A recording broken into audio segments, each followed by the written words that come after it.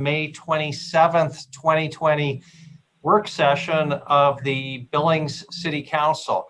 It's deja vu all over again since we were all together 24 hours ago, or less actually. Welcome back. It's a beautiful, beautiful day out there. But it's just as nice under these fluorescent lights, I'm sure, as 80 degrees in spring in Montana. Do want to welcome everybody. Before we jump into item number one, just a couple preliminaries.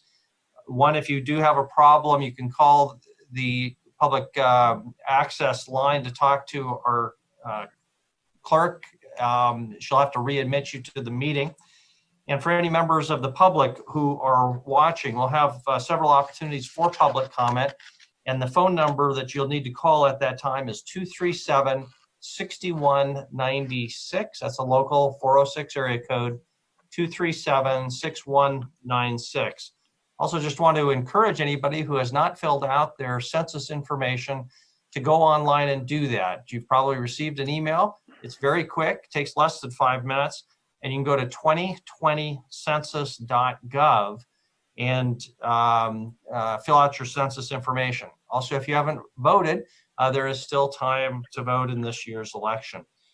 With that, we'll move into our agenda. But before we do that, I would recommend to the City Council that our first order of business be to adjust our agenda. As you recall, we did not get to items 5 and 6 last night, dealing with the proposed public safety mill levy and a possible parks mill levy. And so my recommendation would be that there be a motion to add those items to tonight's agenda as a new item 3 and a new item 4, presumably the first one being the public safety 2 and the second one the parks mill levy. That will require a 3/4 approval vote by the council to change our agenda. That would also, each item would have public comment after each item, consistent with the pattern that you'll see on your agenda for tonight. Is there a motion to that effect or to some other effect dealing with that? Councilmember Neese. I so move. Okay, so the motion is to add items 3 and 4. The public safety and the parks levy. Is there a second? So second. Second by, I saw Councilmember Ronning and I heard Councilmember Chiriki. We'll give it to the visual. Councilmember Ronning. Is there discussion on the motion? If not, all in favor of the motion, please raise your hand. Motion passes unanimously. Thank you very much. With that then, we'll begin with item 1, which will be an abbreviated item. Before we do jump into that, I'm going to ask Chris Kukulski to give us an update on that. Just call your attention to our agenda. We've got that first item, COVID-19, which will be very quick, and then 4 budget presentations, followed by then the 2 public safety, or the public safety item and the parks mill levy, and then an executive session after public comment. It'd be my goal to get through the budget presentations with roughly half an hour each, and that would allow us to take a break before going into the 2 mill levy discussions. We were here like 5 hours last night. My goal is to be here a lot less tonight. So just so you know that that's our goal tonight.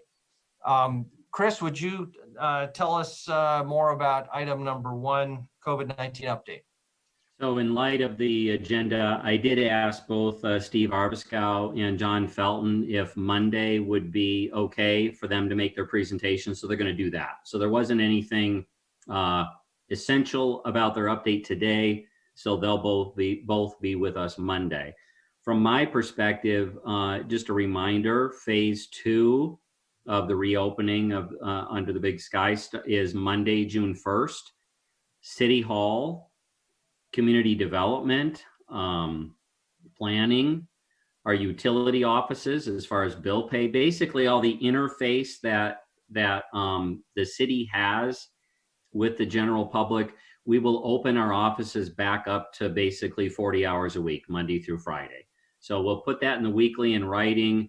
We've got some public service announcements going out, some press releases. But so you're aware, Monday, that will be a pretty significant change to essentially about a 10-hour interface we've had through phase one over the last 6 to 8 weeks. So with that, I'll turn it back over to you, Mayor, unless there's any questions, so we can move into our budget presentations. Okay, I don't have any questions. I don't see anybody else with a hand up, Chris, so that sounds like a good plan. We'll move on then. Because it is on our agenda, I'm going to open it up for public comment on item number 1, the COVID-19 update. That number 237-6196. Denise, if you just tell us if there is any public comment. For anybody who might be listening to this, and this will apply to other opportunities for comment tonight, you'll need to mute your computer or your television. The actual meeting is about 50 seconds ahead of those delayed broadcasts, and it'll mess you up and us up if you're trying to listen to something that happened 50 seconds ago. That phone number again, 237-6196. Denise, do we have any calls calling in on the public comment line? I do not, Mayor. Okay, we will close the public comment then on that item and move on to item number 2, budget presentations from the TBID, the Tourism Business Improvement District. I believe that Alex Tyson has her crew with her tonight. And so we'll just turn it, I take it back. I think we may have a late call or a call coming in. Denise, is that right? Yes. Okay, Denise, go ahead. Okay, thank you. Hello, thank you for calling your public comment period for tonight's City Council meeting. You'll have 3 minutes. Could you give me your name and address, please? My name is Brian Beckhart, B-R-I-A-N, Beckhart, B-E-C-K-H-A-R-D-T. Address is 1034 Alderson Avenue, Billings, Montana. Okay, go ahead, Brian. Thank you.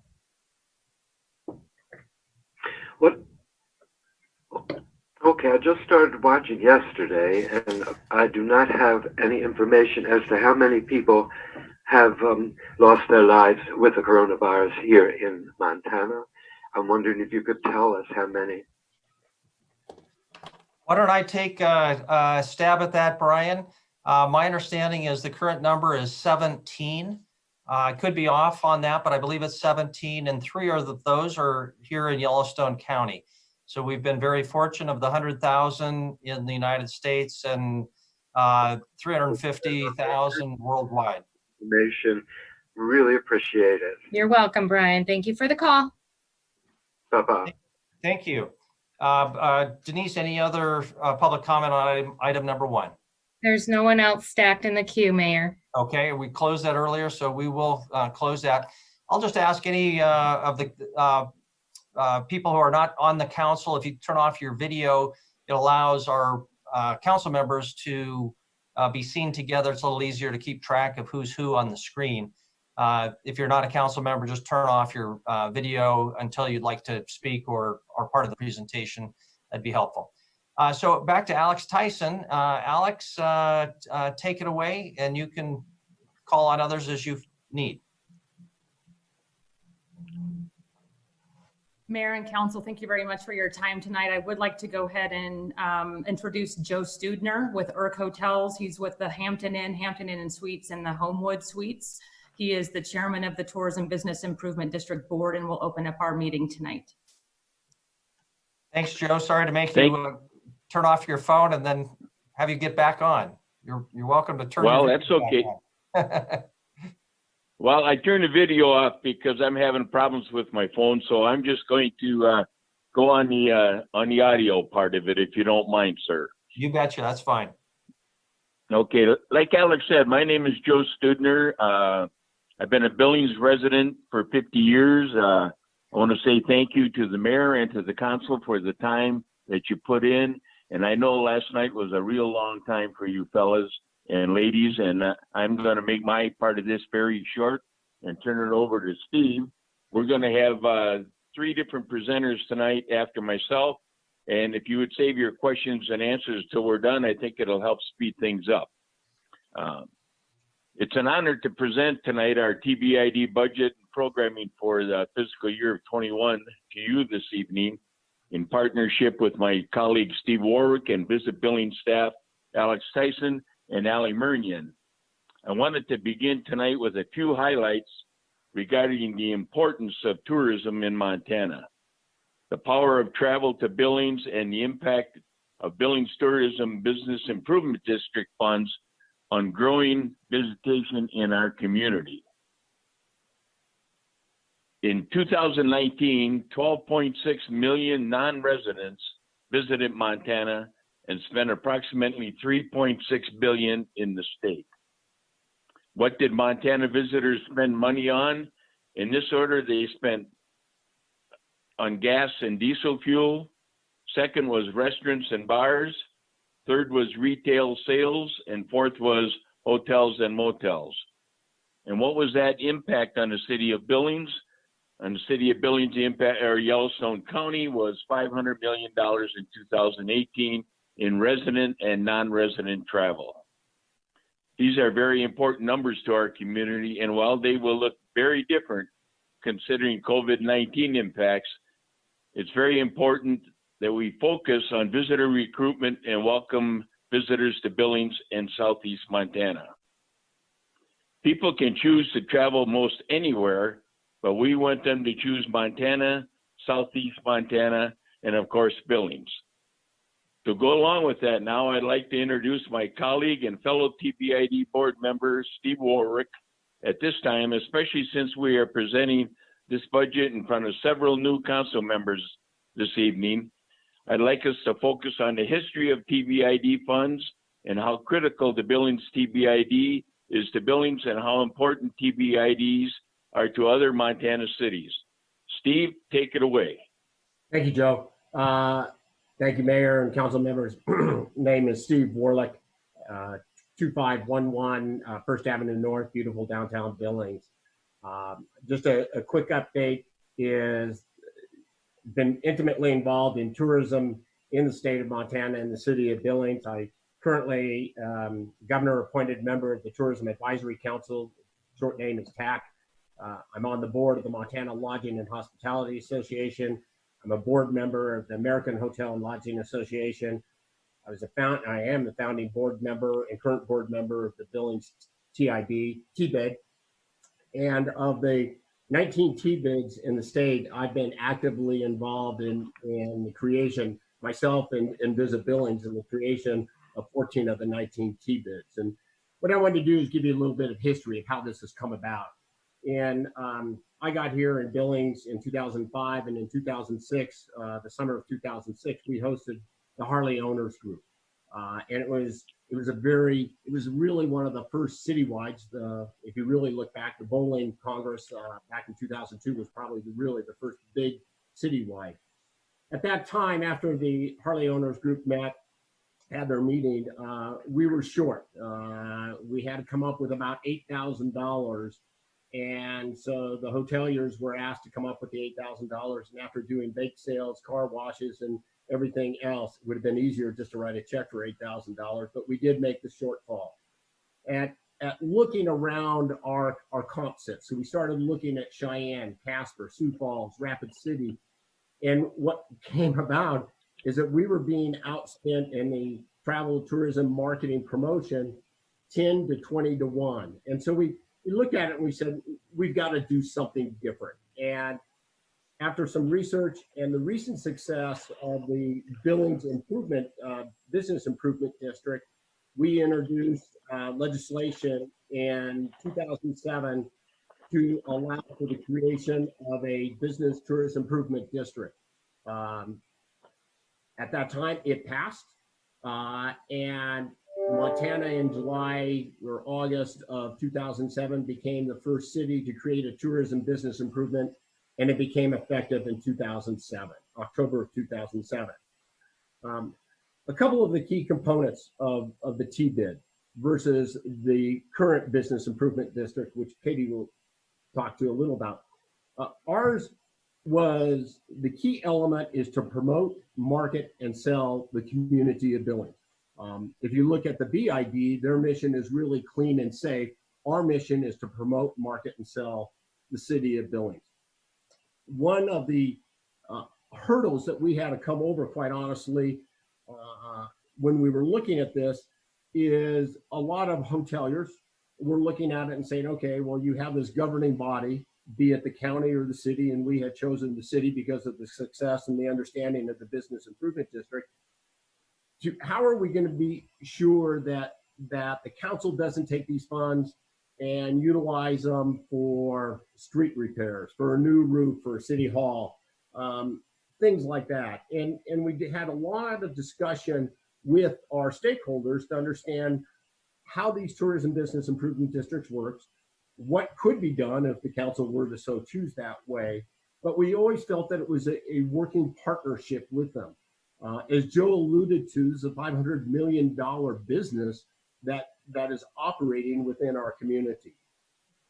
Everything that we have done over the last 13 years in the Tourism Business Improvement District, I mean, is the key component has been to create programs and events, to put it very succinctly, that put butts into beds. And that's what we do. We put butts into beds, and we do all of our dollars are looked at from that term, whether or not it's meetings and conferences, whether or not it's leisure travel. When we look at it, I would say that the TBID board or the TBID and their stakeholders have stayed true to their mission, and the governing body, which is the city council, has stayed true to theirs. Alex will talk about the COVID-19 and the coming year budget, but suffice to say some things that you might find interesting. One, high school sanctioned tournaments.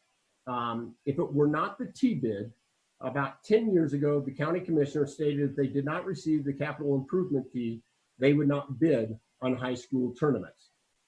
So for the past 10 years, any Montana State High School Association sanctioned a tournament at Metra, that includes basketball, wrestling, and so forth, that community or that capital improvement fee has been paid by TBID. Garth Brooks, Metro Park, came to us and said, hey, this is a great event. We're going to be short. We need some funds. The TBID stepped up. BMW Rally, the NAIA Women's Basketball Tournament we hosted for 4 years is a key component. NCAA Division II Cross Country Championships has been something. TBEX. Probably one of the more interesting ones is when we were working with the chamber to bring American Airlines to Billings and having to meet a match. It was the Billings TBID that came up and stepped up immediately to guarantee $350,000 or 50% of the match. So you might look at it and go, okay, so how does Billings TBID work with the state? Isn't it the state's responsibility to merchandise the state? And the answer is yes. Think of it as a Super Bowl commercial. GE does the heavy lifting. They're the ones that are spending the $5 million for a 30-second ad. And right at the end of it, Denny Manholt comes on and says, buy your car from Denny Manholt. So GE is doing the heavy lifting, and Denny Manholt is riding the coattails of that. That's exactly what we do. So the state is merchandising the state. If you were to talk to the state, their key component is to promote, market, and sell the state. It is then left to each community to best promote, market, and sell that community. So we work basically hand in hand with the state, but we really focus on what is value to Billings and what are the attractions that we have. So with that, what I'd like to do is introduce Alex. Alex Tyson is the Executive Vice President or Executive Director of the Billings TBID. And we're very blessed to have somebody that is so dedicated to make Billings a better place for both the residents and travelers. Alex and her team are driven by a comment that I would say it's not how well we've done, but how much better can we do. So with that, Alex. Thank you very much, Steve. Mayor and Council, again, thank you for your time today. I did want to just run through some reminders, and I know that you each received a hard copy of the marketing plan for this year and what we present to you this year. But I do want to remind you about the establishment of the destination. What makes Billings a tourism destination? And I want to refer to some 2018 research from the Institute for Tourism and Recreation Research that talks about the top attractions for non-resident travelers, so non-Montanans, and what their preferred experiences are for Montana when they travel here. Number one at the list year after year, of course, Yellowstone National Park, which is proximity to Billings. If you're coming from parts of the South and the Midwest, we're a great corridor. If you look at Glacier National Park, we really do promote, especially like in the Colorado area, that Billings is that halfway point between Colorado and Glacier. Or again, if you're coming from a drive market perspective, coming from the Midwest or parts of the South, Billings is also along your route. The Little Bighorn Battlefield National Monument is actually the top third most visited attraction in the state of Montana. Obviously very important to the nation as well as to the region and to us. And so we're very, very honored to be in proximity to the Little Bighorn Battlefield National Monument, and the same with the Pompey's Pillar National Monument, just to the east of us. Visitors also experienced and enjoyed hot springs, which we can get them there, and Montana State Parks, which we're very fortunate to have such key state parks in our area. Taking a look at, again, some of that more specifically, our accessibility to Yellowstone via the Beartooth Highway, which is a top-rated roadway and byway, scenic byway in North America year after year by whether it's the American Motorcycle Association or USA Today. Beartooth Highway is very important to us as a travel destination. Our rims, the longest free-flowing river in the lower 48, the way that Billings is situated right between the rims and the river, just extremely important as we look to position ourselves as a travel destination. All of the recreation that you can do, from mountain biking to running to climbing, all of those things, as well as our trails, very, very important to the visitor. Our state parks, national monuments, again, Pictograph Cave and Chief Plentycoo State Park are really important to us, and that route to Makoshika is important to us, and you can't forget Lake Elmo, especially when you've got great businesses like Sunshine Sports and the Base Camp that will rent people paddle boards and they want to get out and enjoy Big Sky Country.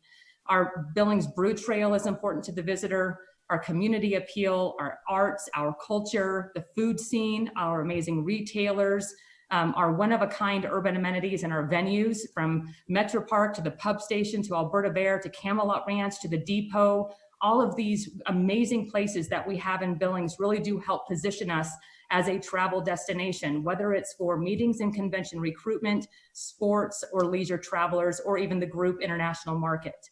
And so those really are key features for us when we're marketing Billings and promoting Billings as a travel destination. And our air service and our interstate access cannot be ignored. It's so important.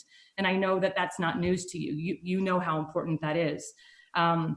Judy Randall, who was our tourism consultant in like 2008 to 2010 and 11, you may remember her. She was amazing. And she said to us, you know what, Billings, you guys are amazing. And you have to remember how genetically fortunate you are. The way that we're positioned in this 500-mile radius of other communities and other major cities really does position us well. There's just a lot of competition. And it's not as easy to get people here as it was 10, 15, 20 years ago. They have a lot of options. And so we need to scream a little louder to make sure that people come here. We had a great FY20. If you look at this time last year when we were in front of you, we were pretty nervous and excited about Travel Blog Exchange.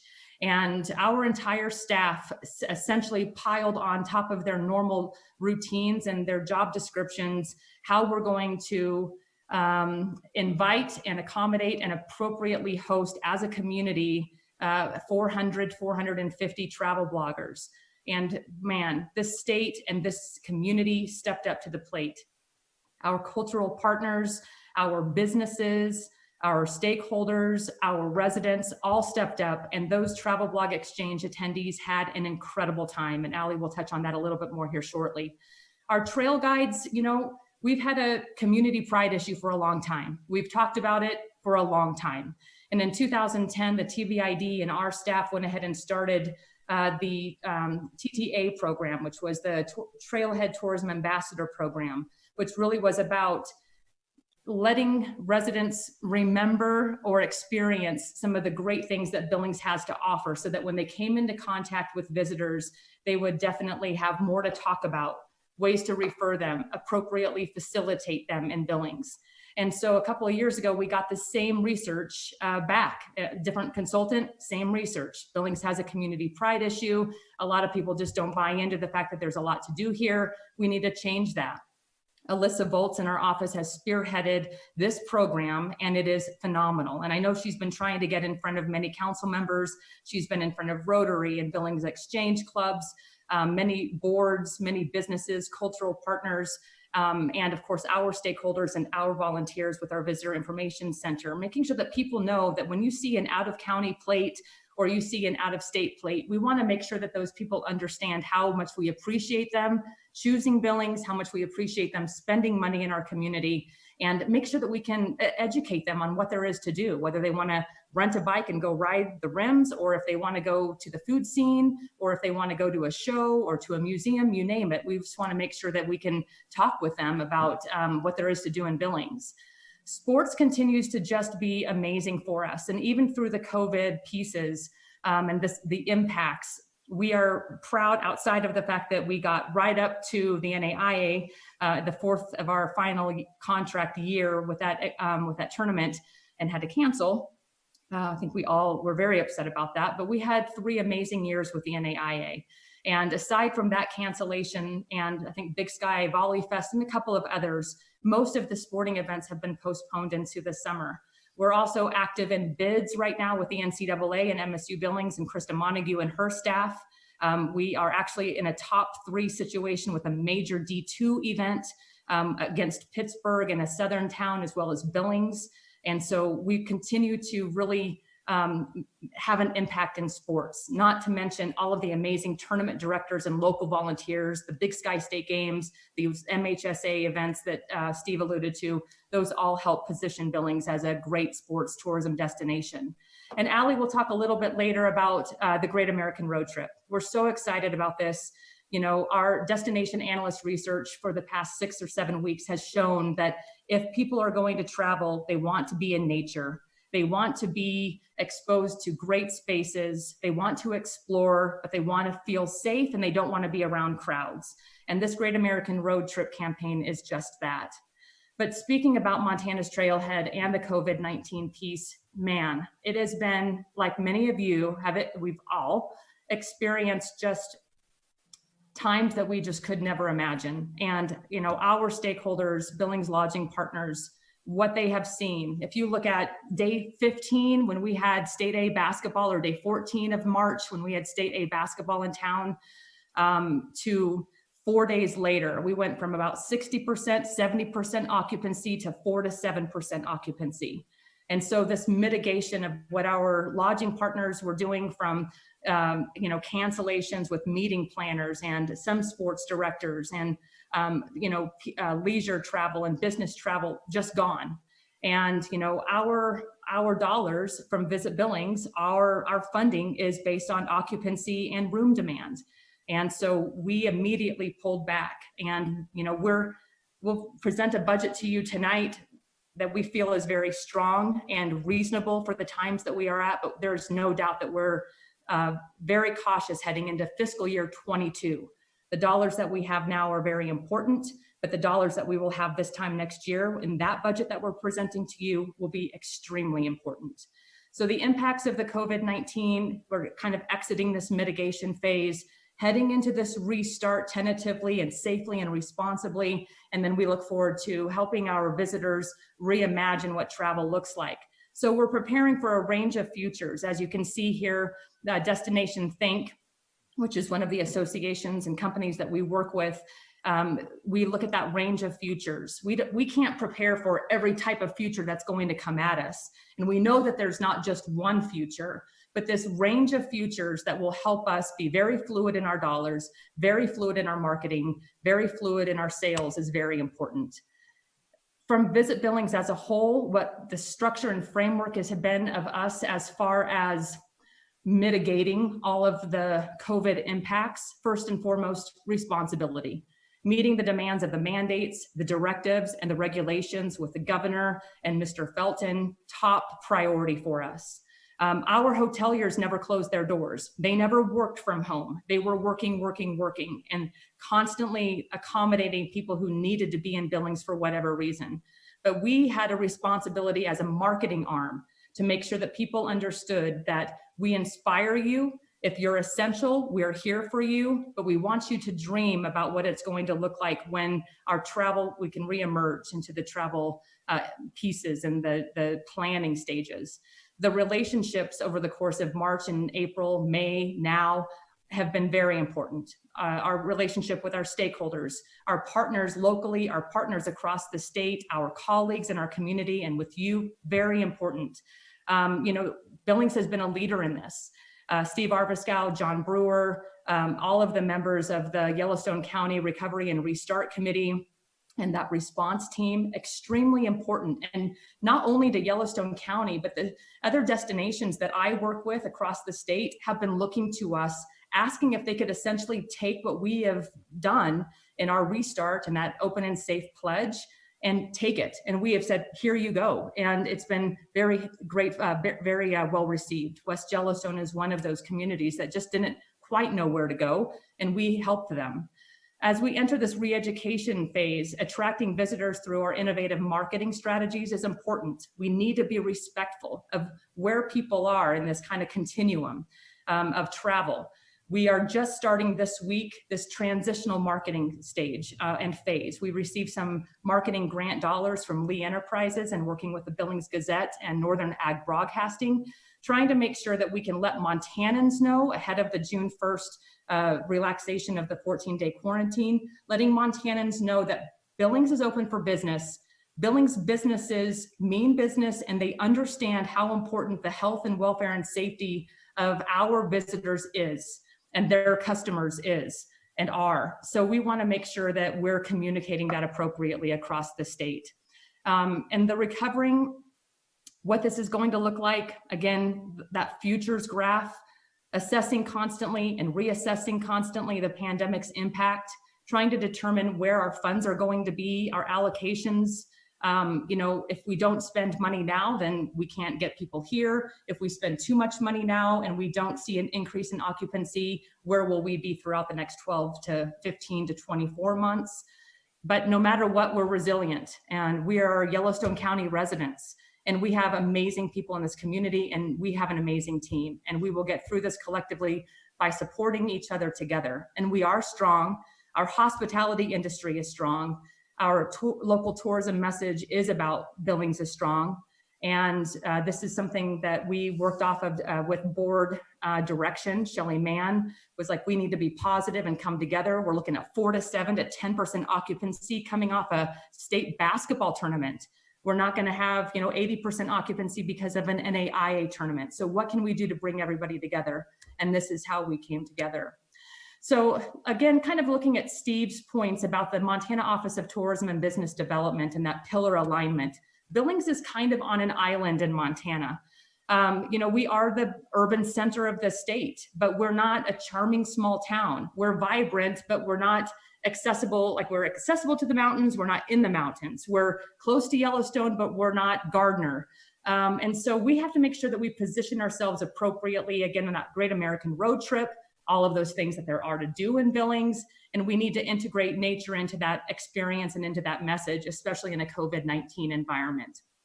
From a travel decision process, we inspire, we orient, and we facilitate our visitors. And we inspire them with imagery, making sure that people understand this is big sky country, and our plains and our prairies are gorgeous. The Yellowstone River is amazing. Our rim rocks. I mean, if you ever listen to Kevin Koister talk about the rim rocks, what a gift, right? I mean, and if you've taken up the time to go walk Swords Rim Rock Park, or we've been biking Zimmerman Trail and the Back Nine and Porcupine all of spring. I mean, we're so blessed to have this space, and it's our job to inspire people to think Billings in partnership with the Montana Office of Tourism and Business Development, thinking come to Montana. But once they kind of go, okay, I want to go to Montana, how do I get there? Especially now, it's that orientation phase, our visitor guidebook, our website, trying to make sure that people understand what is available to them in Billings, what type of lodging we have, restaurants, attractions, things to do for families, things to do for couples, you name it. We want to make sure that they know how to do that. And our website helps us along with our social media and our text line and our call line, our emails, etc. And once we get them there or here, we need to make sure that we facilitate them appropriately. And if you go to visitbillings.com/trail guides, Alyssa has put together with our agency this incredible web page that has Jeff Ewelt, Harry Koyama, Kevin Koistra, Alyssa, Teresa with Bitter Creek Outfitters talking about all there is to do in Billings. But those are videos for us as residents to kind of remember what there is to do in Billings and make sure that we're talking to our visitors appropriately. And in closing here, our FY21 priorities for us: foster visitor growth. It's the #1 thing that we can do. If we fill our hotels and support our stakeholders, we have full restaurants, full bars, full retailers, full attractions. So it's this great cycle that we can help present to our community. That visitor experience is important. I've said it over and over and over again. We can do everything that we can to market and sell Billings as a place for people to come for meetings, conventions, sports, or leisure, or business. If we don't treat them well, they're not going to come back. It's just like if you ever go to a business and you're not treated well, chances are you're probably not going to go back. We are a business as a destination. And so that trail guide program is very important. Increased leisure visitation. We really do believe that a recovery for us as a tourism industry and for our hospitality industry will be in that leisure segment. And so that's why that Great American Road Trip and our sloth exhibit at Zoo Montana is so important. Plus this transitional marketing that we're doing right now to get people excited about Billings again. Meeting recruitment and servicing. We've had tough times with meeting recruitment. We've seen our bookings decrease, but we have 5 amazing convention properties in the Doubletree, the Northern, the Billings Hotel and Convention Center, the Bighorn Resort, and the Hilton Garden Inn. And we support them. And once we do work with a planner and a planner chooses one of those properties or chooses a venue in Billings, we need to make sure that they have a good time. We help them with registration. We help them mail things out and pay for those types of visitor guides and that sort of thing to service those people before they come to town so they get excited about coming to Billings. Again, sports tourism, very important to us. And the international marketplace, even with some of our travel restrictions, it is important for us to make sure that we continue to foster all the work that we've done in the international tour market. France, Italy, the Benelux, the Nordic region, Germany, people very excited about coming to Billings. They fly into Denver, they drive this direction, they'll fly into Billings as well, and we need to make sure that they have great access to great times when they're here. If you look at our budget, it's taken a hit. We are down about 40% where we were this time last year. If you can see, our TBID projected revenue is close to where it was when we were at $1 a night and not $2 a night. The Convention and Visitors Bureau, which is our portion of the state lodging tax, is close to where it was before we started the TBID. And so it's important for us to support our stakeholders, to get that room occupancy up, to get that average daily rate up so that we can start seeing more money come in as our funding is, so that we can start that cycle, that travel cycle. This is a kind of a look at what happened those first couple of weeks with Smith Travel Research reporting to us room occupancy. You can see the orange line for the US average, Montana's average, where we were in Billings was just under 60%. Bozeman and Boise were off the charts. And Sioux Falls actually was hosting at the time that the NAIA for us was canceled. They were in the midst of the NAIA Men's Division I National Championship. So we were canceled on Thursday, Friday. Those guys were in the midst of like game 17 and got the rug pulled from underneath them. And respectfully so, it's a dangerous time and we understand why they did it, but tough times for the industry. But you can see where we were as of April 5th, down below teens. Since then, we've seen some 30s. Some hotels have anecdotally told us they've been in the 50s, but most are reporting mid-teens. So advertising, again, very, very important to us. The $1.3 million projection was something that we worked with the board on in late March. I would have to say that I feel confident that we will be closer to 1 or 1.1 heading into this fiscal year. However, the way that we have been so responsible with our expense reductions for fiscal year, for this current fiscal year, I believe that we'll have quite a bit of carryover, $250,000 in carryover that will probably help us get closer to that 1.3. But the name of the game this year is going to be how to be effective and efficient. We always are, but in a different capacity, and making sure that we're very cautious with these funds. We need to be strategic about sports tourism, strategic about big meetings country and how we're going to grow meetings and conventions and the recruitment of, and how we're going to strategize with the international marketplace when you've got people who want to get here. But of course, we have the travel restrictions and we want to keep our community and our state safe. And just for a closer look at where the majority of those marketing dollars will be going, I'd like to go ahead and introduce Ali Murnian. Ali? Yep. Hi. Thank you, Mayor Cole and Council, for having us again. My name is Ali Murnian. I'm the Leisure Marketing, Sales, and Social Media Manager for Visit Billings. And Alex has asked me to share a little bit more about what our marketing strategy will be in this fiscal year. So with that being said, I'll just jump right in. Obviously, I apologize for interrupting you just because we've got a lot ahead of us tonight. We'll ask you to keep, and we want to have time for questions, so we'll just ask you to be as concise as possible. Sounds good. I will be brief. Obviously, due to COVID, our marketing strategy has changed and been adjusted quite a bit. One of our #1 concerns is what Alex said, is being responsible in marketing the destination. Obviously, when COVID hit, we stopped our campaigns, and we've made sure to pay attention to our governor's mandates and Mr. Felton's mandates as to when it's safe to invite visitors back to Billings. As well as we're working closely with our partners at this national parks and monuments to keep up to date on when things are open, as well as our partners at Indian Country Tourism, so that we can be respectful of their wishes to not have visitors on the reservations right now. So there's a lot of responsibility with the marketing of our destination. So again, just to reiterate on Alex's point that according to destination analysts, people are going to be looking for those natural experiences. They're going to want to be outdoors. They're going to want to be in places where they can safely experience the destination. And so that's brought us to the Great American Road Trip.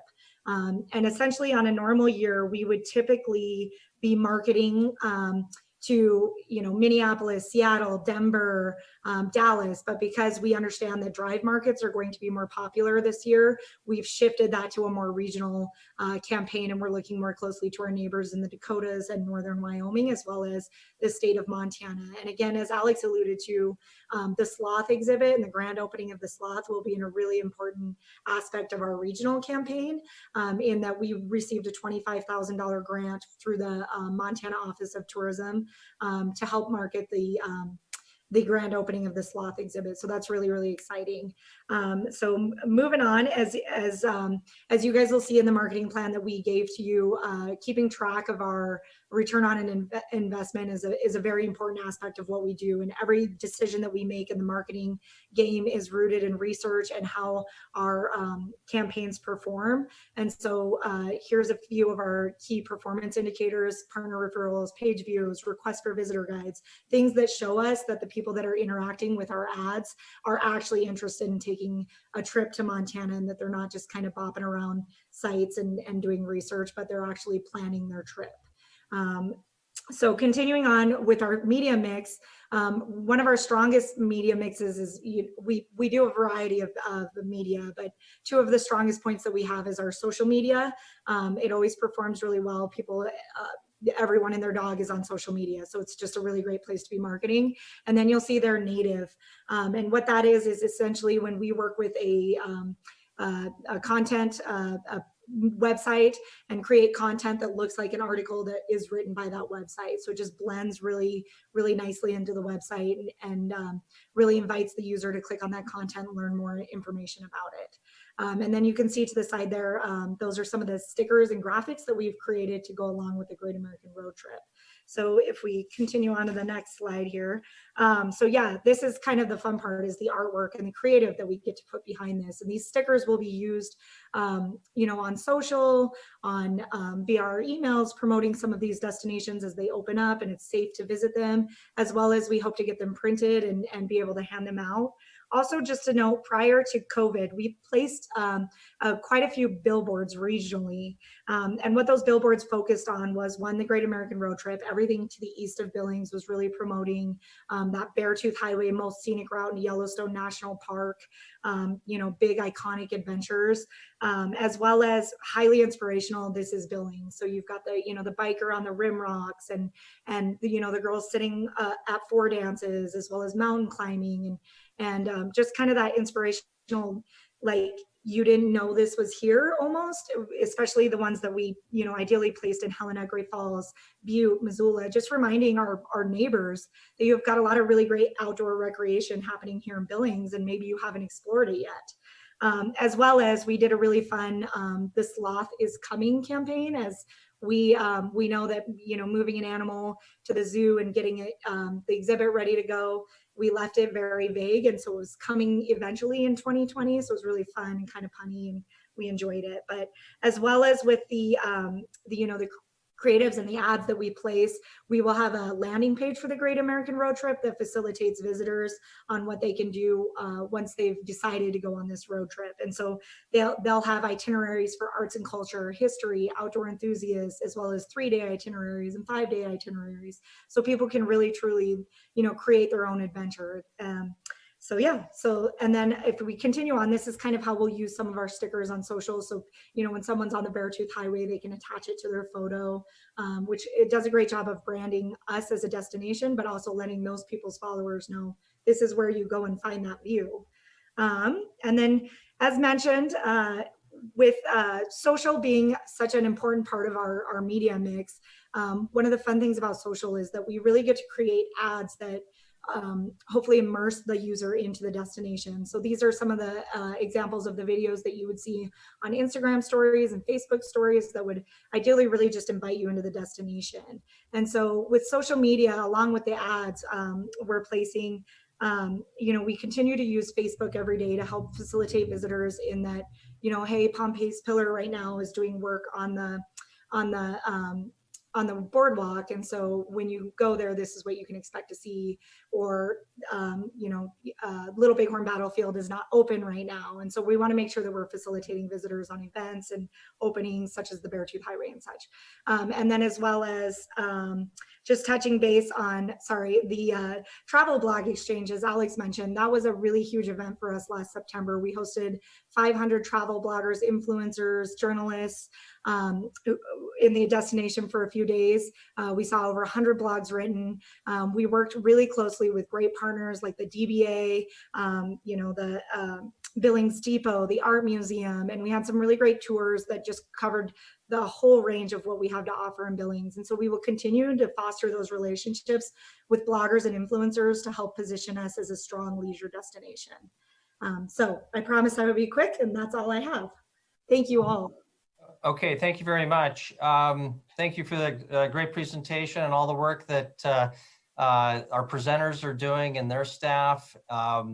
Tourism is such an important part of our economy, and it's never been more important than it will be this season. So thank you for all that you're doing. Questions for Alex, Ali, Joe, Steve, Councilmember Ronning. Thank you. Awesome. Every year, your presentations just knock it out of the ballpark. I mean, you are doing world-class marketing. I've said that before, and I'll just keep saying it. And so I have my book here, and I just want to say thank you 1,000 times over. This is really awesome. I haven't been able to read. I have it right over here too. I haven't been able to read all of the text yet, but imagery is really outstanding. So thank you so much. It's just phenomenal. Two questions I have is, one, are you going to make those stickers into coasters? Because I would buy those as coasters. those are so cool. That what an awesome souvenir takeaway. I would buy those as coasters. Two is, I'm working with Missoula on trying to bring passenger rail service back to Montana. So what have you learned, or what do you know as far as, I think Montana is a destination for passenger rail service. What have you heard? And I'm not sure if that's Alex or whomever take that question. Mayor, Councilmember Ronning, thank you very much for the questions. I love the idea about the coasters. That's awesome. And yes, I think that we will do that. It's a economical option as well. We are privy to a very small portion of the bring back kind of the passenger trains conversation. I think that there's been maybe 1 or 2 meetings in Billings, one of which I believe John Brewer did attend. I was unable to, and I apologize, because I do agree with you. I think that it would be an awesome way for us to get travelers into the state and through Billings. And we've also been working with a lady, and I'm sorry, her name escapes me on the spot, in Livingston.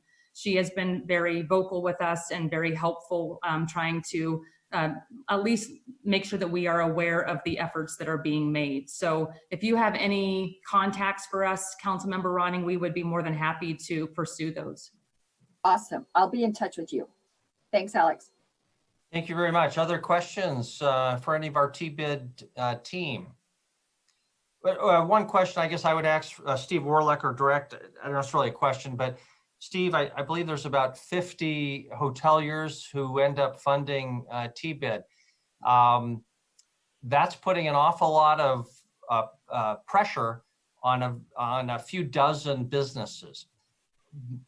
Gas station owners profit tremendously from what you do. Restaurant owners profit tremendously from what you do. Retail vendors, et cetera, et cetera. I just give you that softball. What does it feel to be solely responsible for all these marketing efforts? It's a question that comes up literally of all the TBIDs that have been developed throughout the state. It's hard.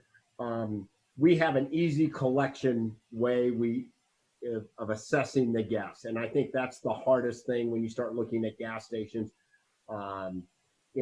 Interesting. A lot of facilities will say, well, they don't get any leisure, they don't get any travel and tourism, and yet you look at and I understand the circumstances are different with COVID-19, but you look at what happens when the community runs 30% or 25% occupancy. You look at the shops, you look at the stores, and I understand this is COVID-19, but let's say COVID-19 wasn't here and we were running 25%, this would be the impact to a lot of these facilities. So it's an item that we struggle with. It's an item that we try to work. We tried to work with the Restaurant Association. It's just something that we've accepted. And if we do better, it's like when Garth Brooks came to Billings. Let me tell you, the restaurants did well. The oil and gas, the mini markets did well. Everybody does well, but we're the ones that bear the risk of all of this. It's just part of the game.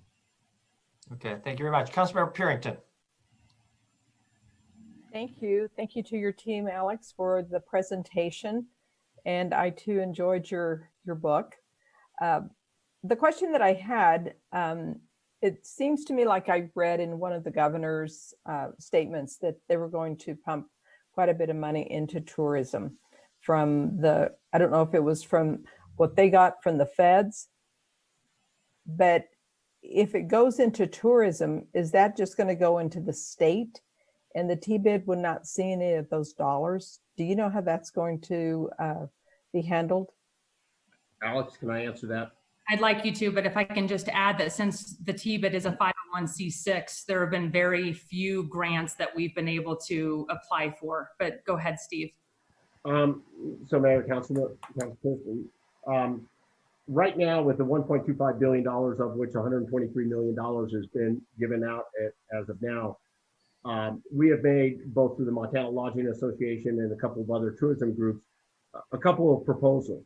The governor's committee, the group of 26, we've been in touch with Colin, who has Chico Hot Springs, and we've come up with a proposal.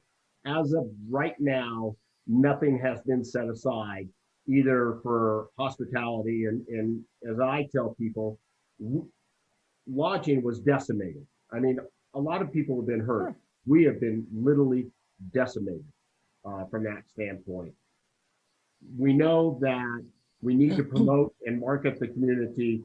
So we're hoping that within the next 2 to 4 weeks, the governor, who stipulated that he understands the value of tourism, will come through with some type of stimulus help from the 1.25 billion. But as of now, nothing.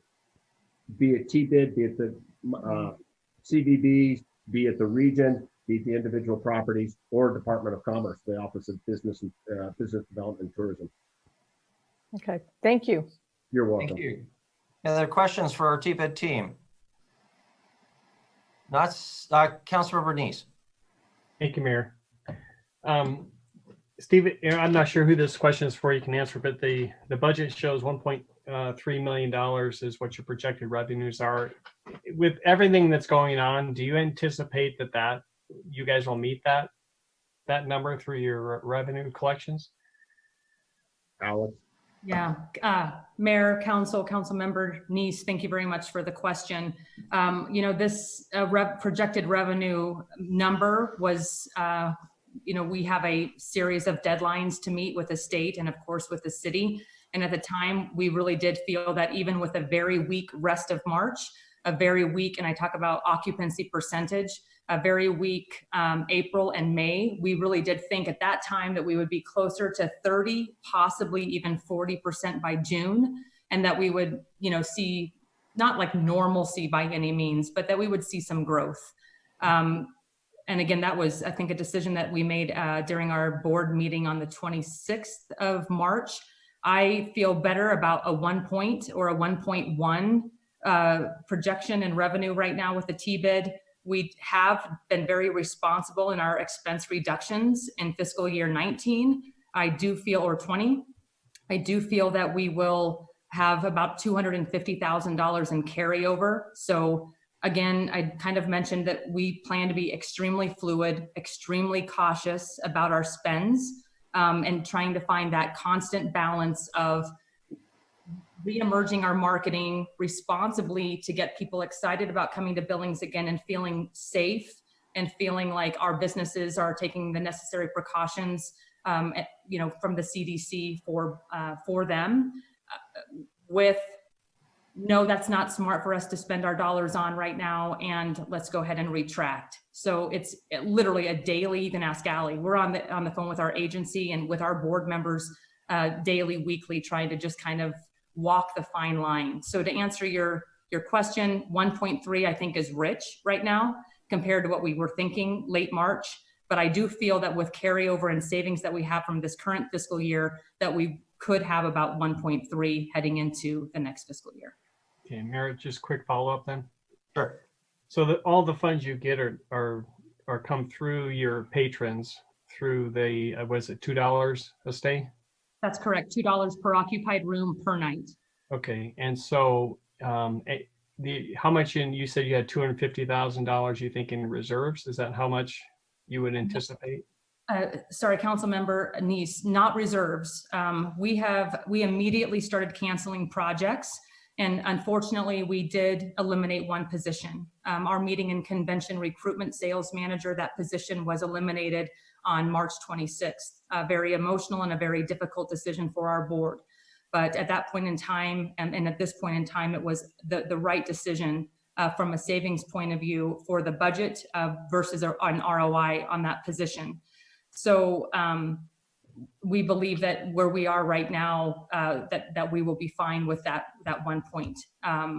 I'm sorry, what was the other part of your what was the, can you? Well, your reserves. And so really the 250 is really what you're expected to be in quote reserves.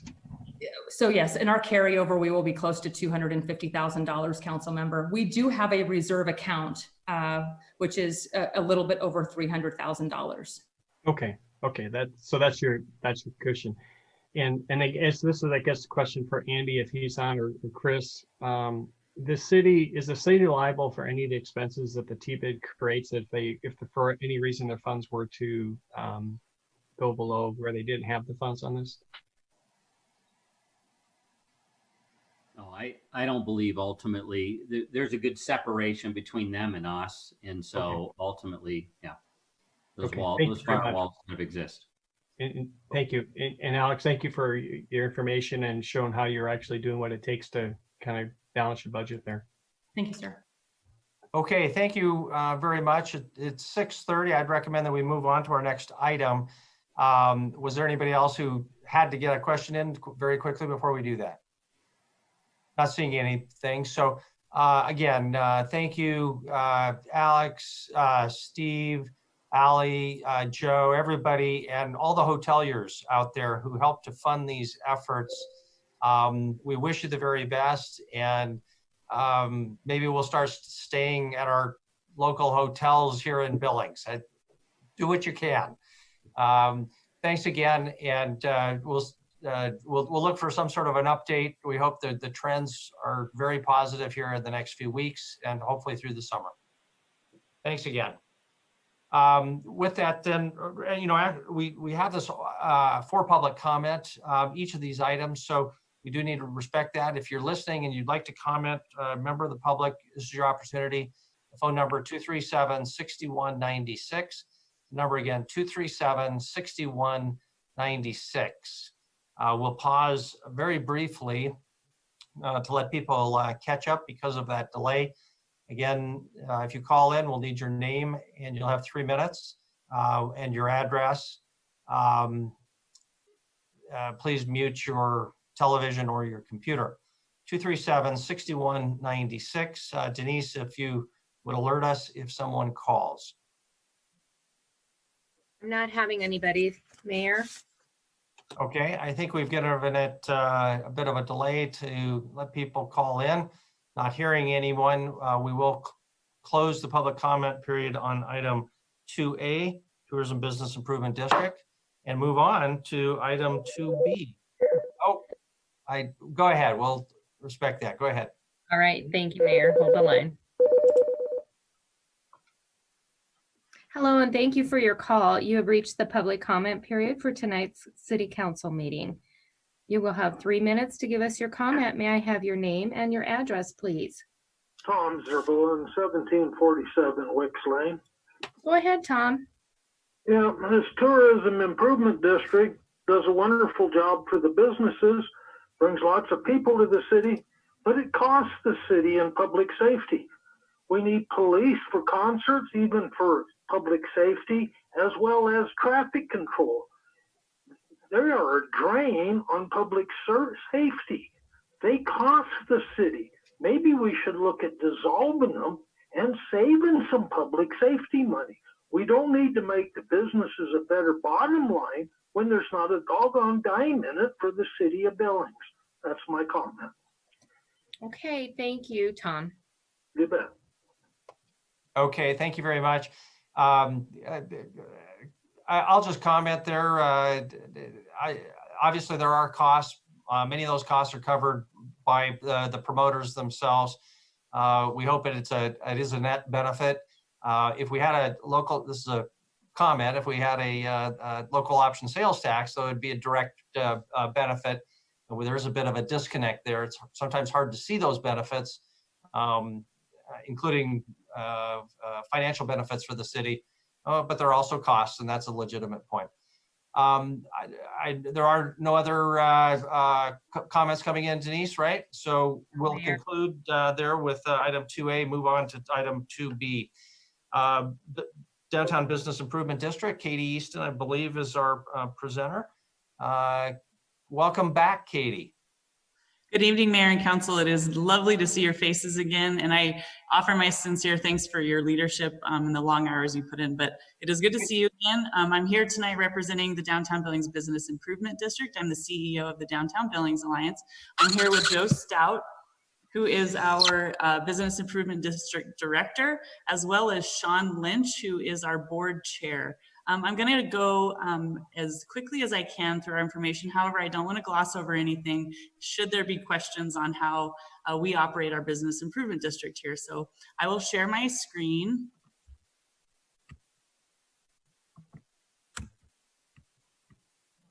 And move into the Downtown Billings Business Improvement District. This is our work plan and budget for fiscal year 21. I shared this this presentation with you. The big piece on the left-hand side of your screen is the map of our Billings, our Business Improvement District. This is the greater boundary represents the safe zone.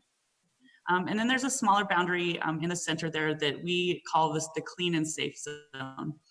I think that this is really important information for our council here, that the Downtown Billings Business Improvement District is really created with the intention of creating a clean and safe downtown Billings, that this enhances the visitorship, not only to visitors to our community, but our residents and our employees and business owners downtown. The really important thing to understand about a business improvement district is that it is created by property owners. In order to create a business improvement district, you do need to have over 60% of the property owners signing on to say that yes, they do in fact agree and desire to have an additional assessment applied to their property taxes within these boundaries that go towards this clean and safe initiative. So it's a private nonprofit business organization. It was created originally in 2005. It has a 10-year lifespan, so it was renewed once in 2015. And this was all in response to this petition that is initiated and driven by the property owners themselves. Without the buy-in of these property owners, you cannot create a business improvement district such as this. The other unique piece about a business improvement district is that it is financed strictly based on this assessment. Again, that's driven by property owners, and then it is controlled and managed by a board of directors that is elected and then appointed by city council to serve, to manage these funds and to manage the district. So the board of directors themselves are made up of property owners within this boundary. This is also a really unique tool that we have. It's managed it's managed strictly locally. We do follow state statute on how you do create a business improvement district and some of the parameters there, but for the most part, this is a very flexible tool that can be used for business development. And as we use it here, primarily for the clean and safe initiatives for downtown Billings. This is a slide with some photos and some data points that we really like to talk about. One of the best things about our business improvement district and the team that I have is that this is a very visible action. This is a very visible component of what you see downtown. So we took some stats in 2018 and we said with 4 street team members, that's what we call them, as the business improvement street team, we picked up an estimated 52,000 pounds of sidewalk litter, removed over 150 graffiti tags with very special chemicals that we use in a process that we have down to a science. We removed over 2,000 bags of trash.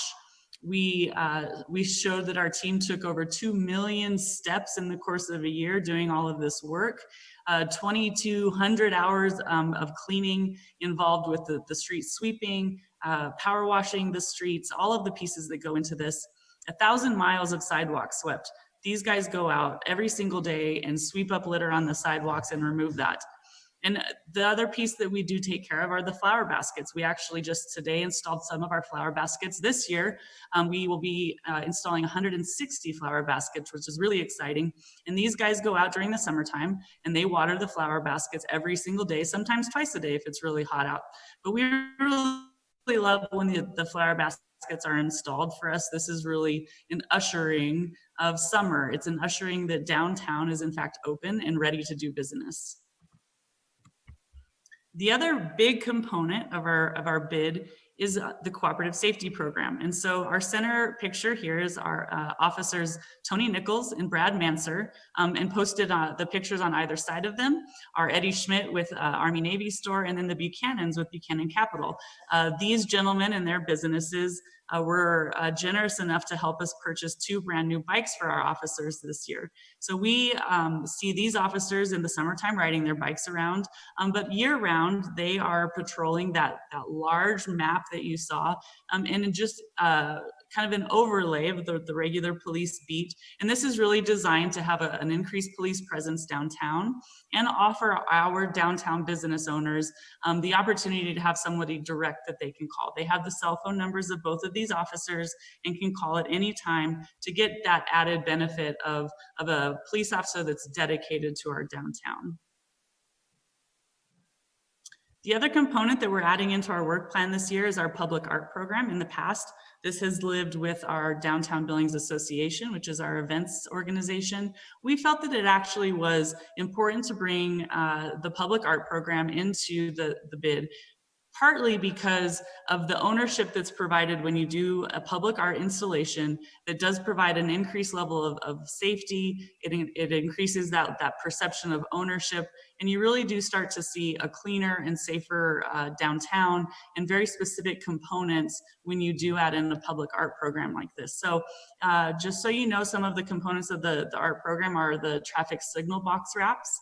It's the several murals that have gone into alleyways in our downtown in the last year or so. And it's also sculpture installations. We have several sculptures that have been donated. And as soon as we possibly can, we will actually have sculptures on all 4 of the corners under Sky Point. We're just waiting on an installation kind of reveal and celebration for the 4th and final corner under Sky Point. So our public art program now is living in our business improvement district. And the next slide is really going to tie this in to why that's important. I'm going to let Joe talk about our crime prevention through environmental design program and talk about what we do with that for the bid. Thanks, Katie and Mayor and Council. You're probably all pretty familiar with the SEPTED situation that we've been launching recently. We've got a name for it now. It's Smart Design Safer Spaces, and it's a partnership between the Downtown Billings Association and the BID and the Billings Police Department and the Billings Chamber. Myself and Dan Brooks from the Chamber are certified, we're called CPDs, SEPTED Professional Designation. We have been and will be performing security surveys on properties to help them, give them recommendations on what they can do to improve the natural security of their property. There's 4 basic parts of SEPTED: natural surveillance, territorial reinforcement, natural access control, and maintenance. And we'll just, we show up and we go around your property with you and discuss and take photos, and then we come back to you with recommendations. We aren't grading you or judging you on how you've done anything so far, but we can give you some recommendations on what you can possibly do to improve it. Along with that, we are also doing a SEPTED course in Billings. Dan and I had to travel to different parts of the country for our training, and we realized that this is necessary for Billings. And so we are bringing the National Institute of Crime Prevention to Billings for a 1-week course. We're offering, we've worked it out with them so that we can offer attendance to that course for $265 for anyone who's local. And then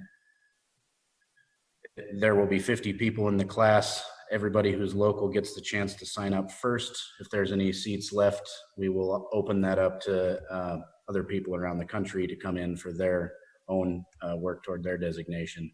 But we would like to get more folks in Billings involved: architects, law enforcement, building managers, houses of worship, school, facilities, all that stuff. And we're really excited for that. And that's going to be in the first week of December, hopefully. And we're really proud of this program. And we also are excited to keep moving with this program too. Thanks so much, Joe. And I will mention that he's doing this on the night before his birthday. So happy birthday, Joe, and thank you for joining us. Thank you. So the SEPTED program really wraps up our work plan for the Business Improvement District. I do want to go into our bid budget. I do really enjoy being able to show you all multiple years in a row. I think one of the unique things about a bid is that it really does show how our downtown is growing, how our downtown's property values are gradually moving up. And so this is really a piece that I think is something that we can be proud of for our community. I broke down our budget by kind of this pie graph here. The biggest chunk of our bid budget is payroll. And the reason that is that we truly are out there on the streets, and that is the biggest and most visible component of the bid program, is that these guys are working hard in the rain, in the snow. They come in late at night to move snow in the wintertime out into the street when nobody else is here. They work really, really hard. And so this is the big piece of the bid budget, is that payroll side of it.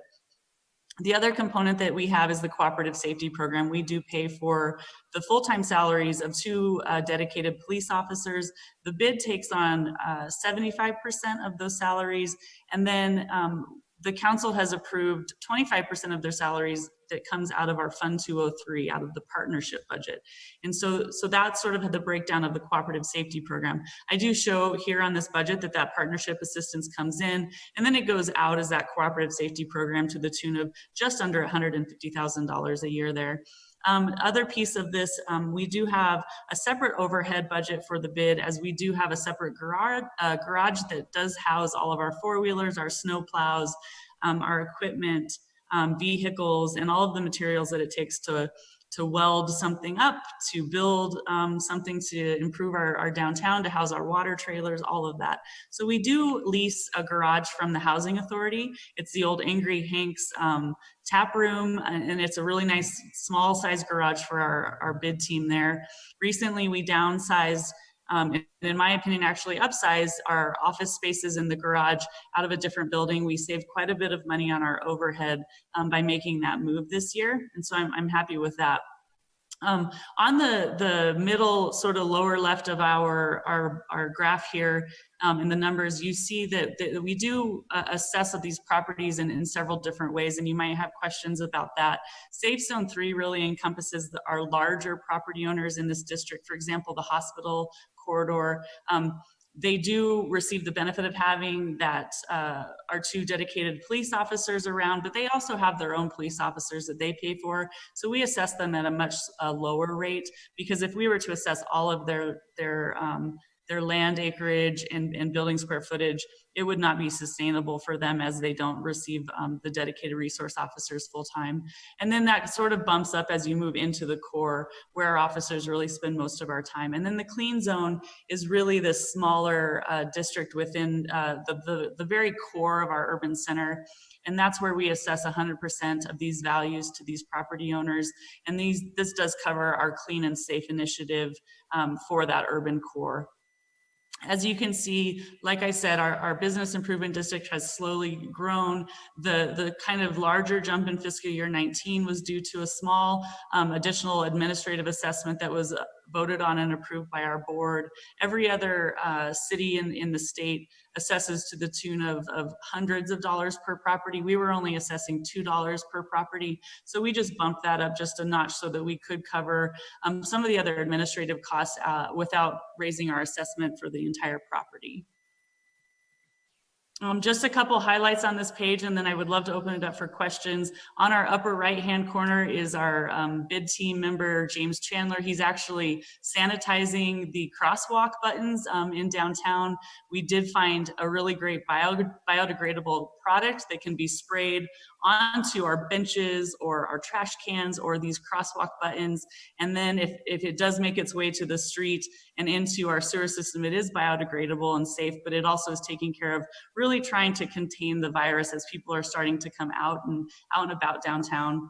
Upper left-hand corners are flower baskets. As I said, we installed some of them today, and over the next 2 days we're going to be installing the rest of 160 flower baskets. So summer has arrived, and I would really encourage you all to come and visit and see those flower baskets as they start to mature in the warm weather. finally, at the lower right-hand corner is another initiative that was really fun to get in place at the end of our holiday season. We received so many comments that our holiday decorations were possibly just slightly outdated. And so we have, they were actually purchased back in the 60s. And so yes, they quite possibly were a little bit outdated. So we were able to actually purchase 26 new LED lit snowflake decorations. We're gonna be having a sponsorship campaign starting, a Christmas in July idea, so that we can really light up our downtown for the holidays. This is a decoration that doesn't, it's sort of more of a winter theme, so we can install these in November and have them up hopefully through January or February and just keep our downtown really alive. So I will stop sharing my screen at that point and happy to answer any questions. I do have Sean Lynch, our board chair, and I'd love for him to be able to jump in and answer questions or offer any closing remarks. Thank you very much. Councilmember Brown. Thank you, Katie. I'm curious. I don't know the answer to this. I'm hoping that you do. What is the bid's authority to spend money on, other safety type of projects beyond, the police officers? I know that, the SEPTED is underway, but I'm thinking, specifically right now, the Yellowstone Art Museum over there, they've done a lot of those SEPTED recommendations, and they're just having a heck of a time. But we can't park a police officer there 24 hours a day either. So I don't know if there's anything further that the bid is authorized to spend money on, or I just don't know. I don't know what the answer is, but I know we haven't got it yet. Mayor and Council and Councilmember Brown, I really appreciate that question. I think one of the unique things about our business improvement district and what state statute allows us to do is that it can be very flexible. We've had other communities across the state sort of pivot their bid to look at doing micro grants in this time of the COVID crisis. And so if a board of directors of a bid were to elect to initiate a new program or a new concept and piece of our work plan, we really have a lot of flexibility. We have actually been in talks with the East Billings Urban Renewal District, as they are interested in either creating their own business improvement district or possibly expanding ours into the eBird, so that we would maybe have funding to hire a third resource officer. Again, this doesn't necessarily solve our issues with public safety down here, but it would be one more component that we could add an additional layer to. We also have been really trying to be creative with how do we offer these micro grants with the intention of really addressing public safety. With the funding that was approved by council for the partnership to contribute with those matching one-to-one $3,000 grants, if you did a SEPTED evaluation, we would like to be able to identify ways that the bid could also offer those micro grants. If it's a component where a business needs to put in a light, put in a security system, put in a public art installation that helps, any of those pieces that are all layering onto that public safety component, we are open for all of that. Communities across the country are facing the same concept of how do you address public safety? How do you address mental health? How do you address addiction? Our business improvement district really works hand in hand with all of our 4 organizations, with all of our business owners downtown. So we're open to it. So I guess the short answer of your question, even though I took a long time, is that we have quite a lot of freedom as a district and as a well-funded source to be able to pivot and look at public safety if that's the way that our board wanted to go. And truly, we have been really talking a lot about that. Okay, thank you very much. Other questions? Council Member Ronning and Council Member Purington. Council Member Ronning. Thank you. This might be for Sean or Katie.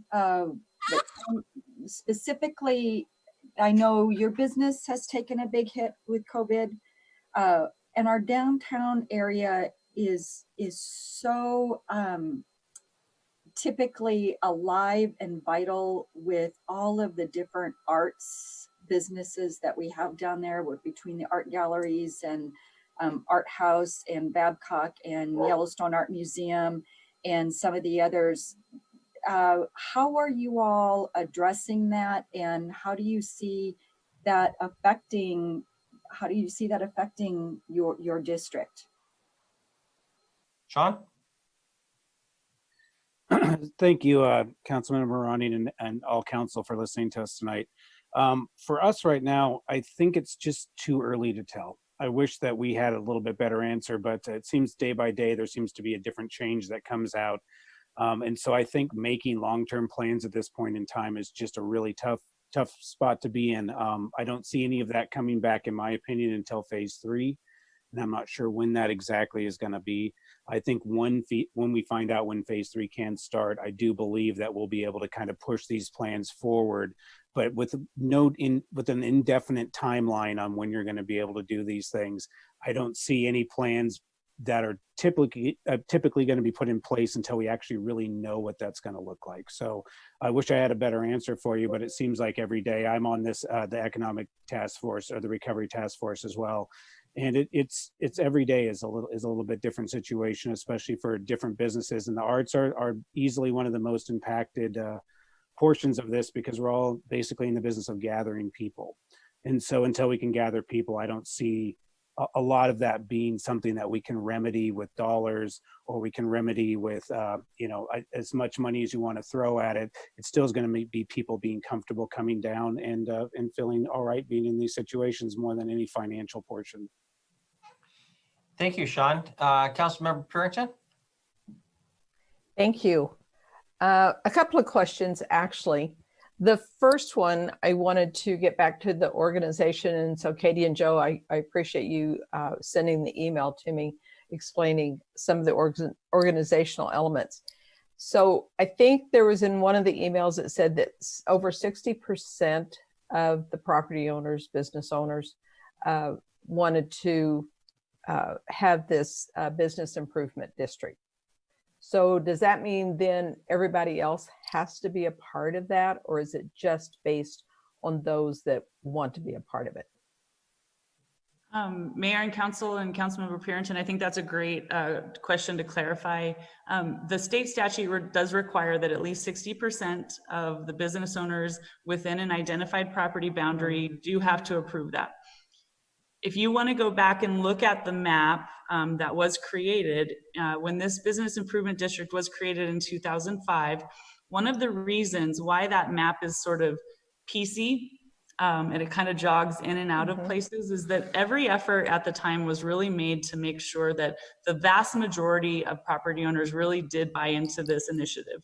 And so if you look and dive really close into the clean and safe zone, which is the smaller district inside, several property owners were intentionally carved out of that boundary because they said, we're not interested in that.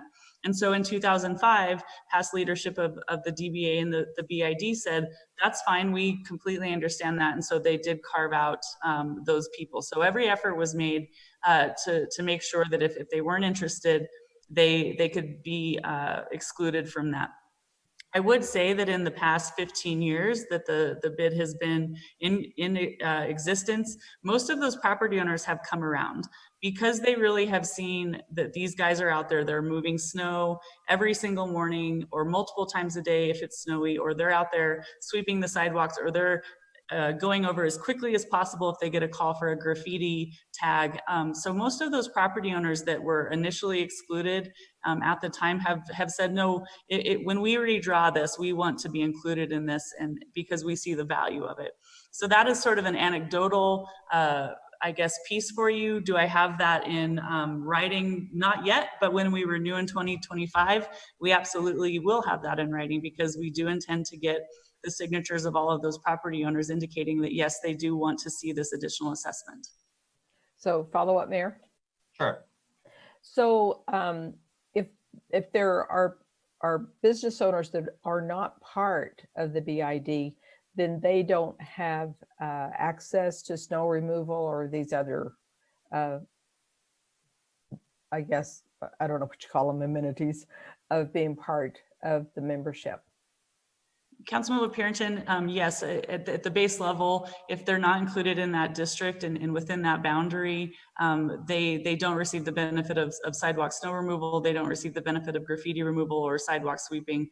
I have to brag about my team that they go above and beyond and well outside of the boundary most of the time in order to make sure that they are cleaning and keeping our downtown, especially the central core, very clean and very safe. I would say that in the next few months, as we look to a different sort of reality, we won't be having an event season where these guys typically help facilitate. And so downtown is going to be the cleanest you've ever seen it, because I've got projects for these guys, but I have to brag on them. They go above and beyond what's asked of them by just policy. So Thank you very much.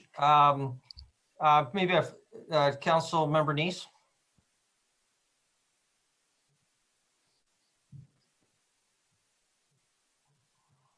There we go. Sorry about that. Katie, actually, I'm going to follow up a question to Sean, and then I have another question, Mayor, if you wouldn't mind. But Sean asked about the police officers downtown, and I've had some other people ask me, and they're concerned about their safety downtown. Have you guys, as a the bid looked at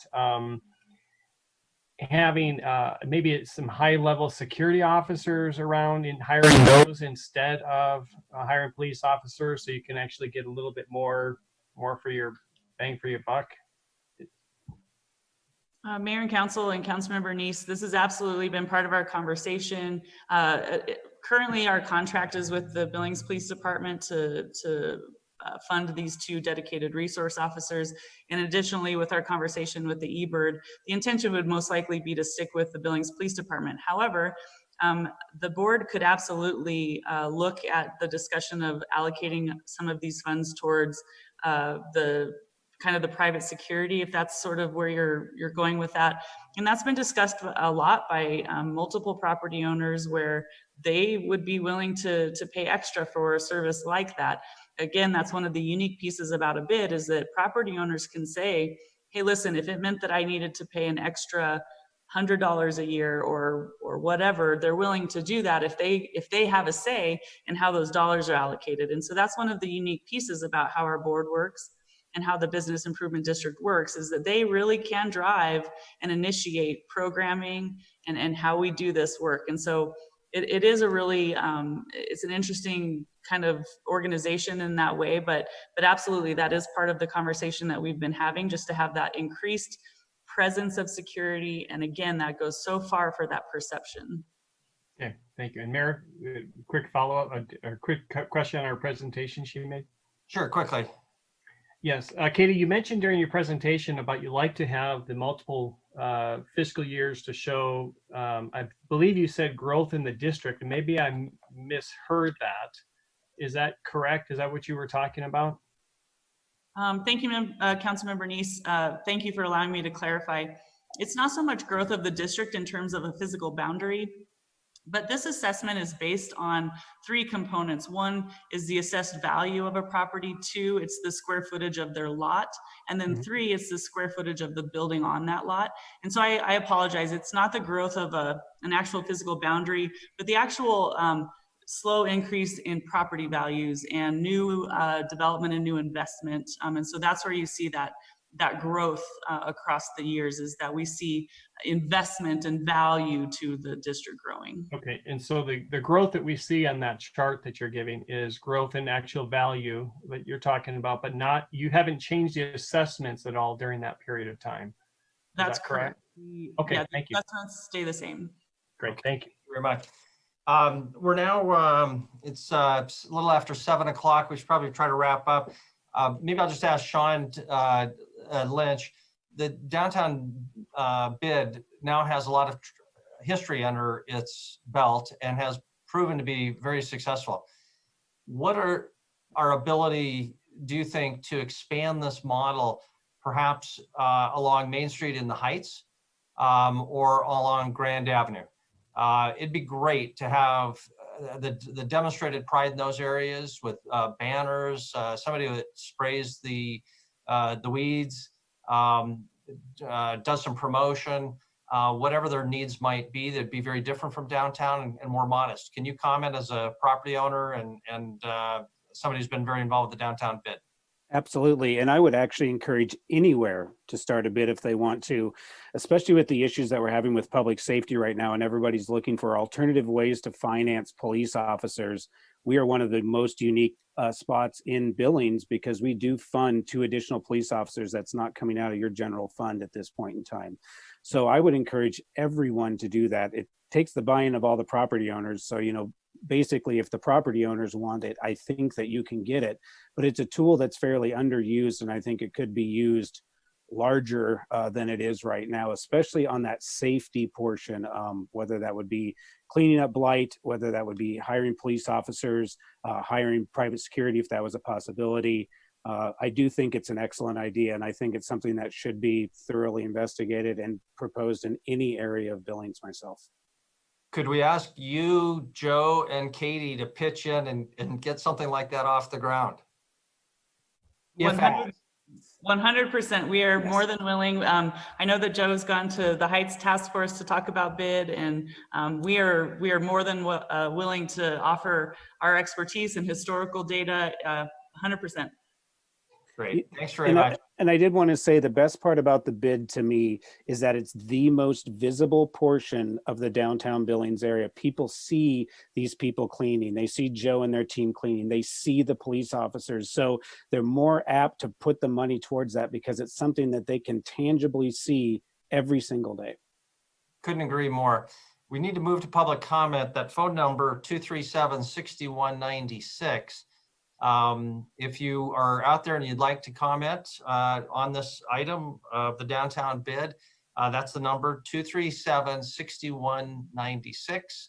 As you've heard, if you've been watching, there is a delay, and so you need to turn off your TV and your computer. We'll need your name and your address, and you'll have 3 minutes to comment. 237-6196. Denise, if you could alert us if someone calls in. We'll delay briefly because of that delay to give them a chance to get caught up with calling in. 237-6196. Denise, do we have any callers? No, Mayor, we don't have anybody calling in just yet. Okay, thank you very much. We'll, Councilmember Neese? Do you know what the delay is? Because it's only just getting 50 seconds now. Last time it's been running 50 plus seconds. Do we know what the delay is? I do not know exactly what it is, just based on past experience. That's where I threw out that time period. It's necessary so that there's some control over what goes out on the airwaves. That's the reason for it. But the exact length of the time, I don't know. But that's a good thing. We should track that. Maybe we have a way to ask our Community 7 partners.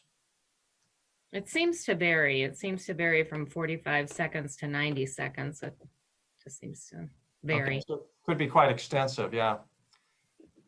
Okay, we'll move ahead then and close the public comment period and move on to item 2C, our presentation from our Public Works Department. I assume Dave Mumford, long time no see. Is Dave our presenter tonight?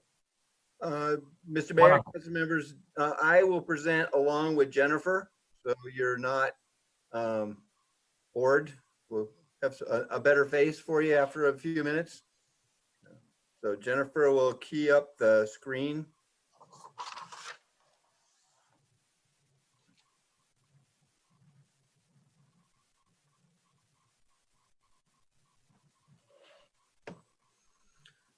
Mr. Mayor, thank you and council for this opportunity. It's one of the highlights each year, to me anyways, is to get to talk about Public Works and let you know what your money and what the community gets from us.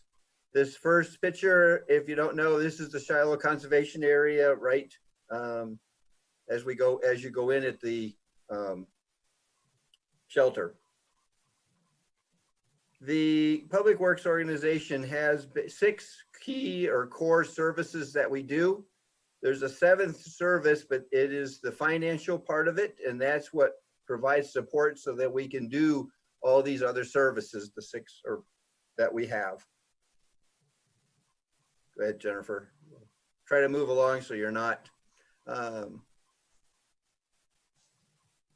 There's Public Works we maintain 35 facilities.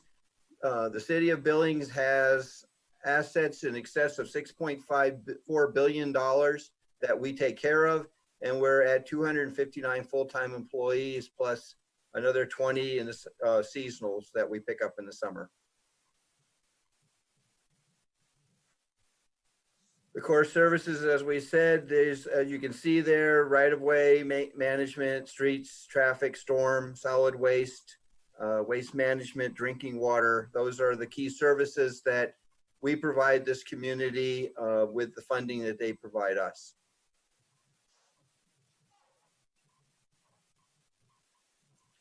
Right-of-way project management is one of the big areas for us. This is part of engineering. It's funded through the sources you see over there. We are, as you know, funded through fees for services. So we count everyone as customers, and we are very pleased to be able to provide services. We hope that the service, if they had somewhere else to go, we would like to think they would still rather use us because they get a bargain for what they're doing. Street maintenance has 3 major funding sources. We maintain 1,160 lane miles. Every time it snows, we plow the equivalent of driving to Denver. There's, as you can see, almost 100 miles of alley that has to be taken care of, 4,500 street lights that the city of Billings actually owns and maintains. And we construct on an annual basis about 55 ADA ramps to keep us up with the DOJ's requirements. We also have, as you can see, the miles of landscaping. It is growing each year. The city is looking much better because it has the landscaping, but at the same time, it is putting more of a burden on staff.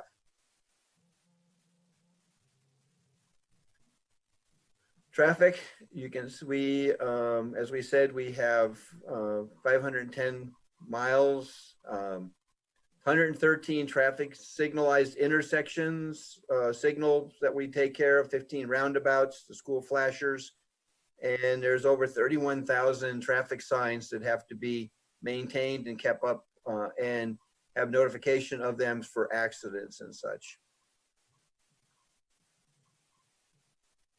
Stormwater is the permits for fees, which we've talked about is like a connection fee is only $60. That's why we're going to be looking at a stormwater plan. There's over 300 miles of stormwater mains, and there's there's actually over 1,900 catch basins and over 7,800 intakes that have to be taken care of with each year. For those that go down by the Alberta Bear on 3rd, you'll see that we have a storm drain line that has collapsed. So we will be working there. So be careful. There's cones and to go around the asphalt that's sinking as a FYI when you go that way. Solid waste management. We processed at the landfill over 350,000 tons last year. We have over 35,000 customers. As some of the key points, composting, over 19,000 tons last year was composted, which is a great deal of work that's been done to do that.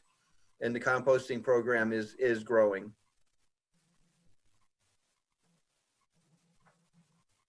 Safe drinking water is a big issue for us all, and we have a giant project coming forward. We do process over 7 billion gallons of water annually. It's tested. We have our own labs that take care of it. We have 16 above ground reservoirs. There's 32,000 customers out there, and we're taking care of over 4,700 fire hydrants that have to be inspected and maintained for our fire ratings. Wastewater, the wastewater treatment plant, the new biological BNR plant is online and operating. We're almost completed with that the next couple of months. I appreciated Councilmember Boyette's coming out and seeing it, and we would love to show anyone else. You can see how bad it comes in and how clean it goes out. We do process just under 7 billion gallons a year. We meet all state and federal regulations, and we administer the fat, oil, and grease program, which is the FOG, and we have pre-treatment to make sure what comes to the plant is the best we can take. I'm trying to go through in a hurry as I can. Our commitments to innovations and continuing improvements, Jennifer's going to take this part.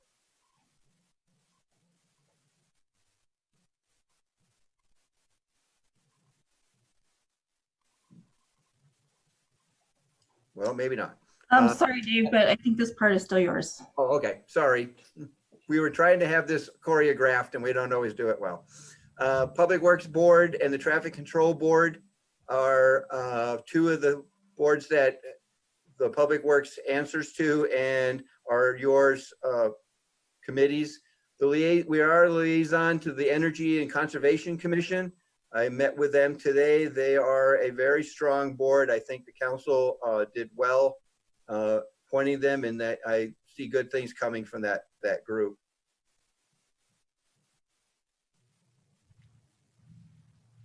This is one of the commercials that we did on the partnering we're doing.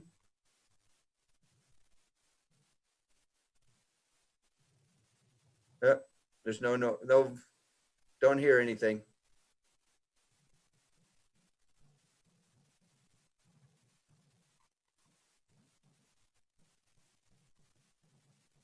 Well, they were saying nice things about the program working with us.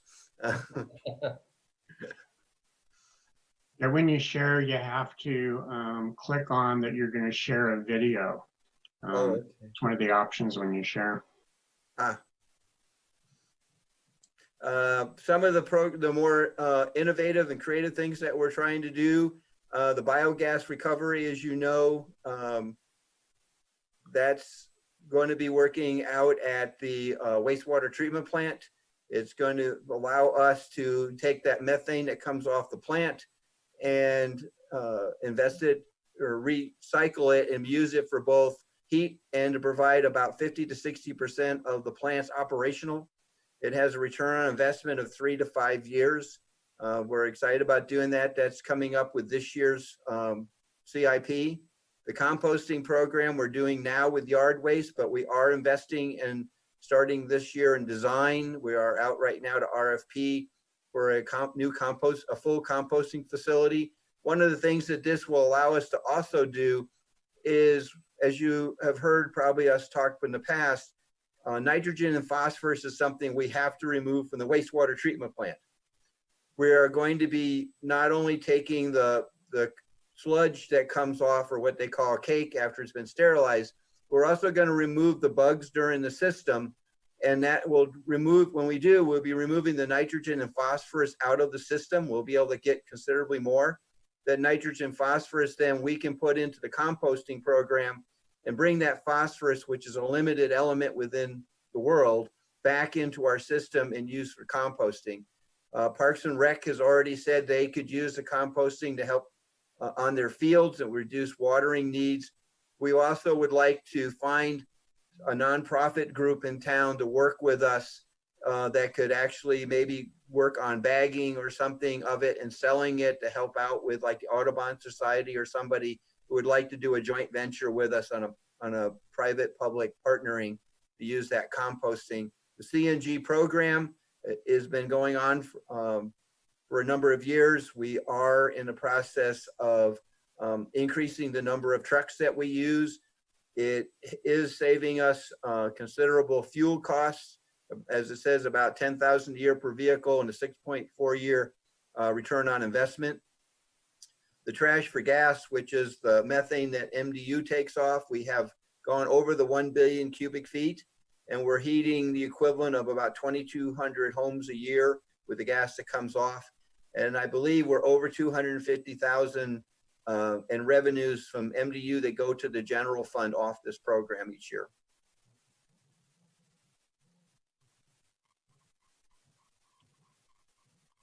Some of the innovative projects that we have done in the past, are the Shiloh Conservation Area. I've given up on people calling it a park. It was designed to deal with stormwater and to clean it before it goes to the Yellowstone River and to provide a storm surge area. It works out very well for both. It does take the nitrogen and phosphorus out as they flow through a natural wetlands. If folks remember, that was a hay field when we started that we bought from the county, and it is a very pleasant area, and it's great right now. They'll out drive by and see all the people enjoying what's there and the signage that shows how it works. We're also, the water reclamation is the wastewater plant. We are, as we said, finalizing that. We should be done in the next few months. And it does increase our capacity to another 8 million, so we can over double in population, and that plant will still be able to provide for our wastewater needs.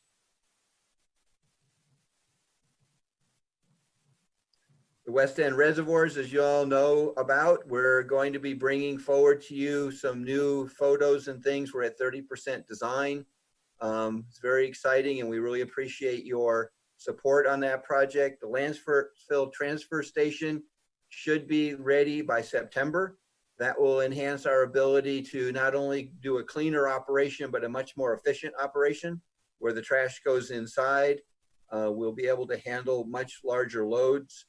And we also are going to be working on, in the near future, you'll see what's called a MRF, which is a machine that sorts plastic, woods, metals and such, and allows us to do more recycling and to help with the composting program, all because of that building, which will be much safer for everyone. And the photograph on the side is the newer photos of what we're anticipating the reservoir will look like.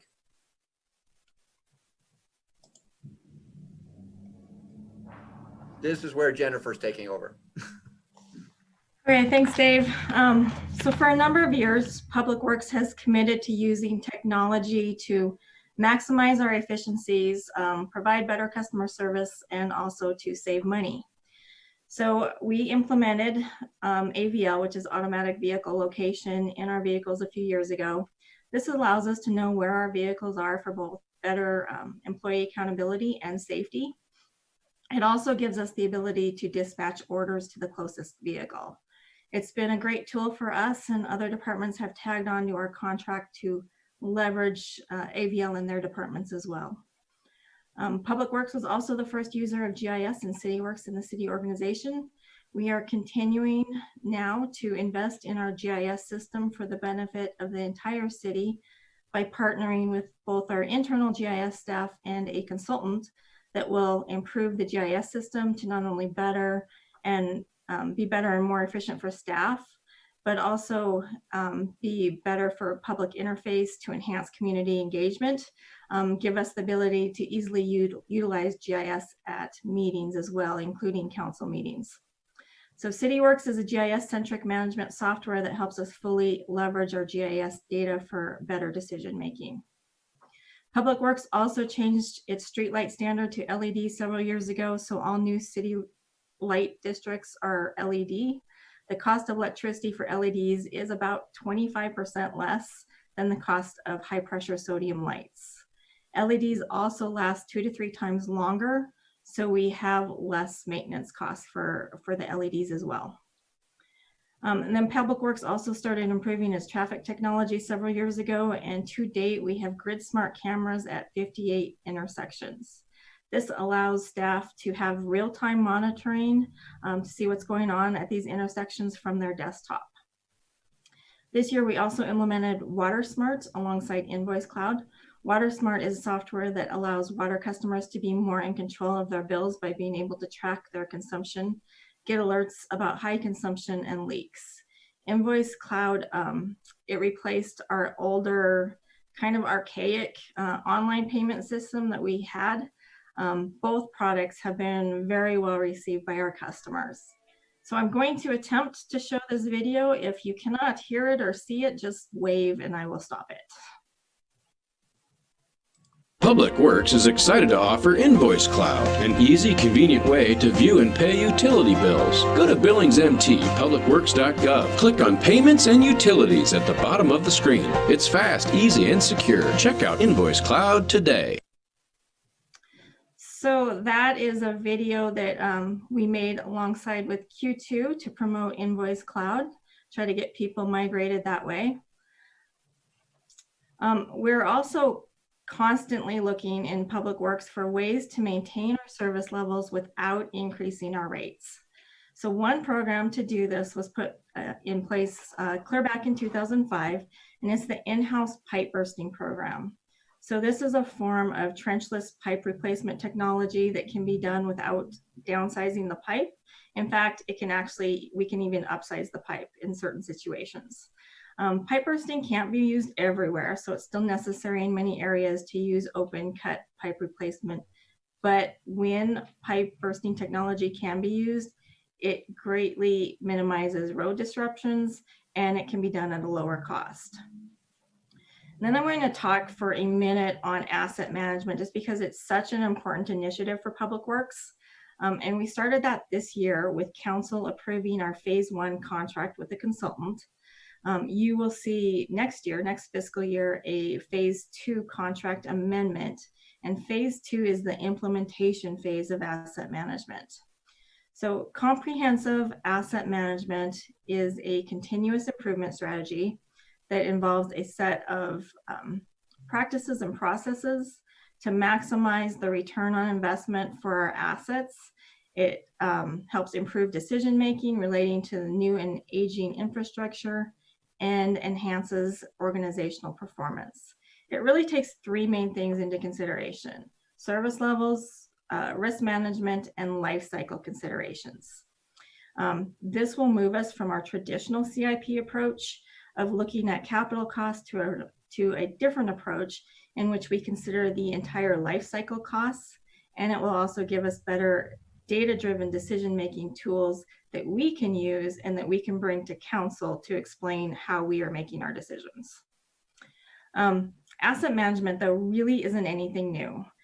Infrastructure-intensive organizations like Public Works have been pioneering the way for asset management for probably about 20 years now, but we're not on the tail end of asset management either. Organizations that have implemented an asset management culture have learned a lot and improved the processes along the way. So by jumping into the arena now, we're really getting in at a good time, because we can benefit from other organizations' mistakes as they've learned how to do asset management. Most organizations that do asset management do not quantify their results. And a lot of this is due to the fact that they don't always have the data in the beginning to know how much they actually improved. But the organizations that have quantified the results and implemented comprehensive asset management have seen an average return of investment of $8 for every $1 spent on asset management, and overall improving asset management capabilities have delivered savings of up to 8% from the total cost of operations in these organizations. And that's over a minimum 5-year period. And that part is important. It's a minimum 5-year period. We have to be in this for in the long haul. We have to be patient with this. We can and will see significant savings, but the emphasis in asset management is an asset life cycle view. So that means savings in the asset life cycle may not be delivered for several years. We do, as a department, we've talked about this and how we keep people engaged if we're not seeing results right away. And we do plan to tackle some low-hanging fruit in the beginning for some quick wins and immediate gains, but the big cost savings will take a number of years to realize. Public Works is also committed to ongoing strategic planning. Out of our recent planning efforts, 5 primary goals for the department were defined. Those goals are listed there on the screen. I'm not going to read them to you. I just want to talk briefly about it, how we're going about trying to engage our employee groups. And one way that we've been working on these goals is through employee task groups.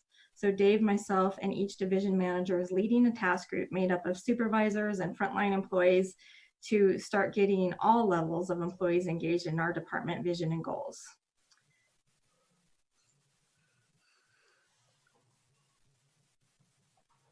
So this commercial that Q2 did is one thing that has come out of the employee engagement task group that we have.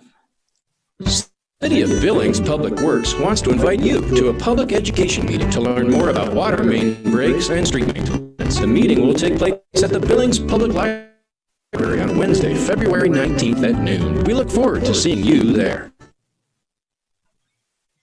So there were a few council members that attended that, so thanks to them for that. Hopefully we can see other council members at future presentations. Our intent is to hold these educational series quarterly, but obviously because of COVID-19, this has been put on hold. We'll start up again when we get to phase 3.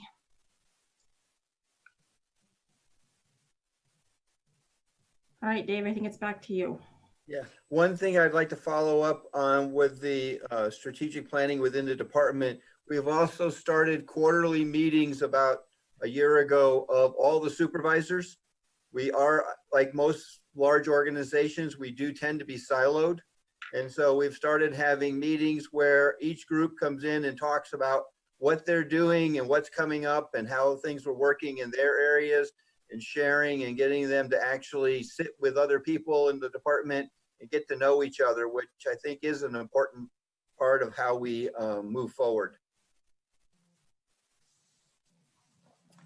Great. Anything else from Dave or Jennifer? Yeah, we're still going along, Mayor. Okay. Sorry. Fast. Here's a quick, just a map to show that we are working all over the city over the last few years, and we have spread the inconvenience and pain as well as we can over as many people as we can. And this is what we've been working on this year, where you can see the amount and extent of the projects that we are been working on. Some of the highlights of this year's was completing the wastewater facility. First Avenue North water line you've seen, we're getting ahead of the state's overlay and rebuilding of First Avenue. We are working on more fueling stations for the solid waste and the transfer center.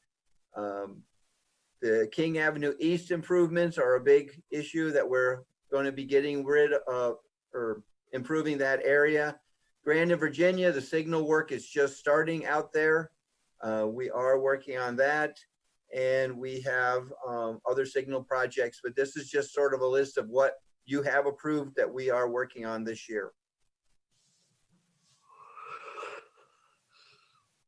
The projects that are in the CIP coming up, starting with the new budget that we'll be looking at approving. We will be looking at some expansions at the BOC, 32nd Street West from King to the Canal, and then a bike trail all the way down to Gable will be part of it. We also are looking at new traffic control improvements, nutrient recovery and biosolids. That's the project we talked about where we'll be able to actually get things to go to the landfill and get the nitrogen and phosphorus out. We are still continuing the lead service program and street rehabs around town. In future projects coming up, we have the annual street rehabs, multimodal projects, trying to continue with the lead service program, which is big to a lot of our community. We have the 48th Street water line project, which will connect the new reservoir. The MRF system, which is that the recycling and at the landfill. You can see that there are numerous projects where we are working. Engineering has a great deal of work to do, and these are quite the driver for our community, remembering that we basically put almost all of this work out to either consultants or contractors.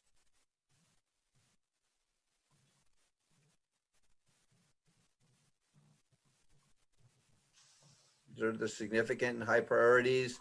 Stormwater, as we've talked many times, we are working on deficiencies. This is the reason why we are wanting to move forward with the storm drain utility, so we got more resources.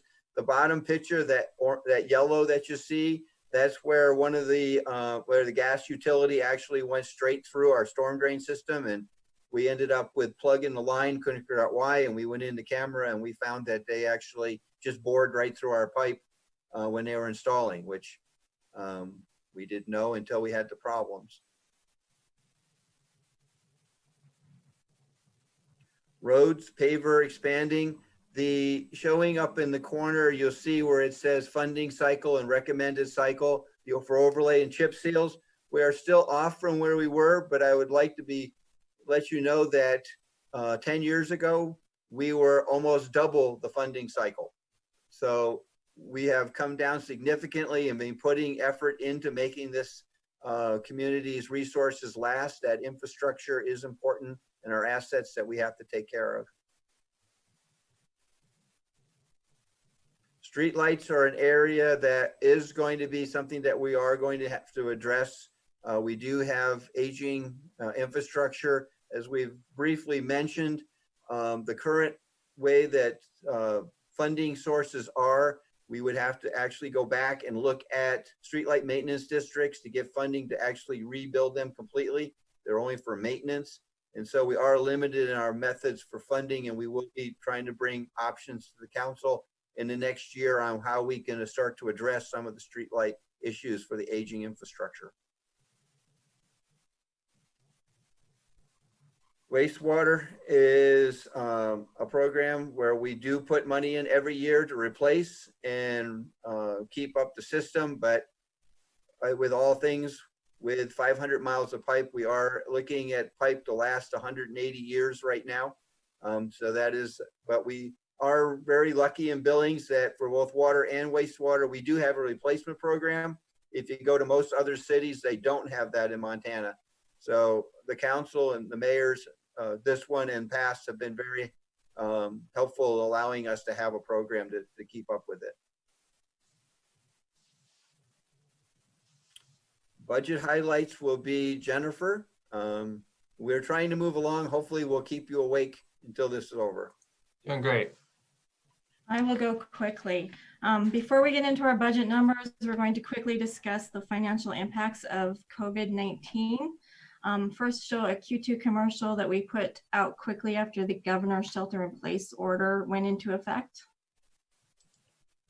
Billings Public Works is working hard to continue operations and minimize any public impact of precautionary measures with expanded planned payment options to assist you. We also want the public to be confident that our water treatment facilities have treated water that is disinfected and your water is both safe and available.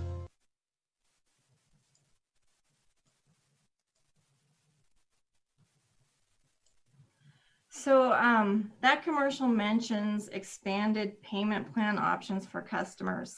We're trying to get the word out to get people to call us. Public Works had already stopped shutting off water for non-payment, but did not publicly announce that fact. Unfortunately, once the governor's directive came out stating that utilities could not shut off for non-payment, many customers stopped paying their bills and did not contact us for payment plans. The first chart on this slide shows both the dollars and the number of unpaid Public Works billed services as of April 30th, 2020, compared to April 30th, 2019.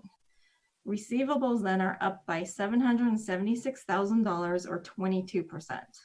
And it spans a lot of accounts, up from about 2,000 accounts to 6,000 accounts. So the second chart there, the accounts in shutoff status, means that these are the number of customers who would be shut off if we were shutting off water for non-payment. And these numbers are updated as of today. We updated them this afternoon. So they're slightly different than the numbers that you previously saw on this. And they actually went down slightly, so that's good news. But we're currently sitting at 788 accounts compared to 32 that we normally have this time of year. So while we can start shutting off water for non-payment next week per the governor's directive, we are first working on a communications plan to get as many customers as possible to either pay their bills or call us for payment arrangements so they do not get shut off. We also need to get some procedures and policies in place for the vulnerable population that has been affected by COVID-19 financially, and we will loop council into that when we have more information. So the last table on this slide just shows us really what you would expect. Residential water consumption is up slightly this April compared to the previous April as more people are at home. Commercial and public building consumption is down by 9% there due to businesses and schools being closed. It seems that a lot of residents cleaned out their houses during the quarantine, and this ended up at the landfill as we had more than 3,000 additional customers at the landfill in April than usual. This is an increase of about 20%. So we also saw then, of course, a corresponding increase in residential trash collection as people were cleaning out their homes. And then on the other side, the commercial side, though, we had 64 commercial customers stop or reduce their service in April. So it's a 1 month loss of revenue of about $14,000. However, since phase 1 went into effect, 25 of those customers, or about 40%, have increased or restarted service. So we're on the uptick there. Also, as other departments have reported, we are benefiting from significantly lower fuel prices. But on the flip side of that, early projections from the state estimate that fuel sales will be down by 50% for 2020 because of reduced travel. So we're hoping that doesn't hold true, but if it does, it would be an approximate $1 million decrease in the Barca gas tax estimates. Public Works has also incurred additional cleaning supply costs, albeit minor, and an increase in wastewater pipe maintenance from customers being at home and flushing items that they should not be. So I'm not sure if they ran out of toilet paper, but we were getting a lot of sewer backups because of that. So we actually ended up putting out a PSA with Q2's help to get the word out to only flush toilet paper. So I'll show you that, and hopefully you can help spread the word too. Did you know that the only product designed to properly break down when flushed is toilet paper? Even products labeled as flushable will potentially cause a clogged toilet, drain, or sewer main. So to help you save thousands of dollars in expensive plumbing repairs, use your trash can and not your toilet.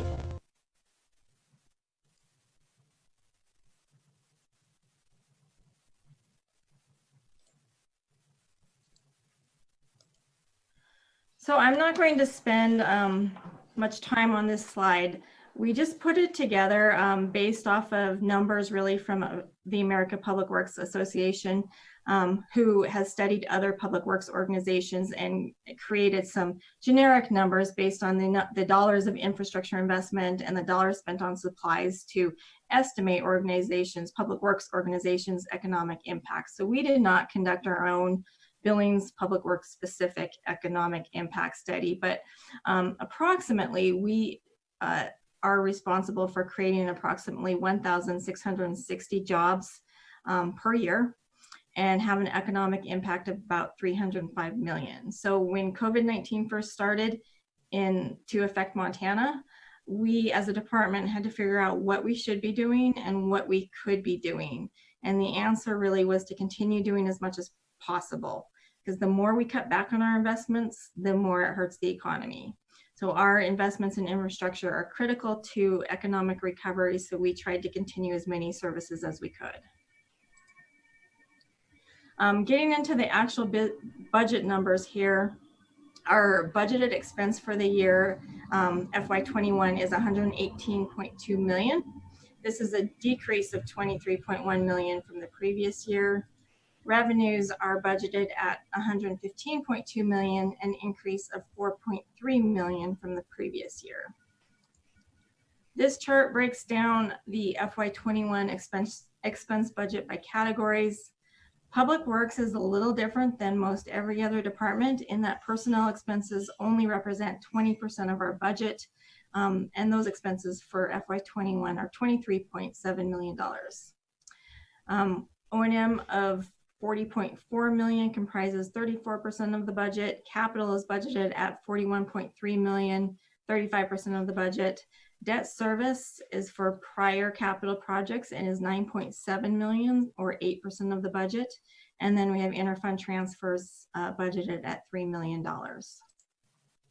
On the revenue side, charges for services are by far the largest funding source that we have at $82.6 million or 72% of our revenues.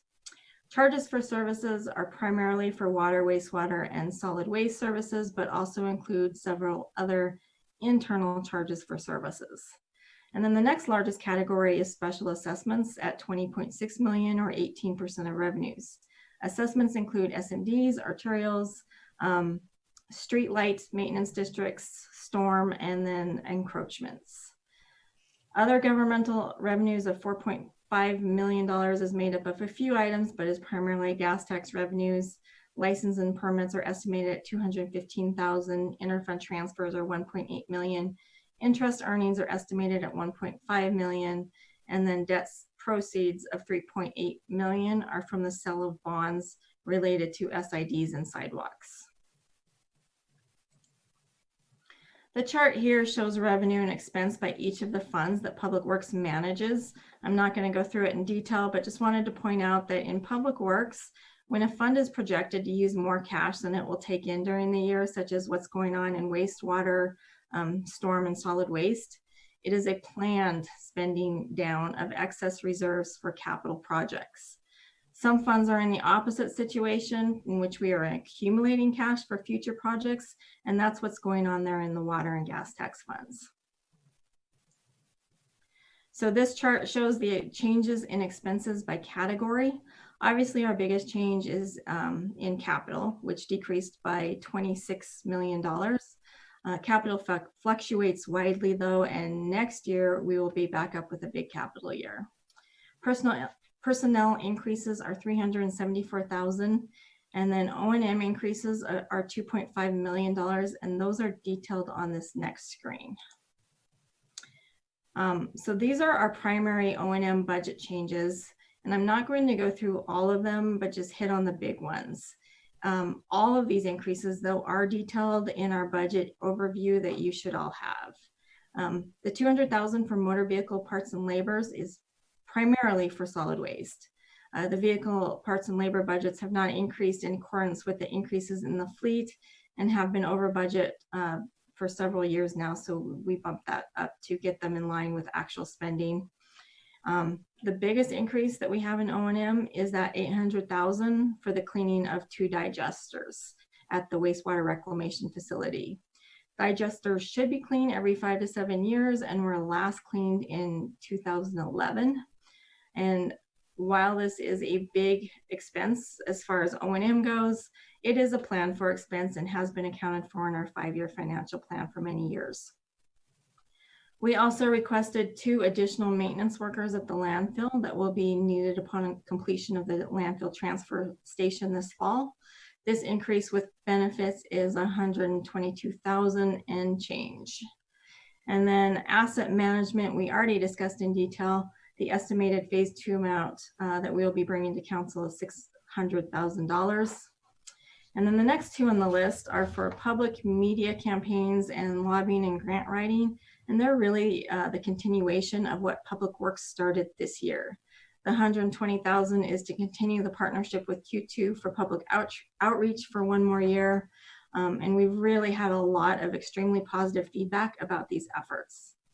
And then the national lobbying efforts and grant writing expense for the $100,000 is greatly needed so that we're able to capitalize on federal grants that are available for Public Works.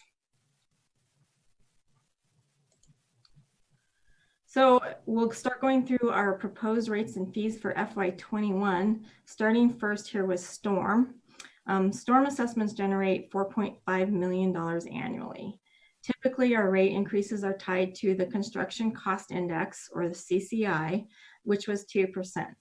However, no increase is proposed for FY21 due to the economic impact of COVID-19.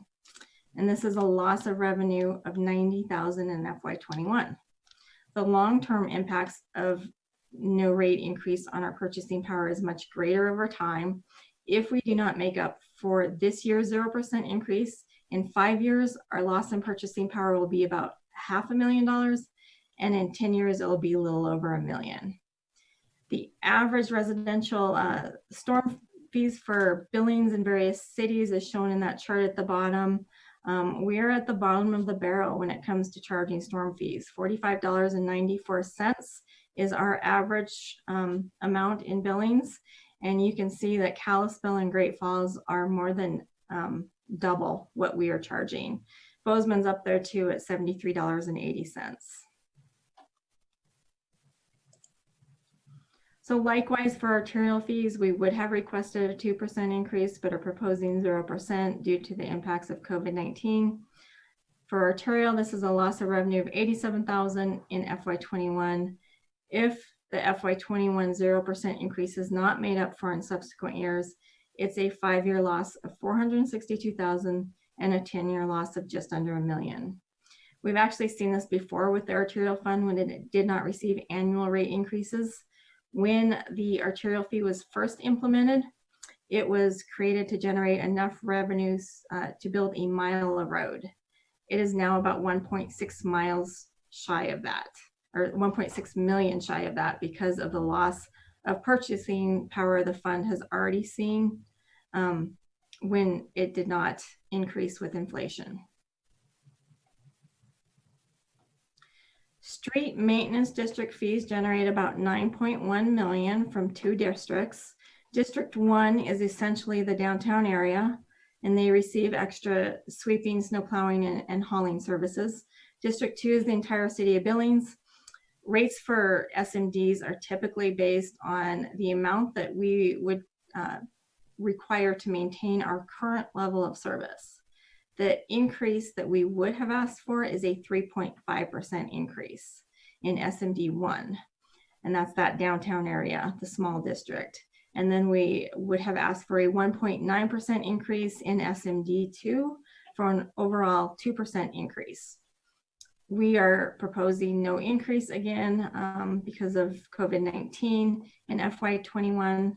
So this is a loss of revenue for SMDs of $180,000.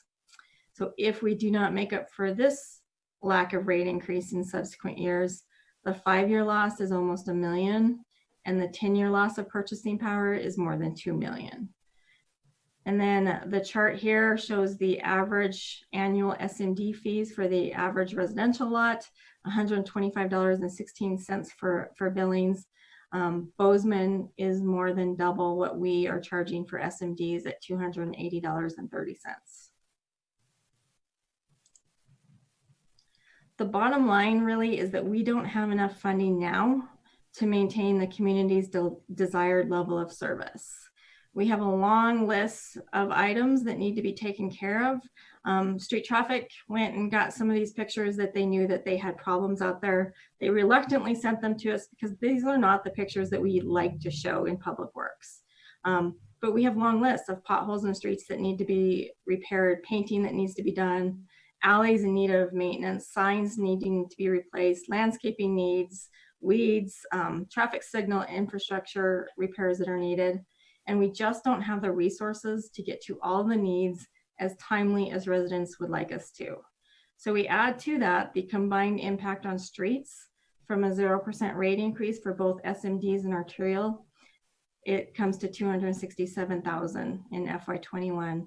So the combined total loss of purchasing power in 10 years is more than $3 million if we don't make up for these rate increases in future years. So the ask this year from Public Works then is that council considers making street maintenance whole in FY21 by utilizing the gas tax BARSA revenue of $267,000 to fund street maintenance. The remaining FY21 BARSA revenues will still go into the IBL reserve account as it is now. And you can see that the IBL reserve account is currently a little over $4 million. I want to point out this is not in our proposed budget. This ask is just merely requesting that council consider making street maintenance whole for 21, and if desired, require an adjustment to our budget when adopting the budget in June to include these changes. So moving on to solid waste, we conducted a rate study last year to set rates for 2 years. The FY21 increases that were recommended were 2.5% for collections, 5% for landfill, and 8% for roll-off. The proposed rate increases nix the collection increase, so it's a loss of that $245,000 in revenue, but still include the recommended landfill and roll-off rate increases. The current and proposed rates are shown in the bottom table. The current and proposed monthly residential collection fee is $11.25 per month. So really, it's probably the best bargain in Billings right there. The landfill fee rates are also shown. We do have 3 rates for landfill fees. We have a in Billings rate, the City of Billings resident rate, and then we have a outside Billings but still in Montana rate, and then our third rate is out of state, which right now is only coming from Wyoming, a couple customers there. So the proposed landfill fee for the inside Billings rate would be $20.84 per ton, and the Montana rate is 32% higher than the Billings rate. The outside of Montana rate is 58% higher than the Billings rate. And this first chart shows a comparison, the one on the left, of the residential collection fees. Billings is always on the bottom when it comes to these fees. The next closest is Great Falls at $13.65 per month. Bozeman is at $25.19. Cheyenne at $30.60. And then you have Eugene, Oregon, who charges $52.75. Our actual cost of service for residential collection is $14.64 per month. So we are already well below our cost of service level, meaning the landfill subsidizes collections right now. The landfill fee comparison is shown on the second chart on the right. And again, we're always bottom of the barrel as far as the rates we charge for landfill fees. The proposed City of Billings rate of $20.84 is the lowest. Bozeman has the next lowest rate at $27. The highest in-state rate there is Helena, Montana at $56.75. But you go outside of Montana and you have Sioux Falls at $64, Cheyenne at $68.60, and Sheridan, Wyoming at $112.50 per ton. Water and wastewater fees for a 2-year period were actually adopted last year per a rate study. So FY21 is the second year of these rates. The average rate increase that will go into effect July 1st are shown in that table at the top. Both residential and non-residential water is an average 4% increase. Heights Water District will see a 15.5% increase. Wastewater for most folks will be a 2% increase. The average residential water bill will increase by $1.82 per month, and the average residential wastewater bill will increase by 65 cents per month. And then this slide puts it all together, shows all of our rates and fees. The average utility bill will increase by $2.47 per month with no increase in assessments. Then the total annual average residential impact is $29.64 per year. So that's all we have for a presentation tonight, but Dave and I are both available for questions. Wow, there's a lot there. Not quite sure where to start. To the council, I would propose, even though it's close to 8 o'clock, that we wrap up with some questions and then we take a break. So I'll open it up for questions. I'll just begin though by commenting. Thank you very much, Dave and Jennifer, for your very detailed presentation. The professionalism and innovation in public works is obvious. And so thank you again, and please communicate that to your whole staff. The value of your Q2 and public outreach and information process and program, I think is great, and we'll look forward to seeing more of that. What in the world, Dave, is pipe bursting? That sounds like a bad thing, but Jennifer suggested it was a good thing. Pipe bursting is a program that we started actually several years ago when the sewer line that runs right under the footings of the old Sheraton Hotel broke. and nobody would touch it because it's the tallest freestanding brick building in the United States. And we were 4 foot under the footings. So our Scott Emmerich, who is the head of utilities maintenance, researched, and what's pipe bursting is you dig for wastewater, you dig into 2 manholes, you go down, you pull a machine through that actually in the front of it has a hydraulic jack into it that pushes out, breaks the old pipe, and can actually add 25% size to it. And then behind it, you pull high density polyethylene pipe right through behind it. And so you actually replace the whole section and never dig up the street, never dig up anything while you're doing it. We do that with sewer and water. It works especially well in neighborhoods where then you just dig in and redo the service connects, but we don't have to dig up the street. It saves us those asphalt costs. Plus people can drive up and down the road, park, and we're just at 2 locations while we're doing it. But it saves money. It doesn't work everywhere as efficiently, but we are able to get in.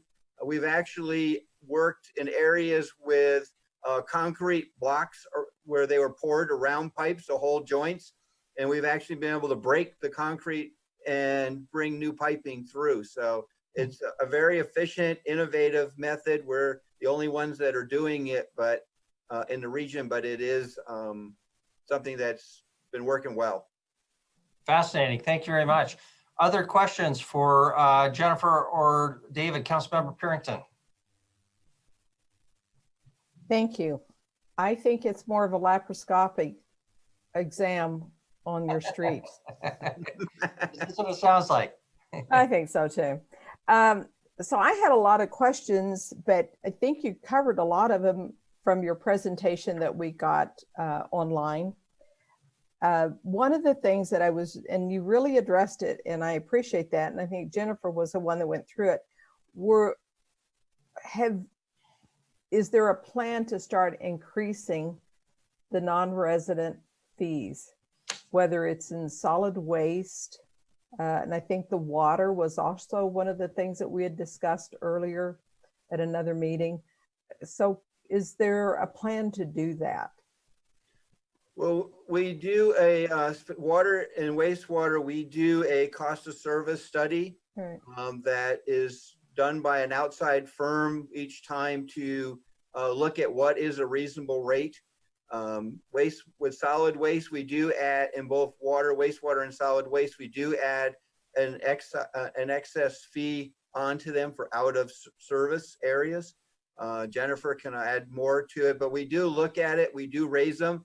One of the things we have to be always cognizant of is that you aren't raising rates to a point where they would be considered to be unreasonable.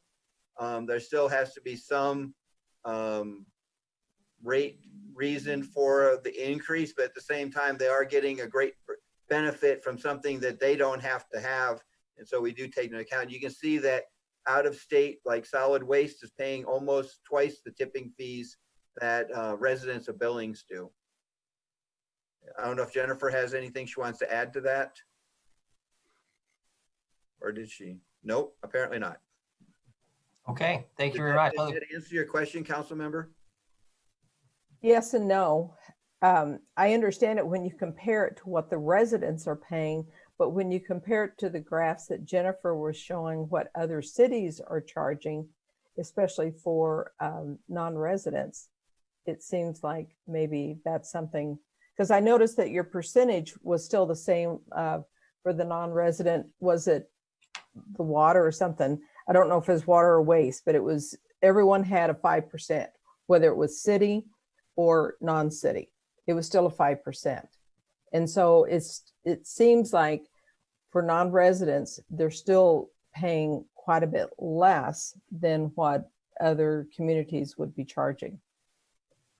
Councilmember Puritan, I'll address that a little bit. So I think what you're talking about is the landfill fees on the solid waste charts. So they're paying considerably more for the outside rates than the Billings residents pay. when we start looking up the charts, Bozeman is actually lower than our next rate, the other Montana rate. Last year, council did choose to raise the out of state and the outside of Billings rates at a higher percentage than the inside Billings rates. So that would still be something that the council could do at your discretion. Okay, thank you very much. Other questions for Dave or Jennifer? Councilmember Neese. Thank you, Mayor. I'm not sure if this is for Jennifer or Dave, but I noticed that you raised the Heights water 15% this year, but last year I know you did not raise them other than maybe the standard. And I just want to make a public note that actually Heights Water raised the Heights Water Rates District, which I'm in, 15% last year. So if anyone is expecting their Heights Water to go up 15% again, they should contact the Heights Water District, not the City of Billings. So, Dave, I noticed in one of the presentations you had the inner belt loop fiscal year 22 with a question mark. Everyone else, you had the fiscal, actually had the years by what they were proposed. And Jennifer, I think you said the new funds are still going to be contributed to that, and after is it this year that they would be at 4 million, or is they presently at 4 million now? Currently at 4. Currently at 4. Okay.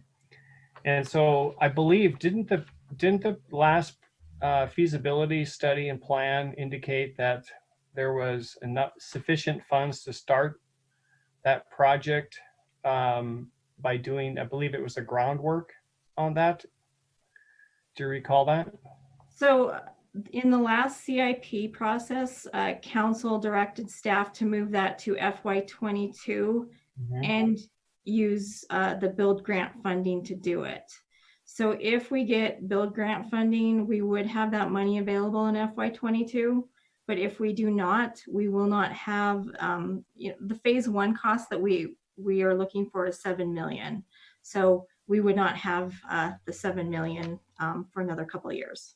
But that's not the same cost that the study showed. That's the phase 1 plan that you guys had come up with. We broke in 2 phases, but they did propose some additional ways to do that. Have you guys considered doing that so it can be actually moved up and to start that inner belt loop a little sooner? We would need to do more analysis on that. What you're referring to is they were looking at you would have to mow multiple times, and so there would be additional costs to do it. So we have not changed where we're at. If the build grant doesn't come through, then we would look to see if there is a way to move it up faster with what revenues we do have and do it. But we're hoping right now still that we have a chance at the build grant and we can do the whole thing in one shot. Okay. And Mayor, a secondary question? Sure. Thank you. Dave, you guys, I'm always amazed at the innovation you have in Public Works. You guys do, you're on the cutting edge of a lot of stuff. Like you're talking about the fertilizer, you're making it at the waste plant, stuff like that. So I think you guys do a really good job, and I think other departments can learn from you. You mentioned in your meetings, you'd meet in department meetings because you'd want to create those silos. And it's very common that we have silos and you want to break those down. You were involved in some of the park stuff, helping them. I think it was a North Park irrigation project. Your engineers were helping with that. So that's helping, again, bring departments together, not just within your department. You mentioned about landscaping, that in your presentation, you mentioned that now that we got a lot of trees and bushes and now the landscaping is getting more and more. Is this something that you can also work with the Parks Department on? Because I'm sure they've got their own arborists and they're doing their trees and their bushes and things like that. Is that something that the Public Works and the Parks Department can work together? And that, or you guys, again, siloed and Parks is doing this and Public Works is doing that, but really duplicating what they're doing? Councilmember, we have we do both have some resources. We did at a time contract with Parks and Rec to do some of the landscape work for us. Yeah. What we ended up doing is looking at the cost benefit, and we now contract out most of the work they were helping us with weed control and such, because it's less expensive to use private sector than them. Plus, they have such a limited staffing of permanent staff that it created issues for them to get their own work done. One of the things this year that's causing us quite a bit of problem is we normally bring on 10 seasonals to help with the landscaping in the right of way. We only have been able to get 2. What we're starting to find is that the unemployment rate being paid is so much higher. Even at $14 an hour, we are not getting applicants even applying. So we're struggling a little that way. But one of the things that Mr. Kukulski has asked us to do is look to see what we can privatize out at maybe a lower cost by having large amounts. And that's something that I would want to work with Parks to see if there's something where we could work together to see if the private sector could, if we joined in like weed control or something, spraying where they have a mass amount to do, we can get a rate that the 2 of us could afford, and it doesn't require so much of our own staffing and training and such. Okay. Well, So, thanks again. I appreciate the innovation you guys come up with in the department. So thank you. Great. Other questions for Jennifer or David? Chris Kukulski. Mayor and Council, just wanted to, you saw towards the end of the presentation, right? The sacrifices. So there is this budget, though it does show an increase in taxes due to some of the issues we face overall in our budget. You see in Public Works and you'll see in Parks that because of COVID-19, we chose to deliberately not make those inflationary adjustments that we would have ordinarily. That is a short-term benefit to ratepayers, but it will have a long-term effect if we don't make up for it in the future. So I think it's just easy to miss that. I know ideally we would like to be showing you a total budget that did not show increases, because we know so many of our citizens are hurting. And yet at the same time, we've got investments and assets, as Dave said, over $6.4 billion in assets. We still are seeing some of our return or replacement years double what their life expectancy is. I can tell you there are other cities in Montana who are doing much better than that. They have pipe replacement programs that are scheduled at about the 75th to 80th year, of which that pipe is expected to go bad, not 180 years. That pipe will not last 180 years. Roads, as David said, the good news is we've cut that time period in half. The bad news is the road is still not going to last as long as we're anticipating. So we've got some work to do.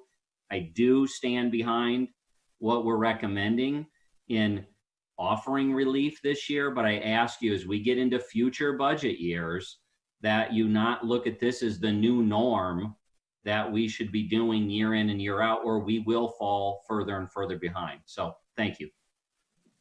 Thank you, Chris, for that point. Does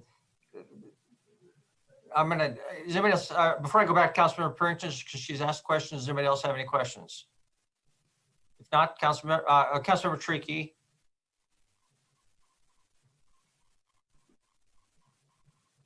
I assume that should council direct that we not build a 14-mile road in the county, that you guys would be able to quickly pivot to projects and maintenance projects on streets here in the city?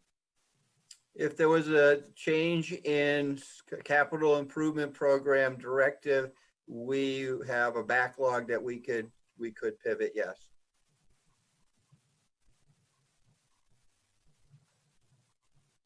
Okay, Councilmember Purrington. Just a quick one, Mayor. Thank you. So would this, and I guess this would be for Chris.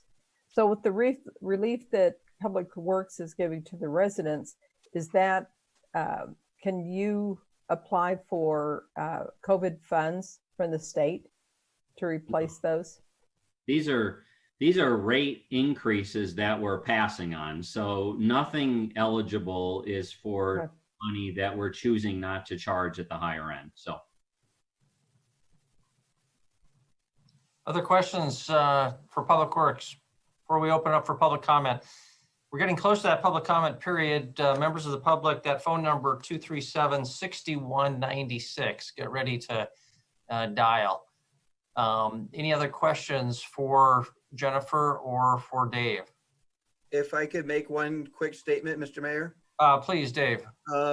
I want to actually, for Jennifer and I want to thank you for this opportunity this year. As strange as it is, this is actually one of my highlights, to be able to say what all the people that work in Public Works actually do for this community and for you, and how hard they all work. So for me, it's a highlight to be able to sit in front of you and say, you know, the folks that work in Public Works are a heck of a group of people, and for Jennifer and I to be able to show that is very nice. We appreciate it. Thank you, David. You're justifiably proud of them, and we are too.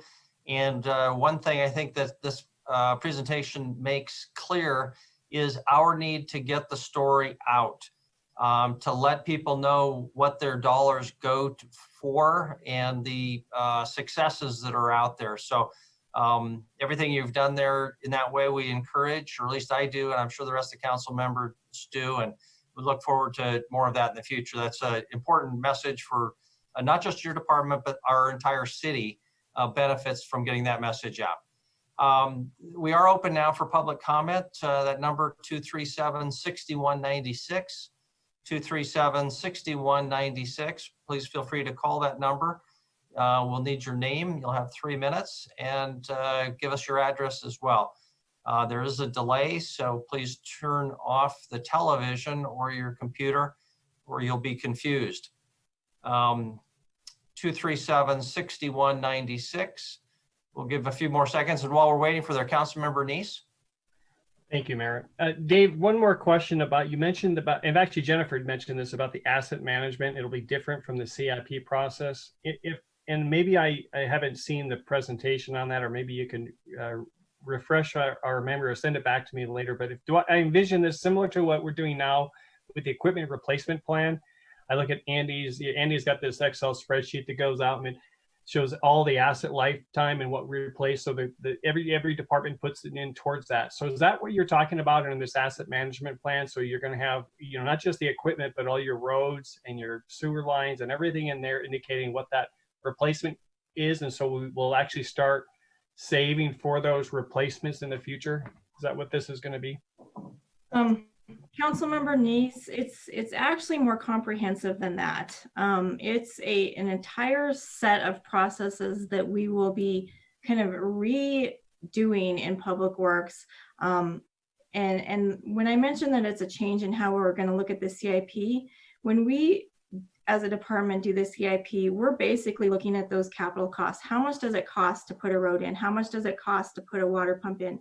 What we don't always look at is the maintenance side of it. So asset management is looking at the entire process from start to finish, and it's bringing all the different siloed divisions together, from engineering to the people who are actually working on that infrastructure on a daily basis. So a complete redo of how we are doing our asset management in Public Works. If you have some material on that, would you mind sending that to me? I can do that. Thank you very much. Chris Kukulski, City Administrator. The other thing we want to emphasize is, though, as is often the case, Public Works helps really lead the way here. And here they're doing that again. They're not the only ones, though. We're looking at this as asset management, the geographical information system, GIS, City Works, and IT also go beyond any one department. So you will see, and in fact, that was one of the real challenges in this proposed budget, was we really need expertise and full-time assistance to help implement these programs in parks. You'll see that in a few minutes. And that's why that extra FTE is there relative to City Works and GIS interface. And so these particular programs go beyond the walls of any one department. And it'll evolve, and it'll take us, as Jennifer knows, it'll take us many years to get from where we are to where we need to be, where we want to be. But the more you support our investments there, it helps us move that timeline up. So thank you. Thank you very much. Denise, do we have any phone calls to 237-6196? Yes, we do have a caller that's holding.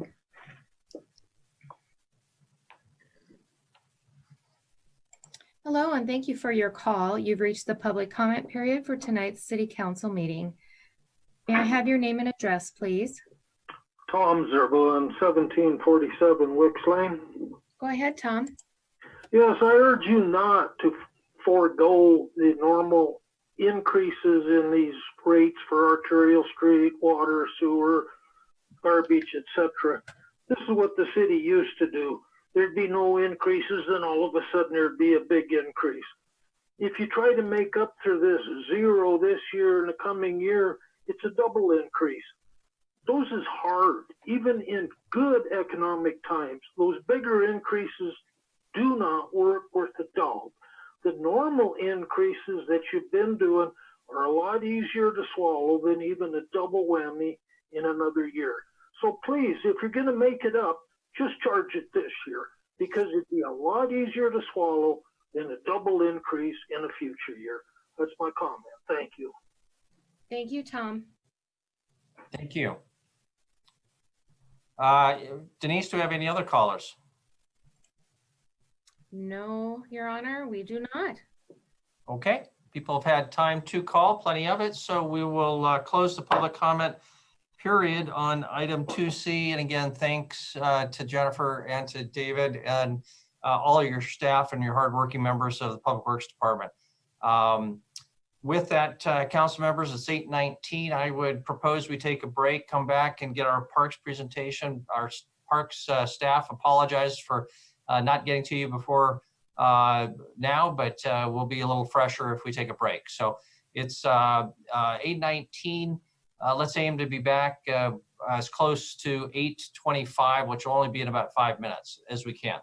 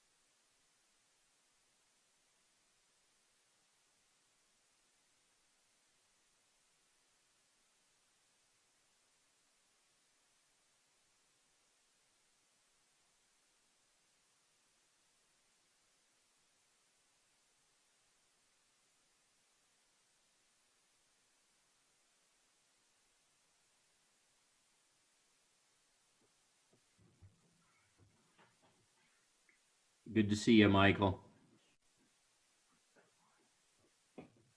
I guess we got 3 mics. Sorry. Yeah, I guess we do. I think it's that generation. This is the first organization I think I've been a part of that doesn't have multiple Chris's. So it's been kind of nice. We had like 4 of us in the last town. Well, we got 2 in Park, so we're experiencing that too.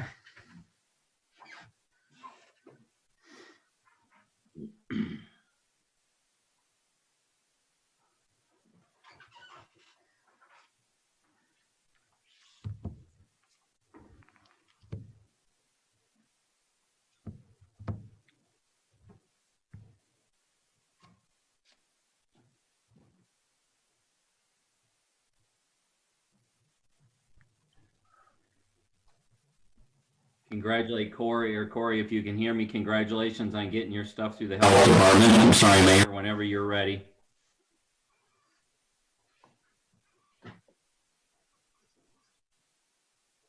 Our plan for the pool to open is approved, so we'll get you updated on that when it's time, maybe, yeah.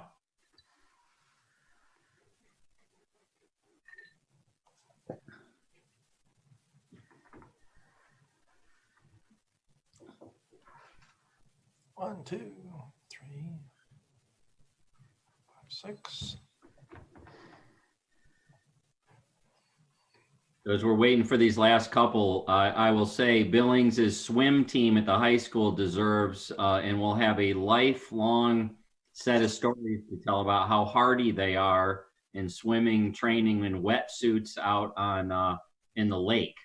They're in the Heights.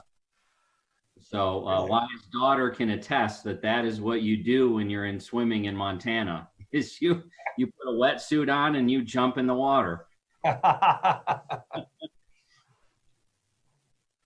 We might need a pool in this town, or a few more. Hey, we can buy a lot of wetsuits for the cost of a pool. Yeah, maybe the Yellowstone River, they could train really well against the current. They'd be really strong. I think we're on to something. Okay, I think I had to learn how to swim in Ackley Lake, so you know, step up. Sorry, Mayor. No, I think we're all back. I don't think we're missing any council members, are we? 1, 2, 3, 4, 5, 6, 7, 8, 9, 10, 11. So we're all here. Okay, well, welcome back, everyone. Thank you for staying with us. We're now on item 2D, the Parks and Recreation budget update. So Mike Whitaker and your staff, thank you for your patience and sticking with us as well. So unless Chris Kukulski, if you've got any sort of introduction, if not, we'll just turn it over to Mike Whitaker, our Parks Director. Mike. Well, good evening, Mayor. Before I start with the budget presentation, I'd like to introduce Corey Thompson to everyone. Corey, want to wave your hand? And I would like to also introduce Mike Pigg, our Park Superintendent.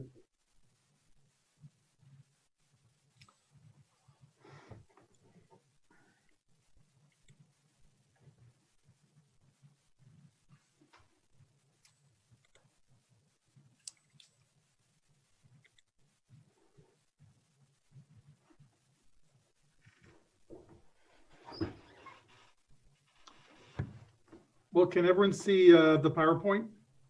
Yes, looks good. Okay, fantastic.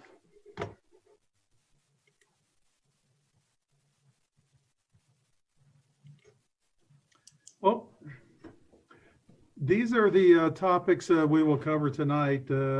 Our fiscal year 2020 significant accomplishments, major projects underway, community investments, department overview, current challenges, reopening our parks, department focus, and budget numbers.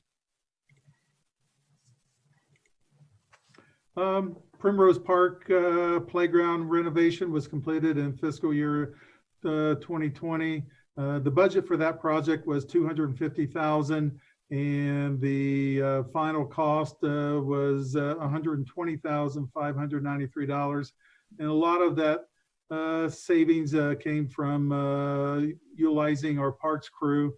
Our parks crew, they were involved with removing the existing equipment and coming back and installing the fall protection.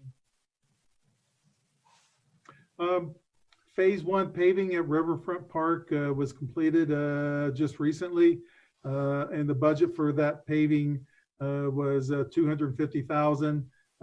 The cost was substantially lower. We were able to piggyback on Public Works' paving project. I don't have the exact cost with me. We don't have the final invoice yet, but I can state that it was we were way within budget. This project was funded by a grant from ExxonMobil and was managed by the state. The grant was for $68,500. Well, the Colson Park Master Plan was fully funded by grants and donations. The original budget of $90,000 the original budget was $90,000. The final project was $91,166. Bethesda stepped forward and they wanted some additional public engagement. That's why the project was just a few dollars over. Well, phase 1 of Centennial Park will be substantially complete within the next week or two. The total budget for phase 1 is $2,716,204, and we have spent $2,693,097. We have a balance of $23,000 in that account.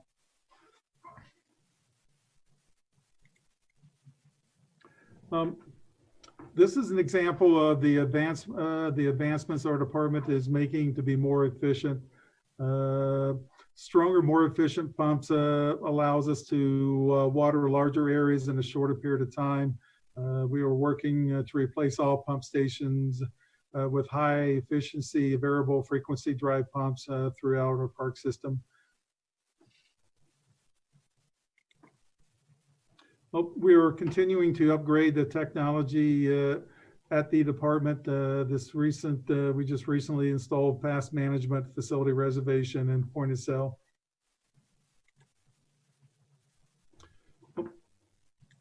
Over 6,500 people participated in recreation programs over the past year, ranging from kids in the kitchen to senior fitness classes.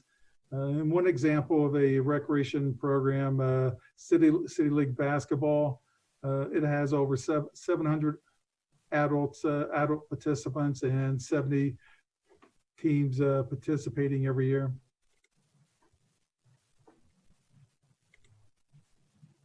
Well, COVID-19 has slowed down the shipment of the playground equipment for Ponderosa Park. But we are anticipating that the playground will be completed by the middle of the summer.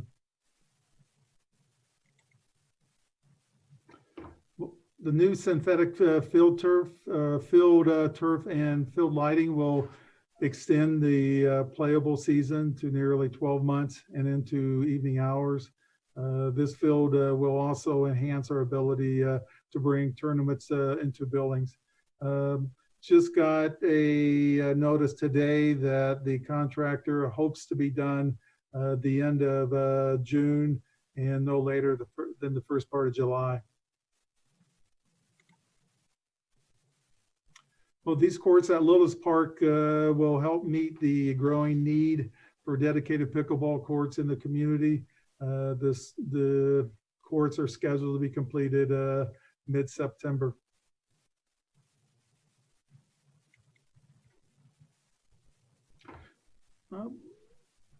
By using matching funds from the Land Water Conservation Fund program, we will be able to convert Rose Park's playground into a destination playground.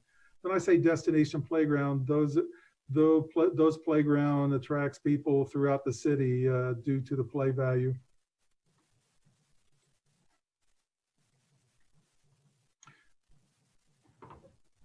Our projects range from neighborhood park development like Annafeld to master plans for community parks, which will guide us in future development.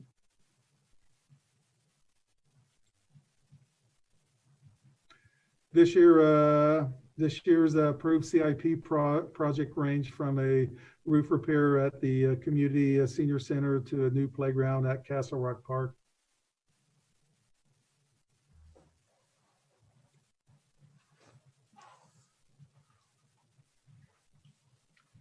These are our additional capital improvements projects approved for fiscal year 21.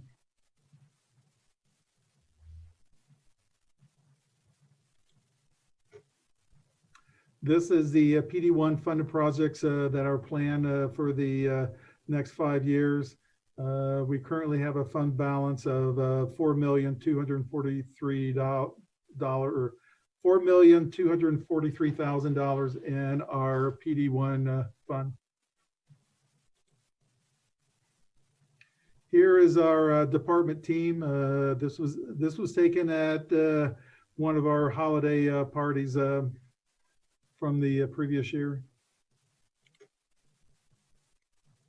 Well, our mission is to provide accessible, safe, and quality parks, facilities, open spaces, and recreational opportunities for all. I would like to add that 91% of Billings households believe parks and recreation is an essential service. That statistic came from our comp plan in 2017. The Parks and Recreation Department is organized into 3 divisions: Parks, Recreation, and Administration. The Parks Division is broken out in Park Maintenance, Forestry, Cemetery. Recreation Division is broken out into Youth and Adult Programs, Aquatics, Senior Services. Administration is broken out by Park Planning, Customer Service, and Community Outreach and Engagement. The green on this map represents all of the parks and open spaces in Billings, totaling over 2,700 acres.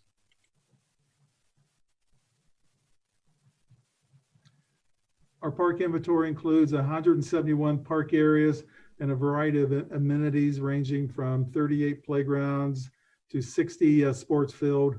Woven through our park areas are also 50 miles of trails.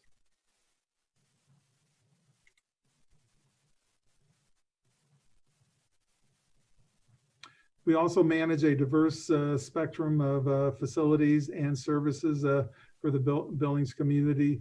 That includes nine aquatic facilities, 2 cemeteries, community and senior center, 19 tennis courts, skate park, and 25 outdoor basketball courts.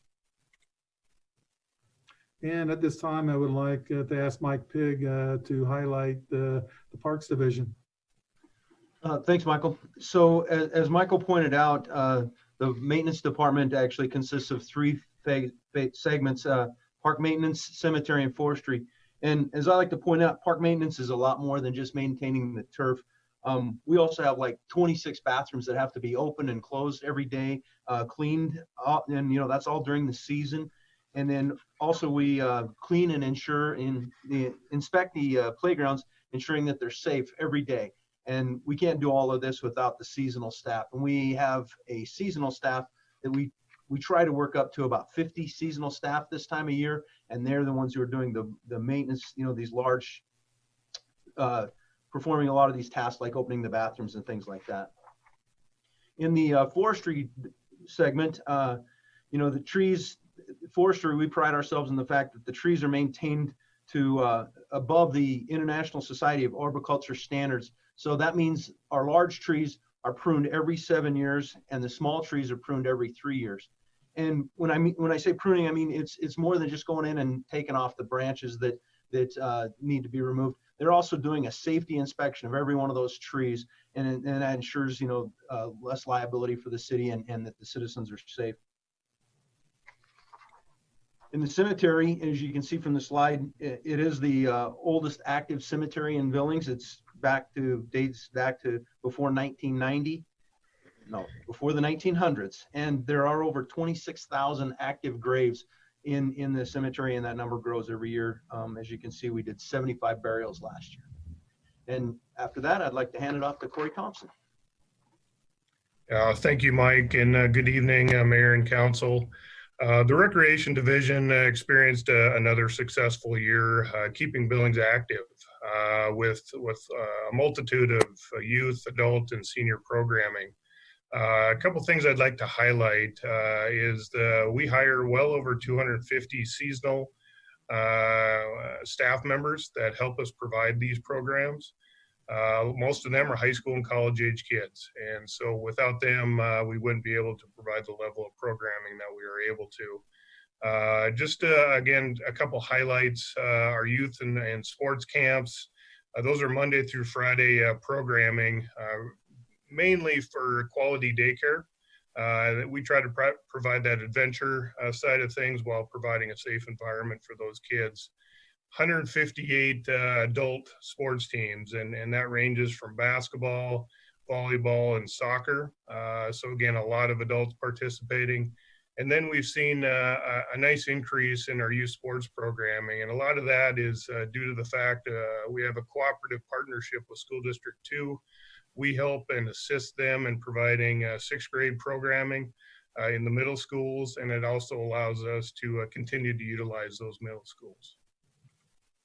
Next slide. The batting cages out at Stewart Park. We've in the fall of 2019, last year, we were able to get the canopy net updated. Typically, those nets last between about 10 to 15 years. And we made 14 years on our net replacement. So the biggest impact we see out of the batting cages is weather.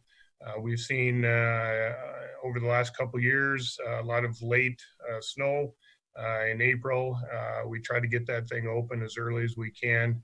And then, of course, wet weather is always, we're unable to provide the operations during any kind of rain event as well. So next slide. So our aquatic facilities, you can see quite a few of the stats highlighted there. We continue to see over 40,000 visits at our swimming pools. Just a quick update, Chris had mentioned that we did receive approval from Yellowstone County Health Office to open at 75% capacity. And so we'll be gearing up. We've got 50 lifeguards hired. We'll start training over the weekend. We'll be certifying 20 new lifeguards over the weekend. And then starting Monday, we'll bring in 30 returning staff and go through our in-service training on Monday and Tuesday, preparing to open on next Wednesday. I'd also like to mention that we do have 6 certified aquatic facility operators on staff with us. Essentially, our pool management staff are all certified through the National Parks and Recreation Association. And then last but not least, I'd like to highlight our senior services. I think, a number that stands out to me is 4,600 meals served here with our partnership between with the Adult Resource Alliance of Yellowstone County. We've seen a 12% increase over the last year in participation in our programming. And we're also excited to venture into a new partnership with the Adult Resource Alliance with activities and providing additional programming that will serve the entire community and utilizing spaces with the Adult Resource Alliance at their headquarters on Avenue D and also at their new location in the Heights on Lake Elmo Drive. So we will provide activities and programming for that organization in partnership with the Adult Resource Alliance. With that, I'd like to turn it back over to Michael for more of our department overview. Thank you, Corey. I would like to add that a vital part of our mission is engaging community through events and volunteerism. Last year, we had nearly 1,000 volunteers working with with the department to improve our parks. And those hours are valued at around $103,000. We have 4 formal agreements with and several informal agreements with organizations to provide recreational opportunities in Billings. Here's a list of community partners who hold events in our parks. Last year, we helped facilitate over 1,000 events from birthday parties to symphony in the park.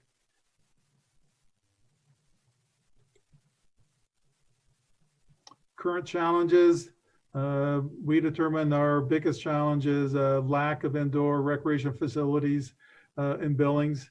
We currently share space in school District 2 facilities and are at capacity with the programs we can offer. Reopening our facilities, Corey touched on that we'll be able to open our aquatic facilities. When I say aquatic facilities, I'm referring to our 2 community pools, one at Rose Park and the other one at South Park, and our 2 wading pools, one at Hawthorne Park and one at Pioneer Park. And as of June 1st, all playgrounds and all outdoor sports courts will be open. Parks and Recreation offices will open to the public. Summer camps and recreation programs will open at 75% capacity. Picnic shelters and building rentals will open for groups under 50 people. Well, this was talked about during the Public Works presentation regards to City Works. And like was said, to properly track maintenance operations and plan for life cycle replacement of park amenities. We have purchased and will implement the City Works work order management system. In our 2017 Parks and Recreation Comprehensive Plan recommended that we implement a formal work order management system to increase efficiencies and improve operations. And in the proposed budget, we're asking for a new position, asset management coordinator, that will work with the Parks and Rec department and the IT department and to help us implement City Works.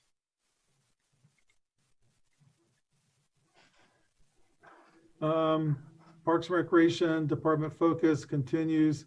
The City Council priorities and our 2000 Parks and Recreation Comprehensive Plan guided the development of our budget.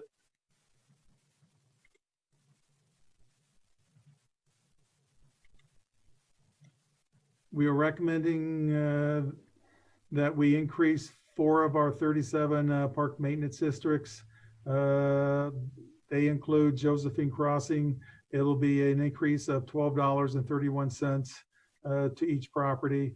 Missions United PMD. And what's unique about Missions United, there's only 1 property in that park maintenance district, and that is School District 2. And the increase will be $3,000. Another park maintenance district we're recommending to increase $12.74 per property owner is Falcon Ridge. And the last PMD that we recommend that we increase is Broadway PMD. And I would like to add what's driving the increase in these PMDs is right now we're operating in the red in these 4 PMDs.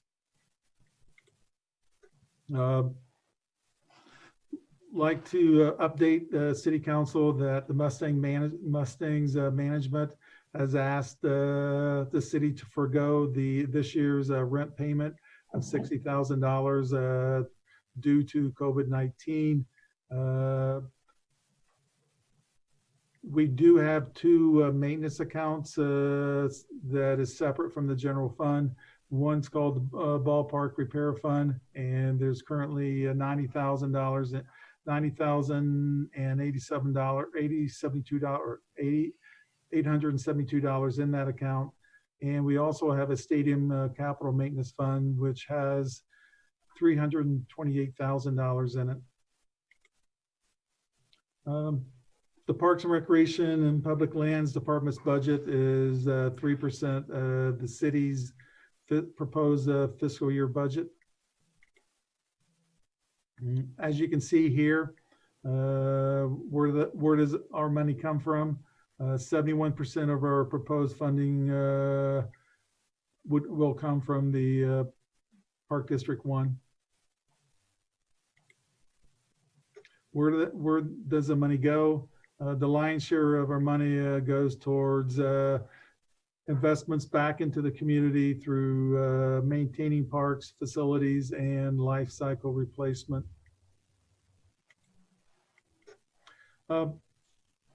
This was a survey completed by Big Sky Economic Development showing per capita spending on parks and recreation from comparable cities in our region. The cities highlighted in green are other cities from Montana.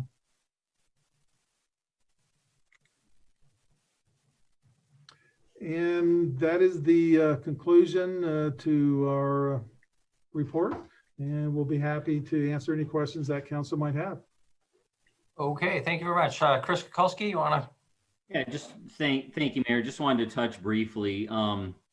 As you guys are all aware, we've been working really closely with Dave Heller, the owner of the Mustangs, and he has been extraordinarily communicative with us, and as he's worked through this situation. Bottom line is, though nothing is official yet, and you saw it out in the paper, I think it was in today's paper, story came out yesterday, they do not expect to be able to have a season this year.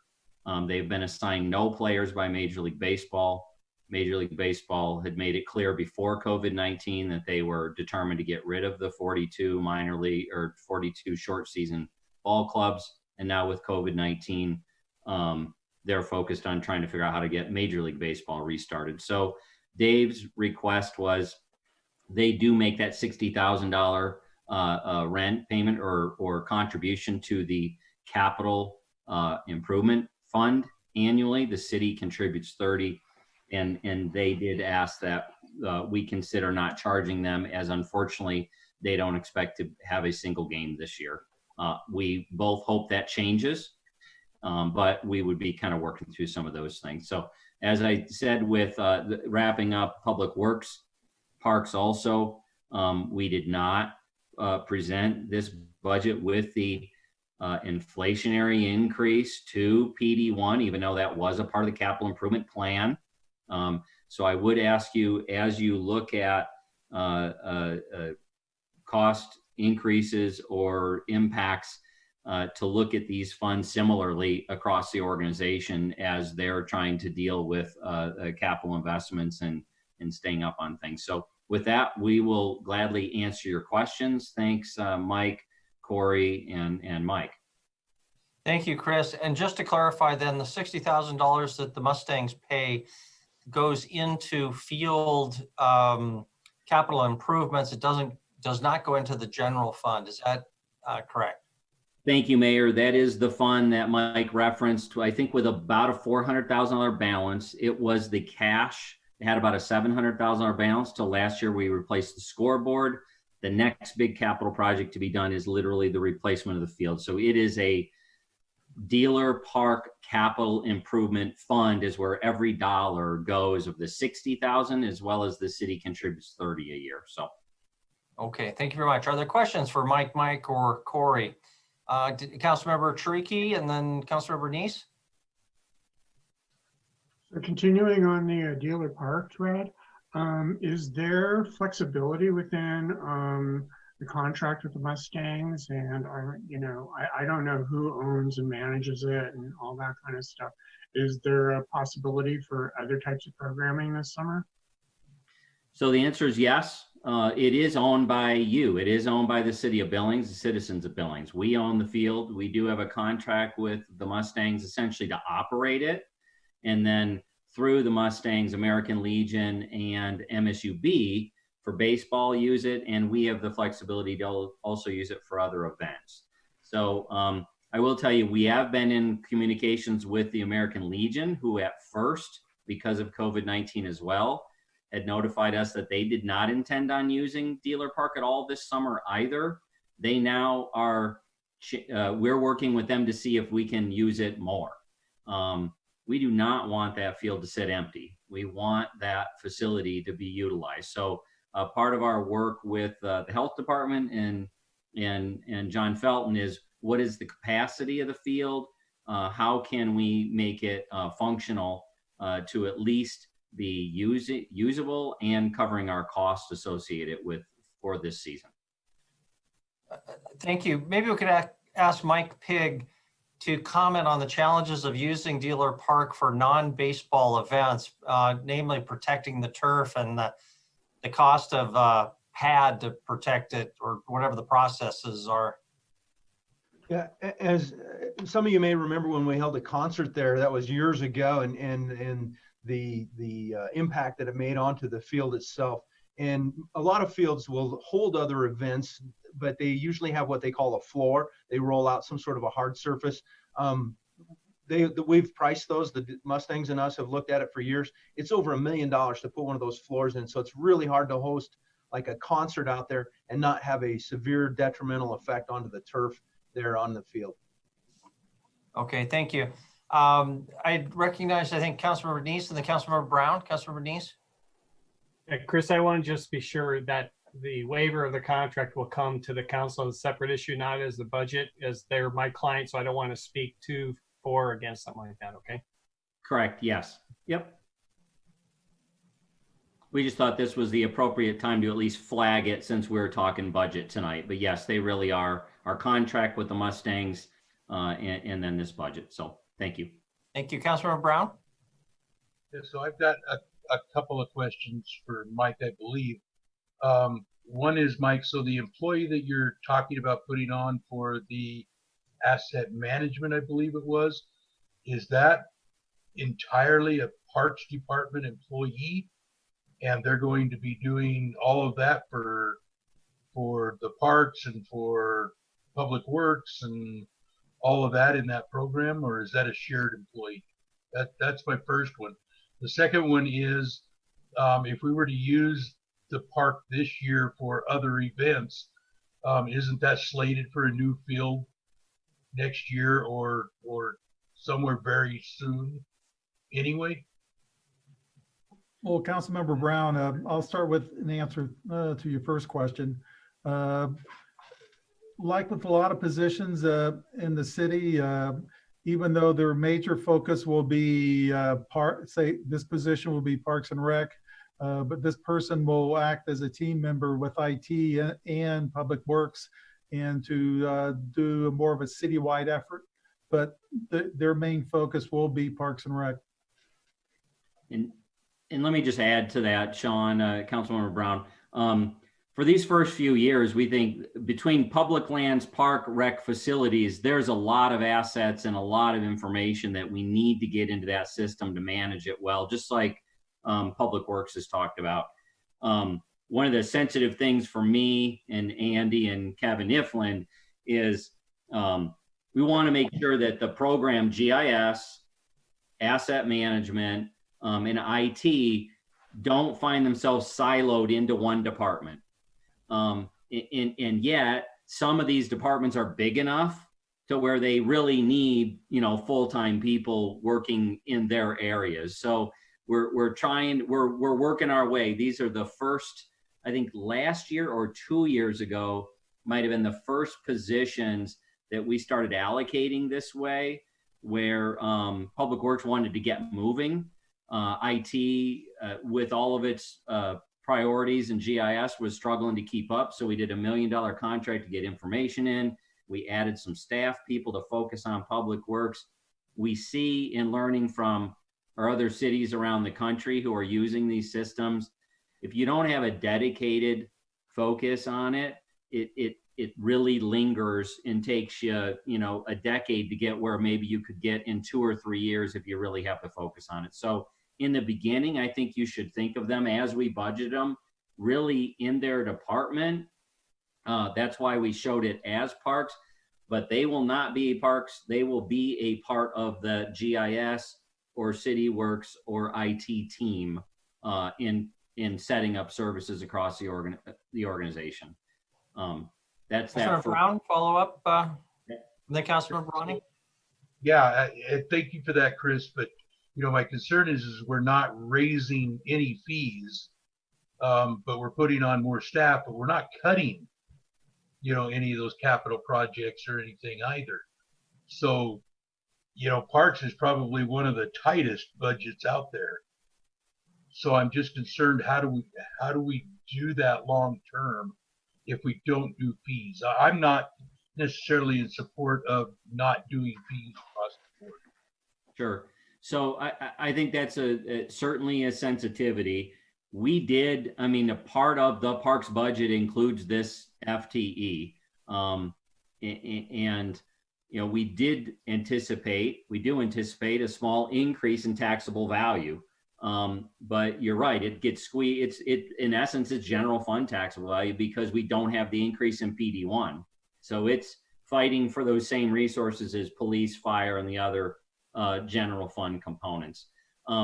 Let me answer your second question real quick, which was related to Dealer Park in the field. Yes, on the capital, the planning is that field, in order to meet minor league baseball standards, would need to be replaced in the upcoming 2 or 3 years. And so that's really why that fund is being held at that high level to do that. I will say at this stage, we want to continue with that. We want to assume that we're going to figure something out here, whether it's the Mustangs or someone else. I have had conversations with other leagues. So please don't think, the Dealer Park is going to sit empty, but you are correct that the money is earmarked for large capital investments at Dealer Park, and the field replacement was the next big capital project on the list to be done. Okay, thank you. Councilmember Ronnie? Thank you. So you just said something that was actually going to come right out of my mouth, is that for much of the year, Dealer Park does sit empty. And that is such an amazing space in Billings. And if one thing I learned in my MBA was that you diversify your income and you diversify your revenue and you build on your assets. And it seems like Dealer Park is such a great asset for Billings. And we've hit this situation where the Mustangs may or may not come back. It seems to me that that floor that Mike Pigg was talking about might be a really good investment. Is there a possibility of actually going out for grants through the Land and Water Conservation Fund or anything else that could help cover some of the costs of that floor and be able to use Dealer Park for other types of events? Because one of the things that would be so awesome in Billings that I think people from around the region would come to would be outdoor concerts, especially in the summertime. I think that would be a really big draw. And I think we see that through Magic City Blues, that people come. And we just heard from the T-Bid that we want to make Billings a destination. And that seems to be such a great facility to be able to do something. Agree totally. We can look into what are maybe those grant opportunities. Let me also say, we will absolutely be trying to get reimbursed through federal funds, because this is a direct hit to us. I mean, our inability to sell tickets, to get the 60,000, to put on events will have a direct financial effect on us as related to COVID-19. So we are tracking those things, and we'll be trying to get reimbursed for those, like our other expenses or lost revenues. Thank you. Mike Whitaker wanted to comment to that, I believe. All right. Councilmember Ronnie, I just want to answer a question in regards to LWCF funding. It is a 50-50 match to receive those dollars. And I'm not aware of the next funding cycle, but the state will let us know when there is a next funding cycle, but that's definitely something we can consider. Thank you very much. Councilmember Purington. This may wind up being more of a comment than question, because just piggybacking off what Sean said and also Penny. So Penny's comment about Dealer Park, that was my understanding whenever that was approved, that was the city owned it and others could use it. And it just seems like because the Mustangs kind of have first or the rights to the schedule during the summer, that it doesn't leave too many opportunities for anyone else to use it. And so basically it gets used just during the summer. And it's hard to get other, and I think as Mike Pigg said, that there was a concert there years ago and that just did not work out well. So the other point with Sean saying that you're hiring another full-time position, and I thought I saw that budgeted at $105,000. Is that what that person is getting paid to do this part of the asset management?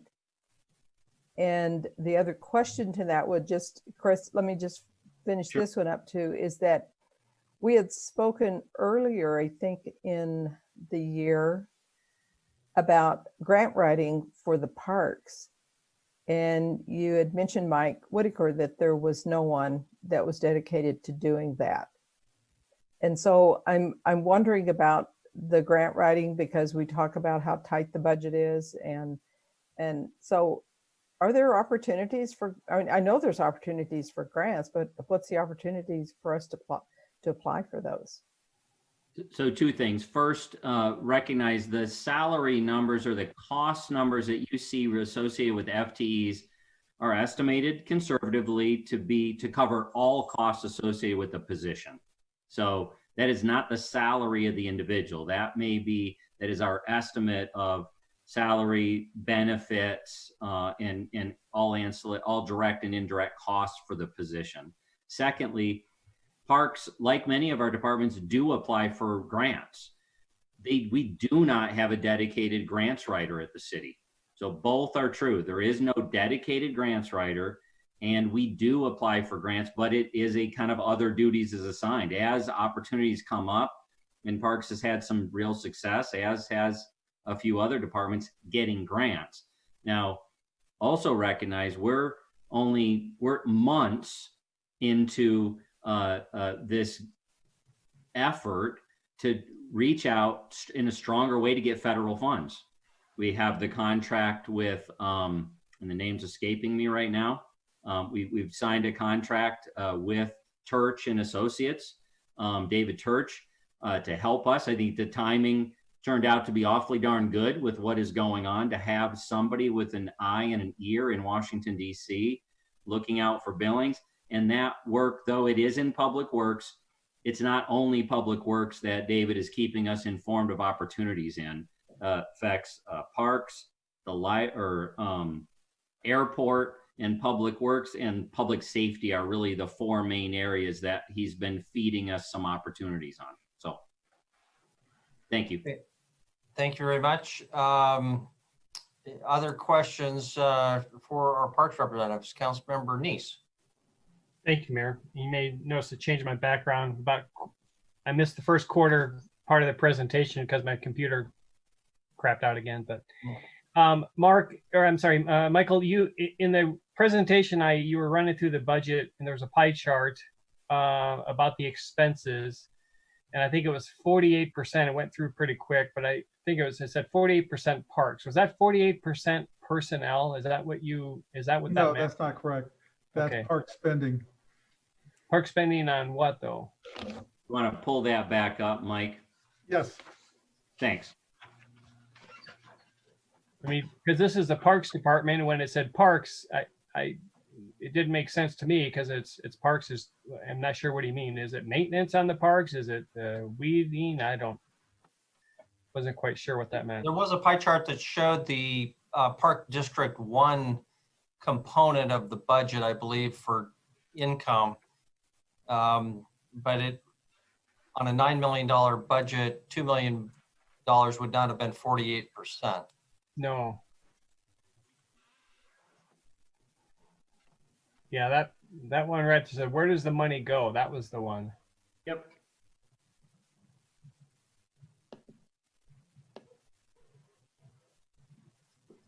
I apologize. I'm having a problem pulling it up.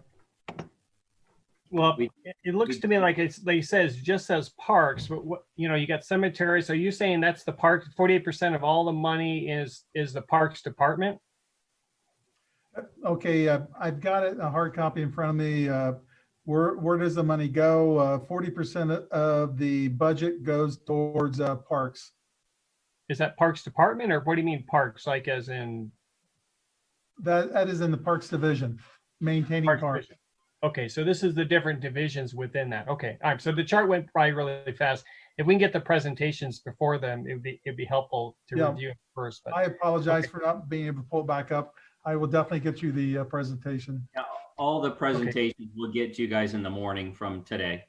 Okay, and then Mayor, I have just a quick another question for Chris. Chris, this budget that he's presented here, does this include your proposal to move the Parks Department into PD1? It does, yes. I mean, it doesn't. What programs are put in place weren't changed up or down because of where the funding is coming from. But yes, what was presented tonight was consistent with what the proposed budget was. Now, but is that adjusted for what you said, that you can't do the whole Parks Department? You've got to do a lesser amount. Is that what this shows? I'm sorry, Councilmember Neese, we've not made adjustments to it relative to the pieces of rec programming that would need to stay in the general fund. Okay, thank you. Okay, thank you very much. Getting ready to move to public comment. So if you're watching, the phone number will be 237-6196. Do we have other questions for our park staff? Mike, there you go, and you're back. Does anybody raise your hand if you had any other questions for park staff before we open up for public comment? Any other questions? Not seeing any, so we'll move to public comment on this item of the parks budget presentation, item 2D. That phone number again, 237-6196. Please call it if you'd like to be heard. You'll have 3 minutes. You'll be asked for your name and your address. There is a delay, so please mute your television or your computer. And we'll give you a little extra time because of that delay to call in. But the number again, 237-6196. And while we're waiting, Councilmember Purington.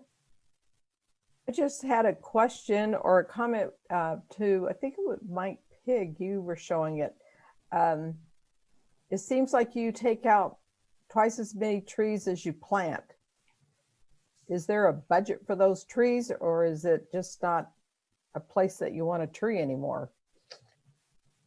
So to answer your question, I believe that one of the things you're seeing is we have a very proactive emerald ash borer program right now. So we're removing ash trees at a higher number because of the potential that emerald ash borer is going to, when that comes in, the devastation. And so we remove those trees.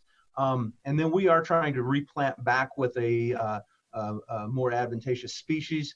But sometimes, a giant tree like that doesn't need replaced with 3 small trees. And so that's why it seems like there's more removals than there are plantings. Great, thank you. Okay, thank you very much. Denise, do we have any callers? No, Mayor, we do not. Okay, then we will close the public comment period on item 2D. And thank you, Mike, and Corey, for your great efforts and your presentation tonight and your patience as well. We've got a great park system, and because of you and your staff, thank you very much. With that, then we'll move on to new item 3, which is the Public Safety 2 proposed mill levy. Chris Kukulski, I think, has a brief presentation or discussion for us. Of course, we're generally familiar with it after having spent time in the past. But Chris, how would you like to lead us into this item? So I just want to tee it up. I don't have a PowerPoint presentation for you. If somewhere in the conversation it's valuable to call up or pull up the resolution, happy to do so.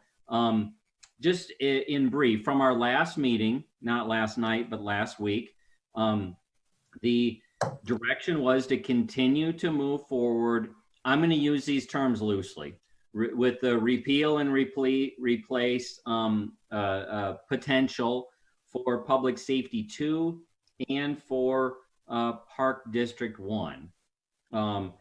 In order to get some help to continue to refine what was a pretty rough draft of the resolutions from I think maybe as long as 10 days ago, maybe even 14 days ago now, I created a little subcommittee to help us with drafting. So Council members Neese and Chiriki and Mayor Cole, along with about a half a dozen staff members made up predominantly of administration, legal, and finance, worked in 2 separate meetings since our last council discussion on this last week, early last week, spent probably 4 hours plus or minus together.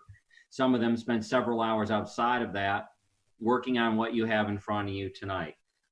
Sticking with Public Safety 2, I think it's important to emphasize that group's tasks or task from me as an administrative group was not to debate the merits of these issues. It was to focus on drafting the language as well as we could. And candidly, when it comes to Public Safety 2, it's pretty straightforward. And so the group really got to spend, I think, a very valuable time drafting what you have in front of you tonight. And I think it's really, really close to what the final language would look like if you choose to move forward with it. I think I'll end it there. Like I said, I'm happy to pull up the resolution so it's in front of you. Happy to answer any questions you guys have as we approach both these. Thank you, Chris. Before I hand it to the council members, I'll just ask you to, what would you like to see come out of our discussion tonight? This is a work session, so what should our goals be? What should our target be? So we continue to have the same timeline that we've had now for what, 8, 10, 12 months, which is if something is going to be on the ballot during the 2020 year to impact the 2021 proposed budget.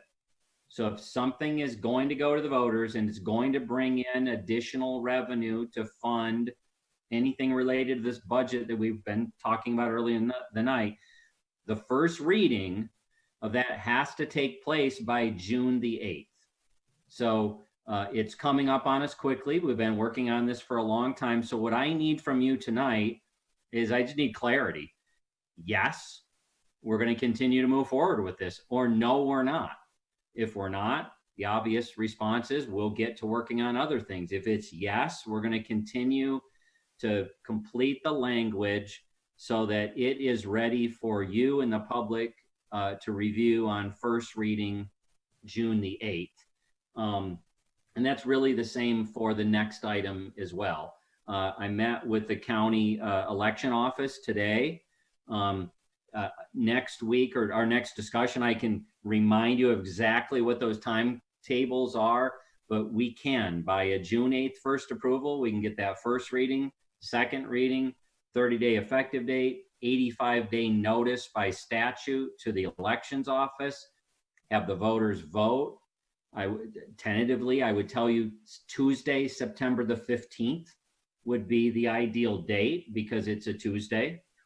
And the election office emphasized to me how important it is to vote on Tuesday. Whenever they get away from Tuesday, it's a big problem. And Tuesday, September 15th gives us 2 weeks to make sure if there are recounts, canvass, anything that needs to be done from that vote, it really allows us to make sure we know what the voters have decided in time to notify the state of Montana by the October deadline of what we're levying or assessing in the upcoming year. So it's critical tonight that, like these last conversations, you either end the conversation tonight, stop working on this, or yes, continue to focus and refine in giving policy direction so that we can bring it to you in satisfactory fashion for that June 8th vote. Okay, thank you very much. So just to clarify, the staff needs a green light or a red light on this going forward. And if there's a green light, we want to make changes, we should communicate those. I saw Councilmember Tricky. Councilmember Tricky? Mr. Kukulski, you had mentioned in the subcommittee meeting that you were thinking about sharing this with some PR types. Did you get a chance to do that? I've got calls into them. We've not connected yet for me to share it with them.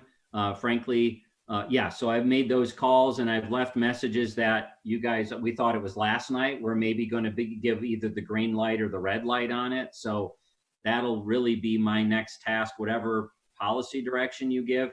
And I'm trying to get kind of that communications eye on it to see what tweaks they would make. Okay, so follow up, Mr. Mayor. Are you at this point looking for a motion to move us forward, or do you want to hear general comments first? I guess Ken, I think that's up to the mayor as far as the presiding officer. What I want tonight, I think the clearer you can be, the better. So if that was give direction, but ultimately at some point it would be great if there's clarity to what is moving forward and what are we not moving forward on this issue. Yeah, that was aimed at the mayor. Yeah, okay, Councilor Tricky, I would suggest a motion sooner rather than later because it's 9:23. So I'm happy to make that motion that we direct staff to continue to move forward on this replacement. I forget what we're calling it. Yeah, public safety. The update to the 2004 public safety mill levy. Councilmember Boyette, lots of people are raising two fingers. So Councilmember Boyette will call has the second. Okay. Discussion on the motion or other questions for staff or other comments about the language itself or changes to the language that the staff should be incorporating. Councilmember Brown? Not a comment on this, but my audio is really cutting in and out. So that's why I'm kind of killing my video every now and then. It seems to help. Okay. Please let us know if we can do anything. But we understand.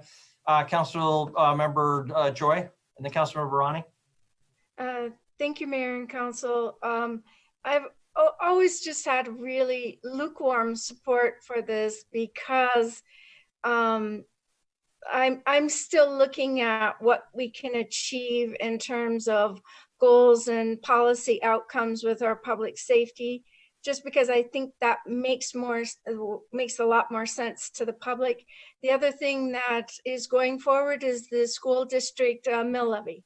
So they are going forward with that. So if that's a different timing, but we could see that going forward. And I'm a little bit lukewarm about how the voters are going to accept this. Thank you. Thank you, guys. Councilmember Ronnie and Councilmember Shaw. Thank you. So I guess I just need to have some clarification on what that motion was, because I have some, pretty strong feelings. I feel very differently from Denise. I have very strong feelings about the public safety mill levy, but I'm somewhat wishy-washy on the current language and the ask in the draft. The language I think is getting there. It's the ask and the amount of the mills that I'm a little bit more lukewarm on. I think the ask should be higher. But I'm also going to say, I'm also going to recommend that we don't move forward with anything with parks, and that the entire focus be specifically on this public safety mill levy, and that be the only thing on the ballot. So I don't know if that's the type of conversation you're wanting to have or not. Yeah, I guess what I would anticipate is if there are, minor language changes that aren't controversial, bring those out so that staff or some other subgroup can work those in. If they're more substantive, like a change in the dollar amount, we'll need some sort of something we could vote on, and an amendment to the motion probably, if it's more substantive. And you can consider whether to bring that forward in your own judgment. Okay, thank you. Councilmember Shaw. Thank you. I think it's no secret that I have some objections to this plan, and I'm not going to belabor all of that debate again, but I did just want to bring up a couple things.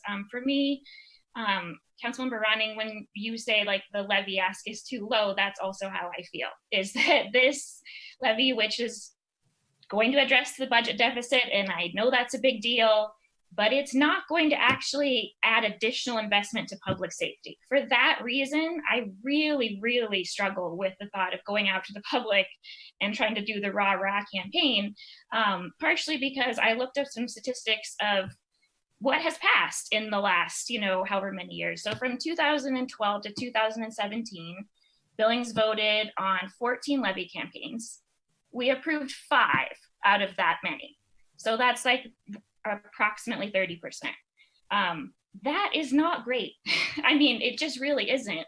So to me, I look at those numbers and I think we have one shot at this. And if we don't make the ask what we actually need it to be to improve safety, I think we're not going to get there. It's going to take us years and years and years to get to that point. And that for me is really scary. The third reason is messaging and communication. I'm hearing the chamber's not on board. I don't really know who we have in our corner. Has anybody talked to the fire unions and the police union? Have those conversations? Penny's nodding her head, so that's great. Have we talked to Hilltop Public Solutions about investing in this? I mean, I'm just practically, from a logistical standpoint, candidates are having a really hard time right now. They can't go door to door. They can't do all of these things that we also need to do to have a successful levy campaign. So I think those are really troubling for me. We don't seem to have the partners that we need to go forward with this. But so that's where I'm at. Those were the points that I wanted to make. Thank you. Thank you. Other comments from council? Discussion on the motion. Councilmember Neese. Thank you, Mayor. This is actually a question for Chris. Chris, you and I talked a little bit today, and I was asking you about the 5-year plan. Did you have a chance to look that up and see what that first year ask was? I'm sorry, Andy and I'll pull it up on this side. So when you say the 5-year plan, I'm sorry, we just clarify what I think we were talking about prior proposals and strategy. Pre-COVID. Yeah, pre-COVID, you had a strategy plan that you were presenting to us. And there was a 5-year plan to lay out different mills.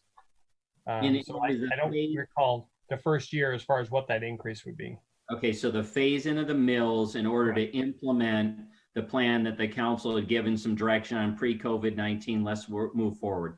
All right, we'll pull up that presentation to be able to answer that question. Okay, thank you. And then I guess this is a question just for Penny. Penny, I know you said there was some language you didn't like in here. Is there any suggestions you have as you read through this that we should do differently? Well, the language like the technical language in where it says section 1 and the legal language, I'm fine with. Okay. It's going into, I guess, page 3 of the resolution, which would be, or maybe it's hold on, I've got both the parks one and the public safety one in front of me. It would be the dollar amount in the ask. Oh, just the dollar amount. Okay. Yeah, Not so much any of the language. Okay. Yeah, no, the language is okay. That's okay. It's pretty simple and easy to understand, I think. Yeah. Mary, if you mind, just to address the language on that, the question I had as I was reading through this was the bold print on the bottom of page 2, where it says, shall the city be authorized to levy 60 mils to support the fire, police, and related public safety expenses? I think I had to leave the room and really didn't get into this, but it looks like we're doing something new instead of repealing and replacing. I know the language goes down for you either check the box for or against repeal the current city's charter section 105.1. Is there any way we can kind of reduce that further to where we're not, those for and against are not so long? Or do we have to include that whole language of the charter in section 105.1? I don't recall, again, I wasn't here for that meeting. I had to leave during the meeting for some appointments, but was that something Brent said we had to include? I'll turn it to Brent Brooks that he can answer.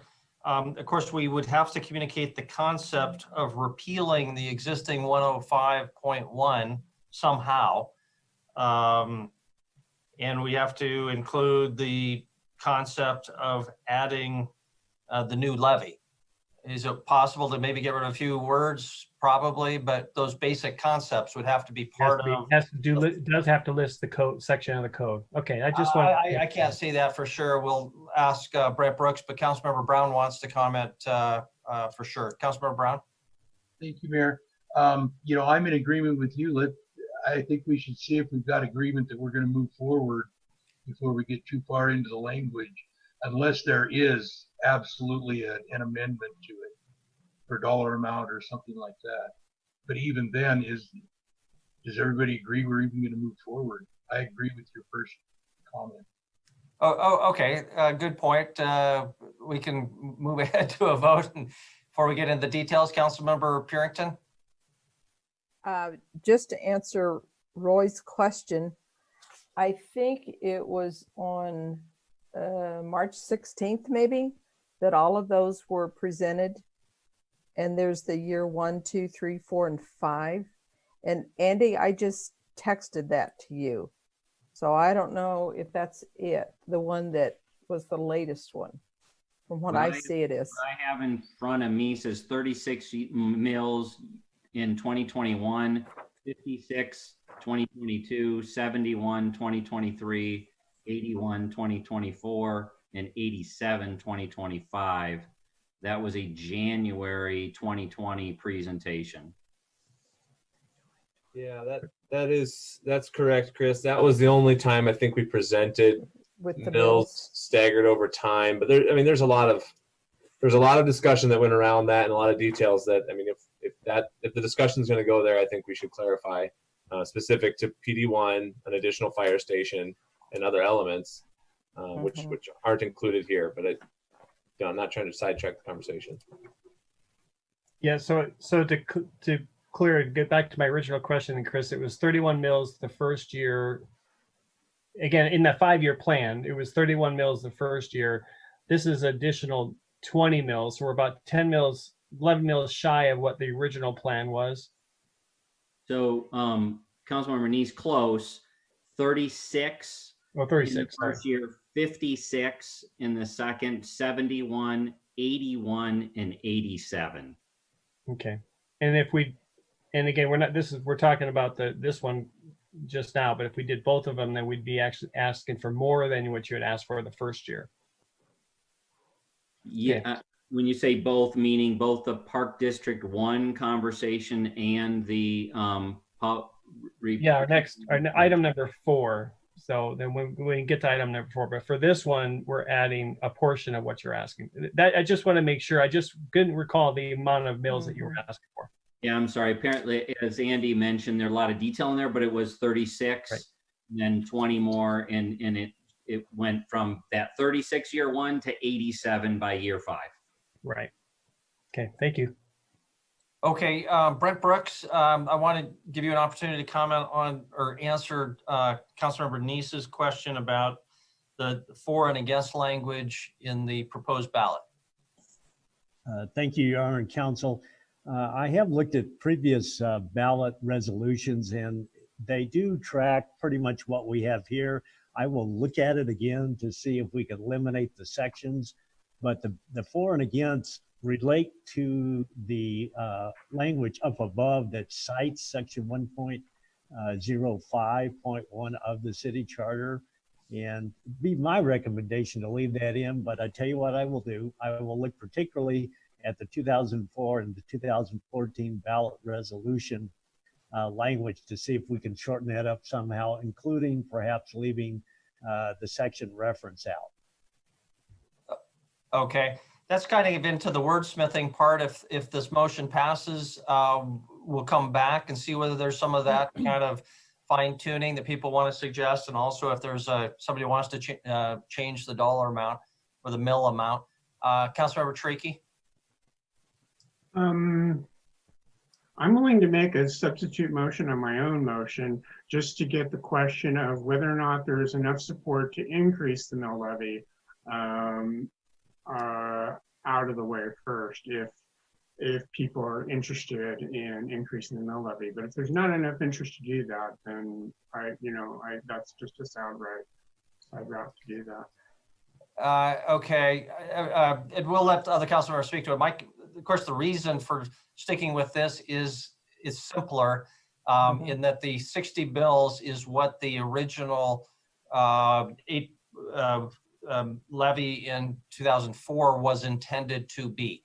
So we can just say we're just trying to go back to where we were. It adds $4 million. We could, of course, add more, but you lose the simplicity of that messaging. But that's on the merits of that question. Other council members want to weigh in here. Councilmember Ronning and Councilmember Shaw. Thank you. I'm thinking back and I realize we have these two separate issues. We've got the public safety, which we're talking about now, and then the parks, which we'll be talking about second. But in reading what the parks board sent to city council and watching their meeting, I mean, their recommendation, if I'm remembering correctly, their recommendation was to kind of quit talking about parks and to focus on public safety and to really think about parks when we're ready to move forward with the land trust and get that land trust involved, the public land trust involved. And keep this as simple as possible, but really focus on public safety and make it a one ask, one issue on the ballot and not complicate it with multiple issues. So that's part of what I wanted to share is for those that didn't see that Parks Board meeting, I hope you read the recommendation. That was my interpretation of the recommendation from the Parks Board was for us to basically kind of not talk about parks, not move forward with parks and focus solely on public safety. At least that's what I thought I heard. Okay. I just want to kind of comment on Councilmember Shaw's very legitimate questions, concerns that go to whether this would pass, which of course is the question for all of us.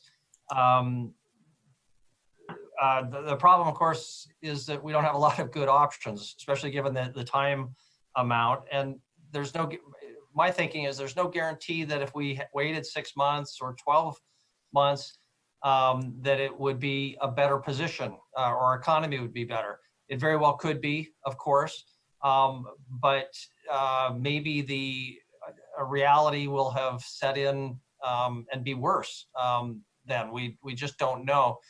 And if that were the case and we couldn't pass it in a year, we would have, again, had to use that many more reserves. And so that's my concern is putting a lot of eggs in a later basket. But I don't have, my crystal ball is not working perfectly, however, or I'd tell you what the answer is to all those issues. Councilmember Brown? Thank you, Mayor. Trying to stay on track on Councilmember Chiriki's last motion, is is anybody interested in increasing those mills?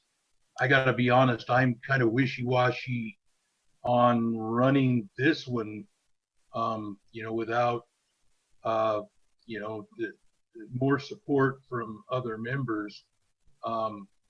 So I wouldn't support increasing that mill on what we're trying to present right now. I think it's fairly clean and easy. It either goes or it doesn't go. So I'll support going forward with the 60, but I just can't support going anymore. Thank you. Councilmember Neese, then Councilmember Purington. I would echo what Sean said. Councilmember Purington. Ditto. Okay. Councilmember Yakowicz. Thank you, Honor Council. In the last week, I've been calling and reaching out to a number of people, and my crystal ball right now would be to wait until next year. I'm not struggling about money in terms of if the council wants to go forward with, if the council right now to draft this is also important, because whether we adopt it this year or not, we put effort into some language.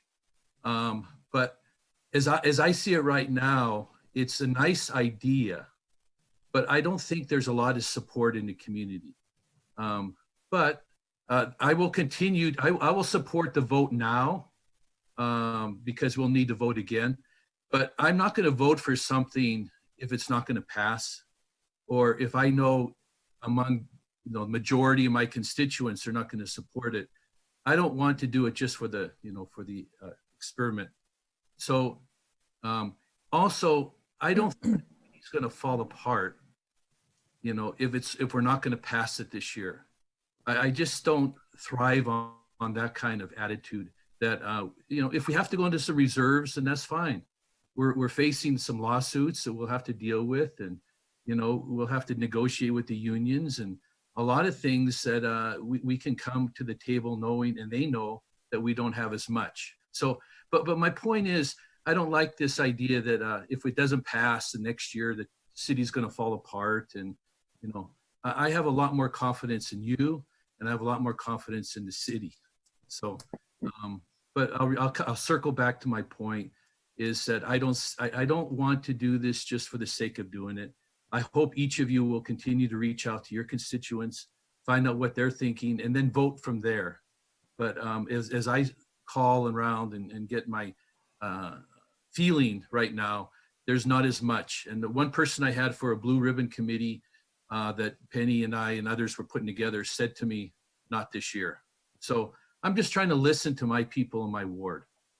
Thank you. Okay, thank you.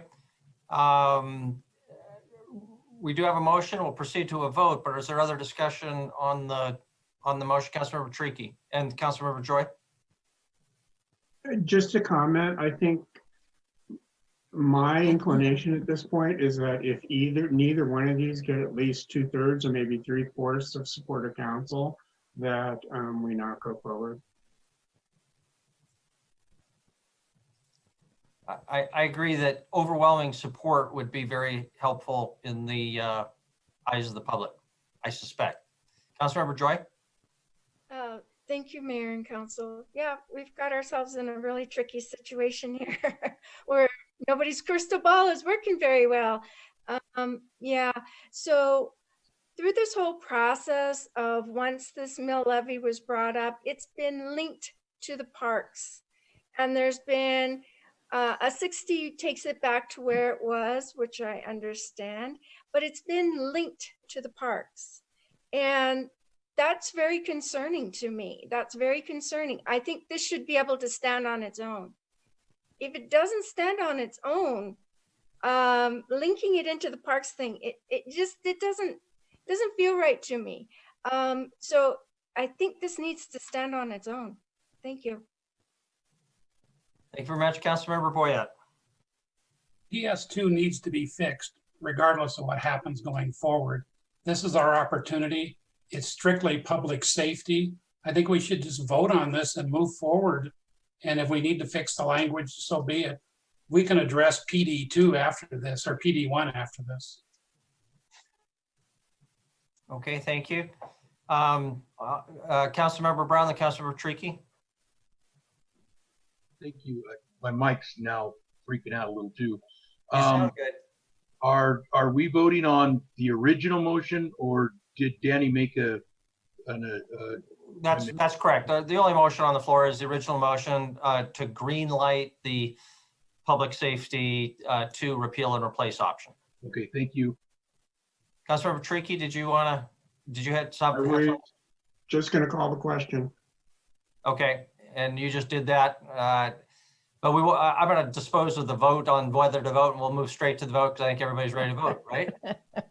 Okay, so this will be the motion on the underlying motion to direct staff to continue work forward to try to finalize this.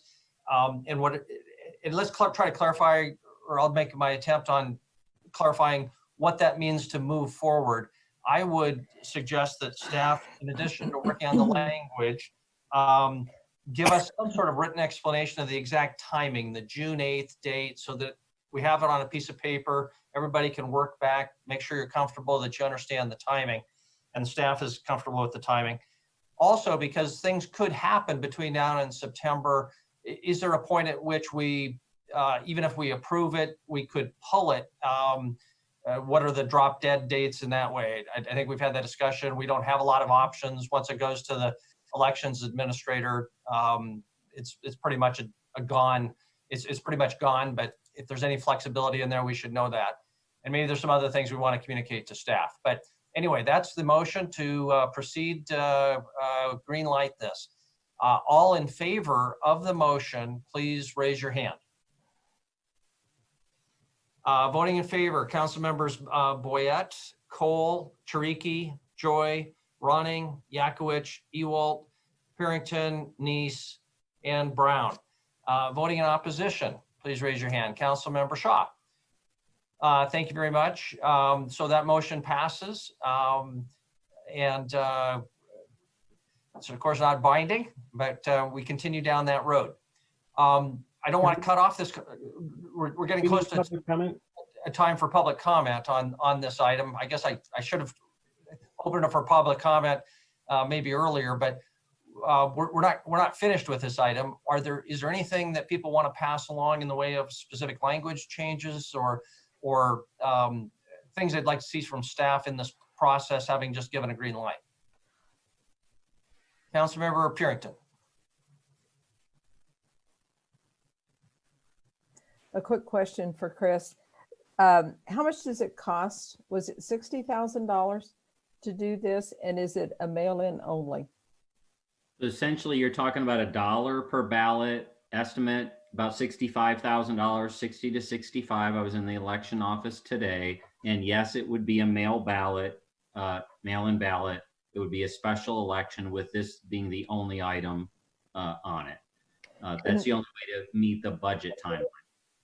And so that is, School District 2 is having an issue because they couldn't have the election during the state of emergency. So that was shared with me today at the election office. I hesitate to go there because I don't understand the issue, but I was told that their election, for whatever reason, is tied into this emergency declaration.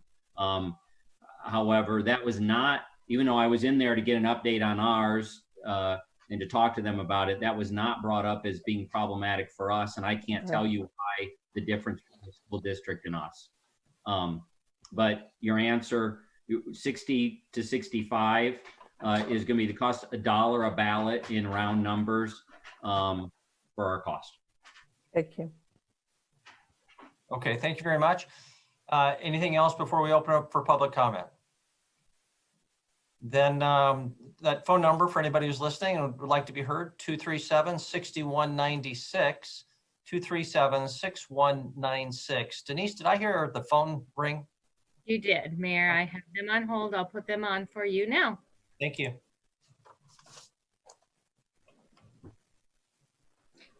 Hello, and thank you for your call. You've reached the public comment period for tonight's City Council meeting. Hello, are you there? Yeah. Hi. You have reached the public comment period for tonight's City Council meeting. You'll have 3 minutes to give us your comment. May I have your address and your name, please? Yeah, my name is Tim Warburton, 3444 Licking Penny Lane. Ken Warburton? Yep. Okay, Ken, go ahead. Tim, sorry, Tim. Yeah. Tim, thank you. All right, Mayor and Council, thank you guys. It's good to see you guys again, 10 o'clock tonight. Glad we're just focusing on some serious issues. Just a couple comments on the public safety thing that you guys are talking about here. I just really wanted to kind of voice some support for Council Member Shaw's comments about the recent levies that haven't passed and the 12% percentage, and asking who's really supporting this. Nobody that I've heard of, not a lot of people. And so, you know, I've seen the comments out there that this is the problem that's happened when we kick the can down the road. And allegedly the greatest economy ever, this is still where we're at. So, which is really unfortunate. And there are no really good solutions, but this one, where you're tying in public safety vote with a possible school vote and somehow convoluting it with a parks vote, which makes no sense at all. It's really just a big mess that you guys are making, in my view. So, Councilperson Ronnie mentioned some feedback, just to quit talking about the parks. I think that's a wonderful idea. I supported that. Obviously, I'm also on the Parks Board. There's a reason those comments were made. For those of you that didn't get that, I'll share my thoughts. There's a reason people are trying to tie in parks here, and that's to get rid of Park District 1. It's pretty simple. That's the reason. That's kind of what's going on here. One way or the other, that's what we're trying to do. And it's unfortunate because it's a really great tool for the city. So this mill levy that you guys are talking about, Councilmember Ryan said, isn't getting the job done because you're not doing anything. So I don't understand what the point is. If you're not going to ask for more, then don't ask for anything. So those are my comments on this one. I'll pay attention to the next discussion. Thanks. Thank you. Thank you very much. Denise, do we have any other callers? No, Mayor, we do not. Okay, thank you very much. You're welcome. Then we will close the public comment on item 3. Are we done with item 3? I asked the council. If we are, we'll move on to the parks discussion. Is there anything else relating to this? I don't see anything. Councilmember Tricky? Mr. Kukulski, do you want a group of people to help you with the language on this, or are we good at this point? Frankly, I think we're at a point where like I said, I've reached out to 2 different communication / kind of ballot companies to see if they would weigh in. And I think their weighing in is the next piece I'm looking for refinement. If there's any value whatsoever in putting it on your agenda again this coming Monday, I will do that. So you get another shot at it before the 8th. But that's where I'm at. I don't think I need anything else unless, as the mayor said, and no one has had any fundamental policy shifts from what it says right now. Thank you. Chris, I found a whopping 6 words that I would remove that are not substantive at all. I'll pass on to you. Councilmember Neese, a question for you. The bolded sentence that raises the question and currently reads, shall the city be authorized to levy 60 mills to support fire, police, and related public safety expenses? I wasn't sure where you were going in pointing that out, and I was wondering if what you meant was that sentence should also say, shall the city be authorized to repeal the existing section 105 levy and levy 60 mils? Were you trying to say something about the substantive part of that language? Yeah, I was trying to say something about repeal the $8.2 million levy and replace it with the 60 mil levy to support police fire, something like that. So okay, and so maybe we can come back together informally and weigh in on that. I don't think that's a bad idea. I had the same question myself. So, okay, well, with that, then we'll move forward to new item 4, which is a similar discussion, the proposed parks levy. Councilmember Boyette. I'm all in favor of correcting PD1. I think it's stuck at $2 million. We end up taking the rest of the money that they use out of the general fund. I think the public should have the right to know exactly how many dollars is going in the parks. I've talked to a lot of people. I mean, I really have. I've been on the phone a lot. I think I can explain how to work PS2 really easy and explain it, which we've just done. I'm struggling trying to explain the parks to the public, how that works. I'm almost to a point now where I'd like to table it till next year where we could really work with it. We could also put something in about the trails, maybe a mill or two in the trails. I'm for this, don't get me wrong, but I think it's a struggle. I'd hate to see it go down in flames because we couldn't explain it properly. If I sit down with a person for a half hour with a piece of paper and explain it, but I don't think I can do that on a ballot issue. So my concern is, I don't think I can explain it. And if I can't explain it, how can the public do it? I almost like rather to move it aside for maybe next year and beat it to death then. Unfortunately, that's what I'm gonna say. You only have to do that 35,000 times, Mike. Okay, thank you. Other comments on this one? Councilmember Ronnie. Thank you. Yeah, I'm not a fan of the direction that this particular that this mill levy went in, and so I'm definitely not going to support this, and I just think that it needs to be only public safety on a ballot, and that's all. And I am a supporter of PD1 and think that it should always be a tool for the city. And I think that this language gets complicated, and I just think it needs to be simple on a ballot and easy to understand. And so I won't support moving forward with this particular levy. Thank you. Councilmember Shaw. Thank you. Mike, thank you. I completely agree with you. Oh, I'm sorry. Then Councilmember Neese. He's double waving. Oh, okay.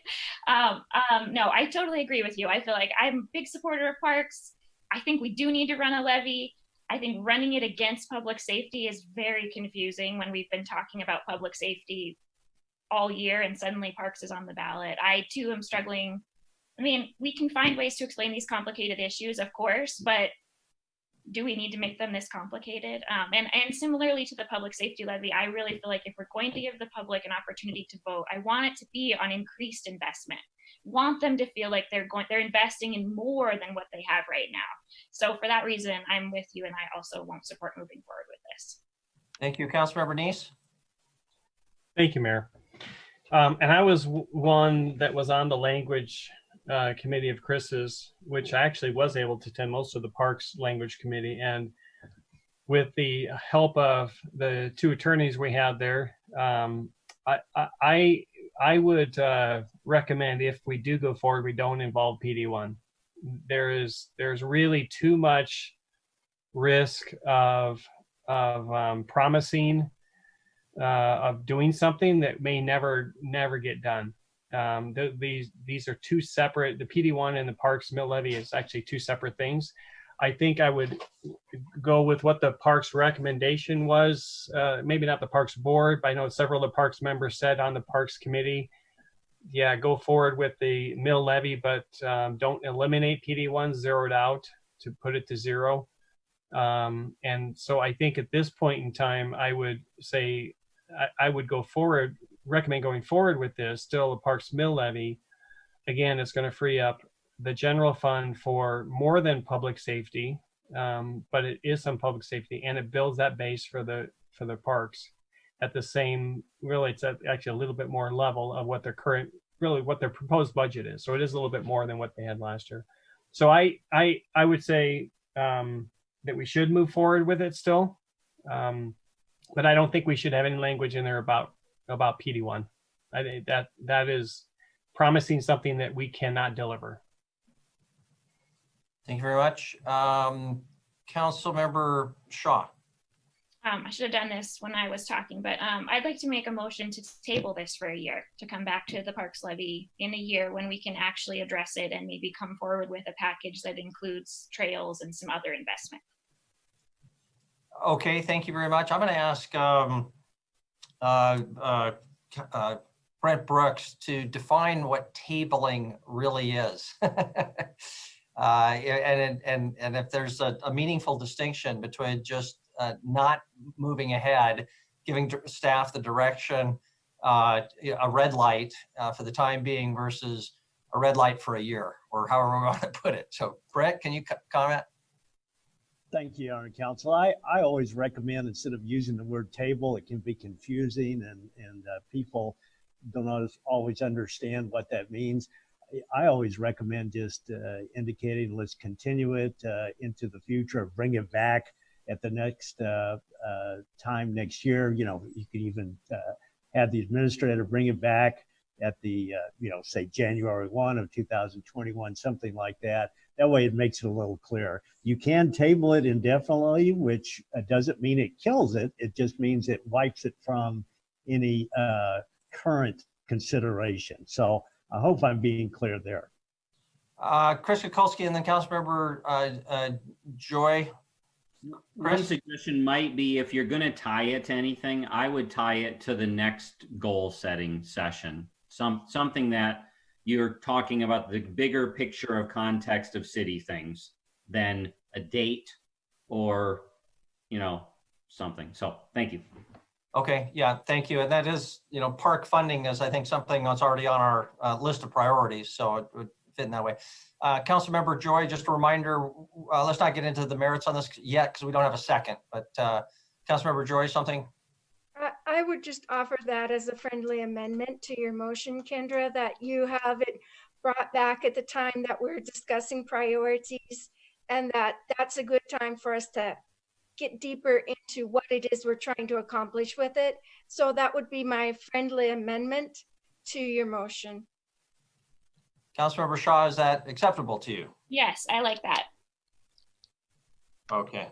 So roughly January 2021. Okay, was there a second? Yeah. Okay, and Councilmember Tricky seconded that. Okay, discussion on the motion. Any other discussion on the motion? Councilmember Purington, and then Councilmember Neese. Well, I would prefer to go ahead and keep this going at this point with the park mill levy. I agree with Roy that in listening to the Parks Board and the Parks member at that last meeting that I attended, they were supporting the Parks mill levy. I think they could see the benefit of it, but they were opposed to getting rid of PD1.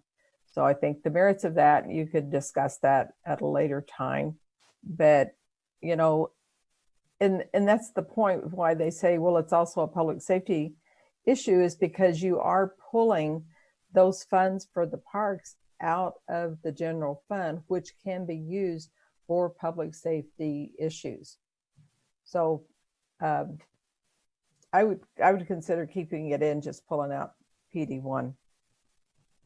Okay, Councilmember Neese. Thank you, Mayor. Yeah, I don't think this is a complicated issue. In fact, it's now simplified because we're not going to address the PD1. And so the other thing it is going to do, it really will raise more than what was in year one. in mill levies than what was proposed by the 5-year plan. It will give us the opportunity to actually lower the general mills by maybe 5 mills if Andy's guesstimate is correct. And I think that we should go forward with that. With that said, I'm going to make a substitute motion to direct staff to continue with the moving forward with the Parks mill levy without the PD1 language. Okay, so we have a substitute motion. Is there a second for that motion? Councilmember Ewalt seconded. Okay, discussion now on the substitute motion. Councilmember Joy. I won't be supporting the substitute motion. Here again, public safety and the parks are linked. I don't think that that's a good strategy. I think that public safety has to stand on its own. The issues that we have talked about, I mean, we've been, as council, been through how many work sessions, how many special sessions, all the emails that I've gone through. I could make a stack of papers this high of what we have worked on to get something on public safety. I can't make even this many papers on a parks mill levy. We've not discussed this. I won't support it. I think that we should also at sometimes listen to taking into advisement the opinions of our boards and commissions. They are citizen boards. They are volunteer, and they do that because they love the city and they want to have that input. So I will not be supporting the substitute motion. Thank you. Okay. Any other comments on the substitute motion? We'll come back to Councilmember Neese, but because he made the motion, I had an opportunity. I'm going to look to others first. Councilmember Brown. Yeah, I got to be honest. I really like the motion here with not eradicating PD1. However, I've kind of lost my gusto in my stomach for what we can go out and ask for at this point. You know, I had a much more optimistic view a month ago, but a lot of the businesses that I work with now, you know, they're very, very uncertain, and they're wanting to hold on to money, which means their staff, their employees, everything else are going to be affected as well. It kind of pains me because we got where we wanted to be on this motion, or where I wanted it to be. But I just don't think I want to put it on the ballot with the other at this point. So. Okay, thank you very much. I think I'd recognize Councilmember Trickey and then Councilmember Neese. I would point out that our discussion on this, even this motion, is still complicated by the fact that there's going to be a large amount of disagreement on the amount of money that, or the size of the mill that's there. The Parks Board voted 4-3 in that session to support a dedicated funding source, plus an additional 10 mills for capital projects.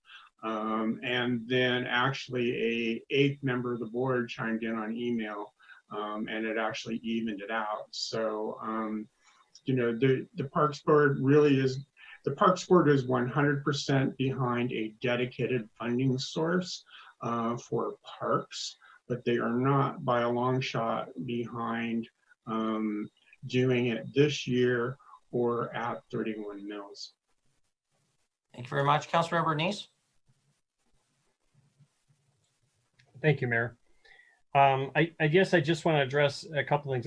Danny, you're right. The Parks Board did want the dedicated. They liked that idea, and so I think this is something that they're wanting. They also didn't like the idea of dissolving PD1, which is, again, this is what we're doing because I think it shouldn't be addressed at the same time.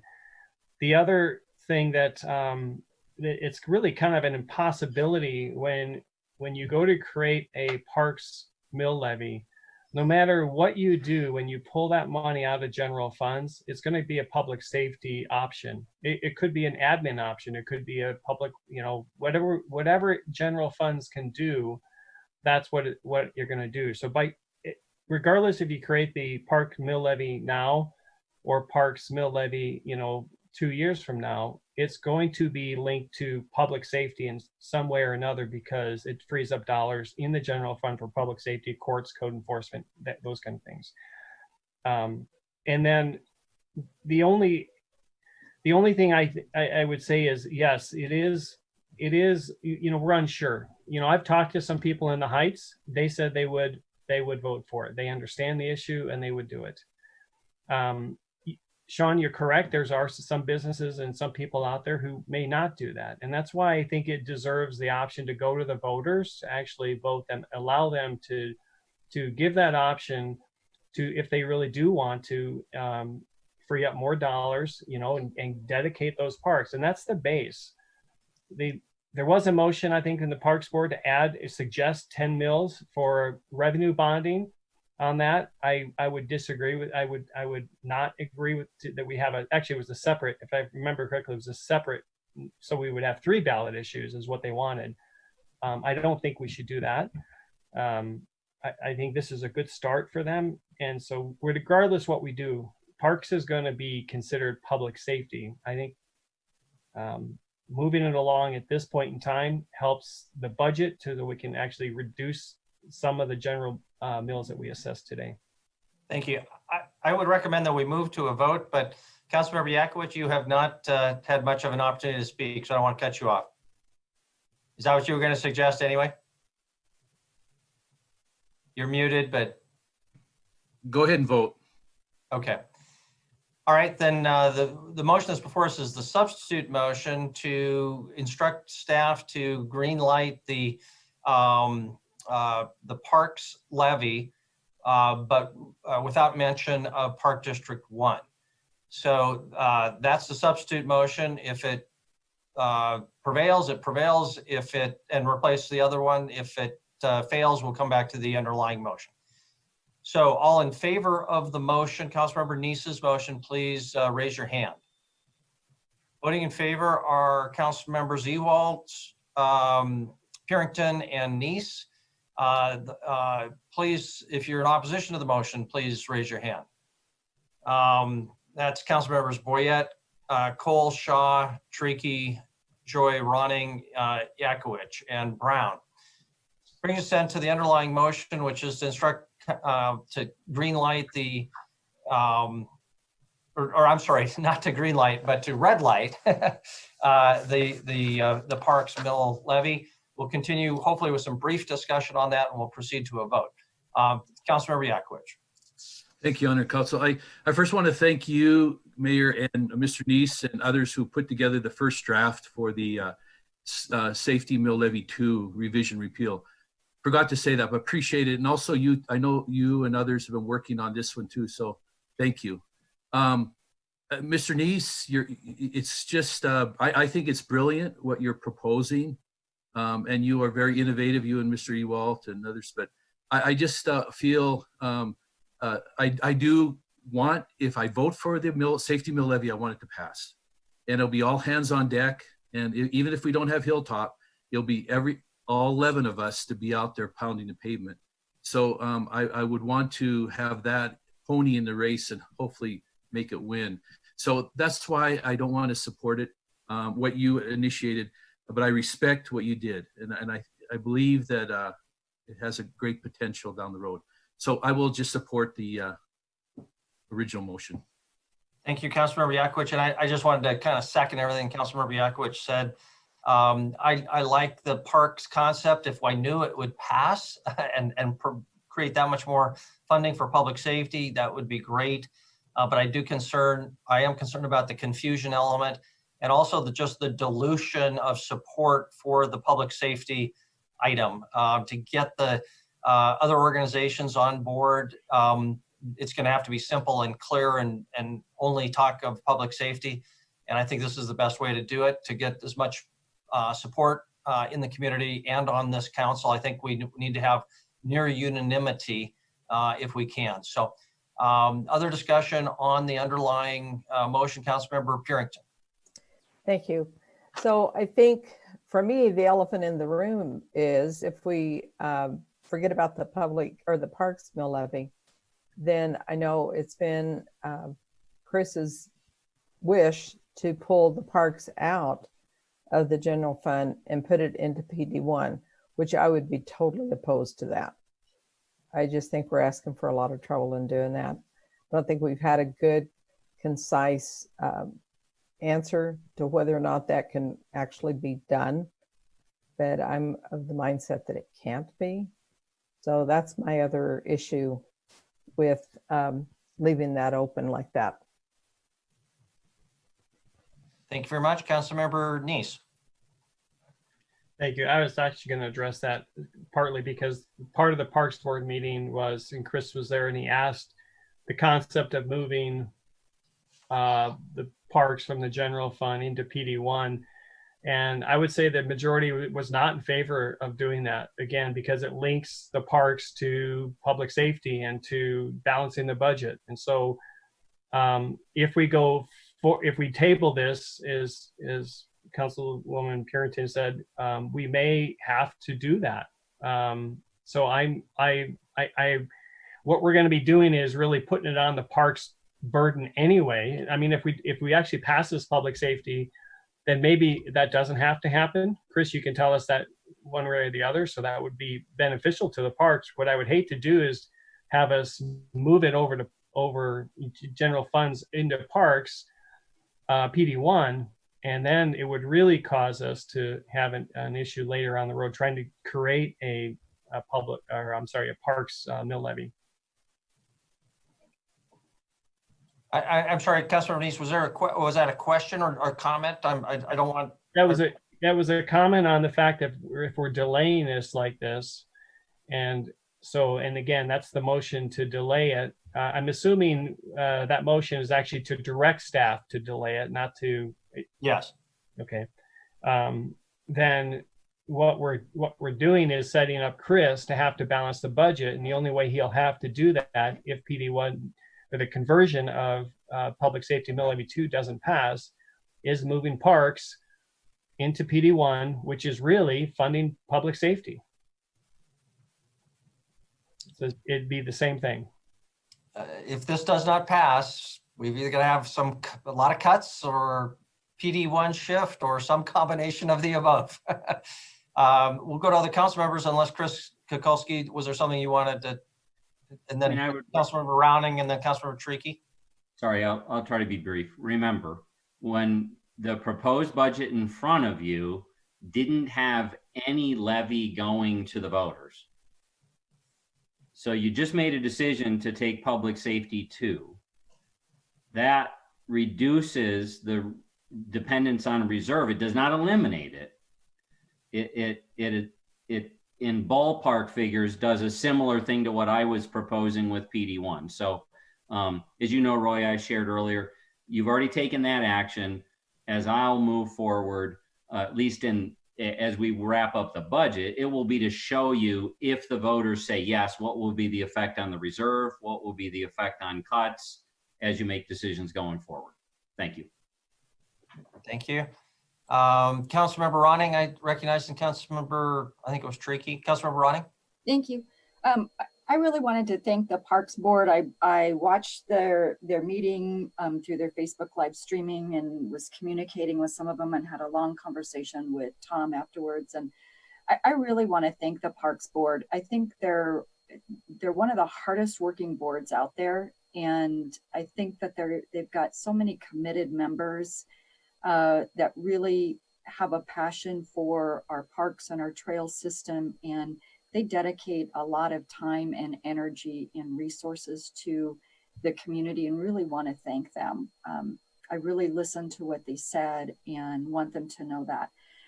One of the things I did share with Tom, and one of the things I guess I want to stress, and this is just my personal opinion, is that while we say this is a public safety issue when we're talking about parks, this is a budget issue.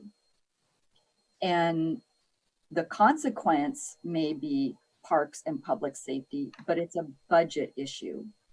And it's a budget issue that has been spoken to councils, like 2 and 3 councils previous. So 2 and 3 councils previous have known this day was coming. As well as the previous council, we knew this day was coming. And it's here. And so we're the council left to try to find some solutions. And it had been kicked, the can had been kicked down the road for a while. But this is a budget issue that will have public safety and parks consequences and other general fund consequences. But it really is a budget issue. And I guess that's my feeling on that, and wanted to kind of stress that language. Thank you. Councilmember Tricky. Yeah, I would totally echo what Councilmember Ronning said. I agree with Councilmembers Purington and Neese that it boils down to a risk assessment. You know, do we put 2 arrows out there or 1? You know, which one's more likely to happen? What happens if it doesn't happen? There is no risk-free solution to this. We're sitting where we are because this is where we are right now. And in my mind, the most risk-free way to move forward is with 1 thing on the ballot, not 2. Thank you very much. Was there any other council member who wanted to weigh in before we proceed to a vote on the underlying motion, which was made by Councilmember Shaw, seconded by Councilmember Chiriki, to give staff a red light instruction at this point, but still ask them to bring back the larger question of park funding and possible park levy in the planning process in early 2021. Any other comments before we proceed to a vote? If not, the all in favor of the motion, please raise your hand. Voting in favor, Council members Boyette, Cole, Shaw, Chiriki, Joy, Ronning, Yakowicz, and Brown. If you're opposed to the motion, please raise your hand. Voting in opposition are council members Ewalt, Purington, and Neese. Thank you very much. That motion passes. And we did not have public comment. I apologize about that. I should have opened this up, but this still is an opportunity. If you're so inclined, we could bring a motion for reconsideration, I suppose. But we need to open up for public comment. This is on the agenda. 237-6196, 237-6196. Our trusty city clerk, if she's not asleep at this point, will tell us that the phone has rung. If anybody's listening, you'll have 3 minutes. We'll need your name and your address. Again, there's a delay, so turn off or mute your television or your computer. 237-6196. Denise, we're not seeing any phone calls, correct? Oh, we have one now. Hold the line. Hello, and thank you for your call. You've reached the public comment period for tonight's City Council meeting. You'll have 3 minutes to give us your comment. May I have your name and address, please? This is Tim Warburton, 3444 Lucky Penny Lane. I just want to start out by thanking you guys for your discussion on that, and for the council members who stood up and supported parks. I want to thank Councilperson Ronning for her comment about the Parks Board and on it. I think it speaks to the leadership there with Tom Rupsis. He definitely goes out and just really works hard for the parks in the city. And I think kind of going back to the comment Chris had made earlier about grants and do we have a grant person in the city and how we don't. And Tom's been instrumental in going out and doing part of that. And that's all just volunteer and because he cares. So I just think that's really great and awesome. And I just wanted to give Tom a shout out on that. I wanted to, I know this is a budget issue, but it's been unfortunate that there's been some reason to try to tie in parks here. I think if you paid attention to the discussion, again, you will see there's a motive there to eliminate Park District 1 from some members, and that's just not something that I think the majority of the Parks Board would support, or those who have discussions with the Parks Board. I just think Park District 1 is a great tool. If people want to use it, and the city definitely can. So I just want to thank you guys for not experimenting, as Councilperson Yakovich said earlier, with this idea and trying to mix these two things together. And I look forward to the discussion about public safety, the mill levy, and hopefully we can get that increased, and we can all go out there and get support for that and do great things. So thank you guys for your time tonight. Looks like good things might happen after 9 o'clock. So thank you guys, and have a good night. Okay, thank you. Kim. Denise, do we have any other callers? No, Mayor, it looks like we are clear. Okay, public comment period is closed. I think we're done with item number 4, unless there's something else I missed. With that, then we'll deem item 4 complete. We do need to any items council discussion before we get public comment on non-agenda items. Any members of the public, that number will be 237-6196 in just a moment. Councilmember Roddick.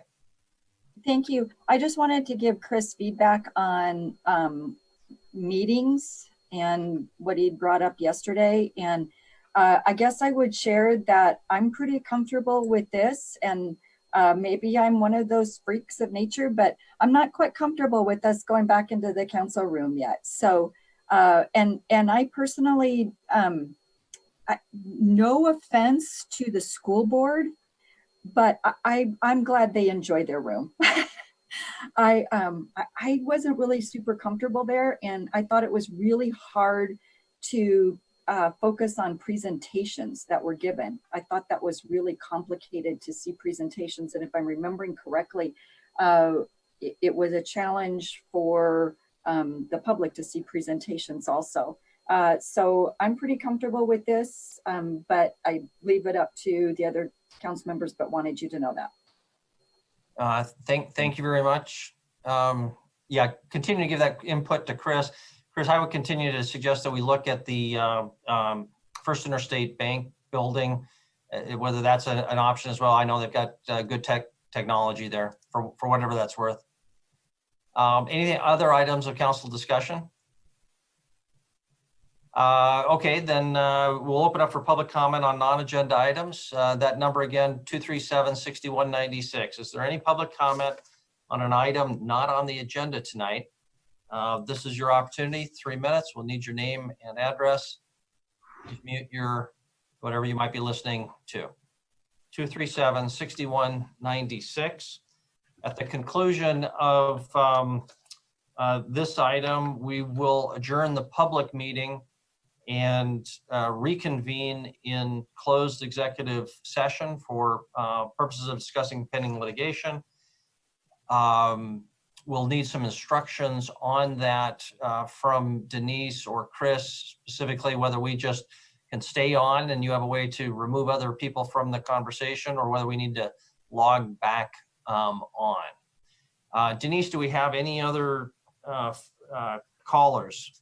We have no other callers, and yes, Community 7 will drop off, and I think all the rest of you can stay on, and we will stop the recording of this for your executive session.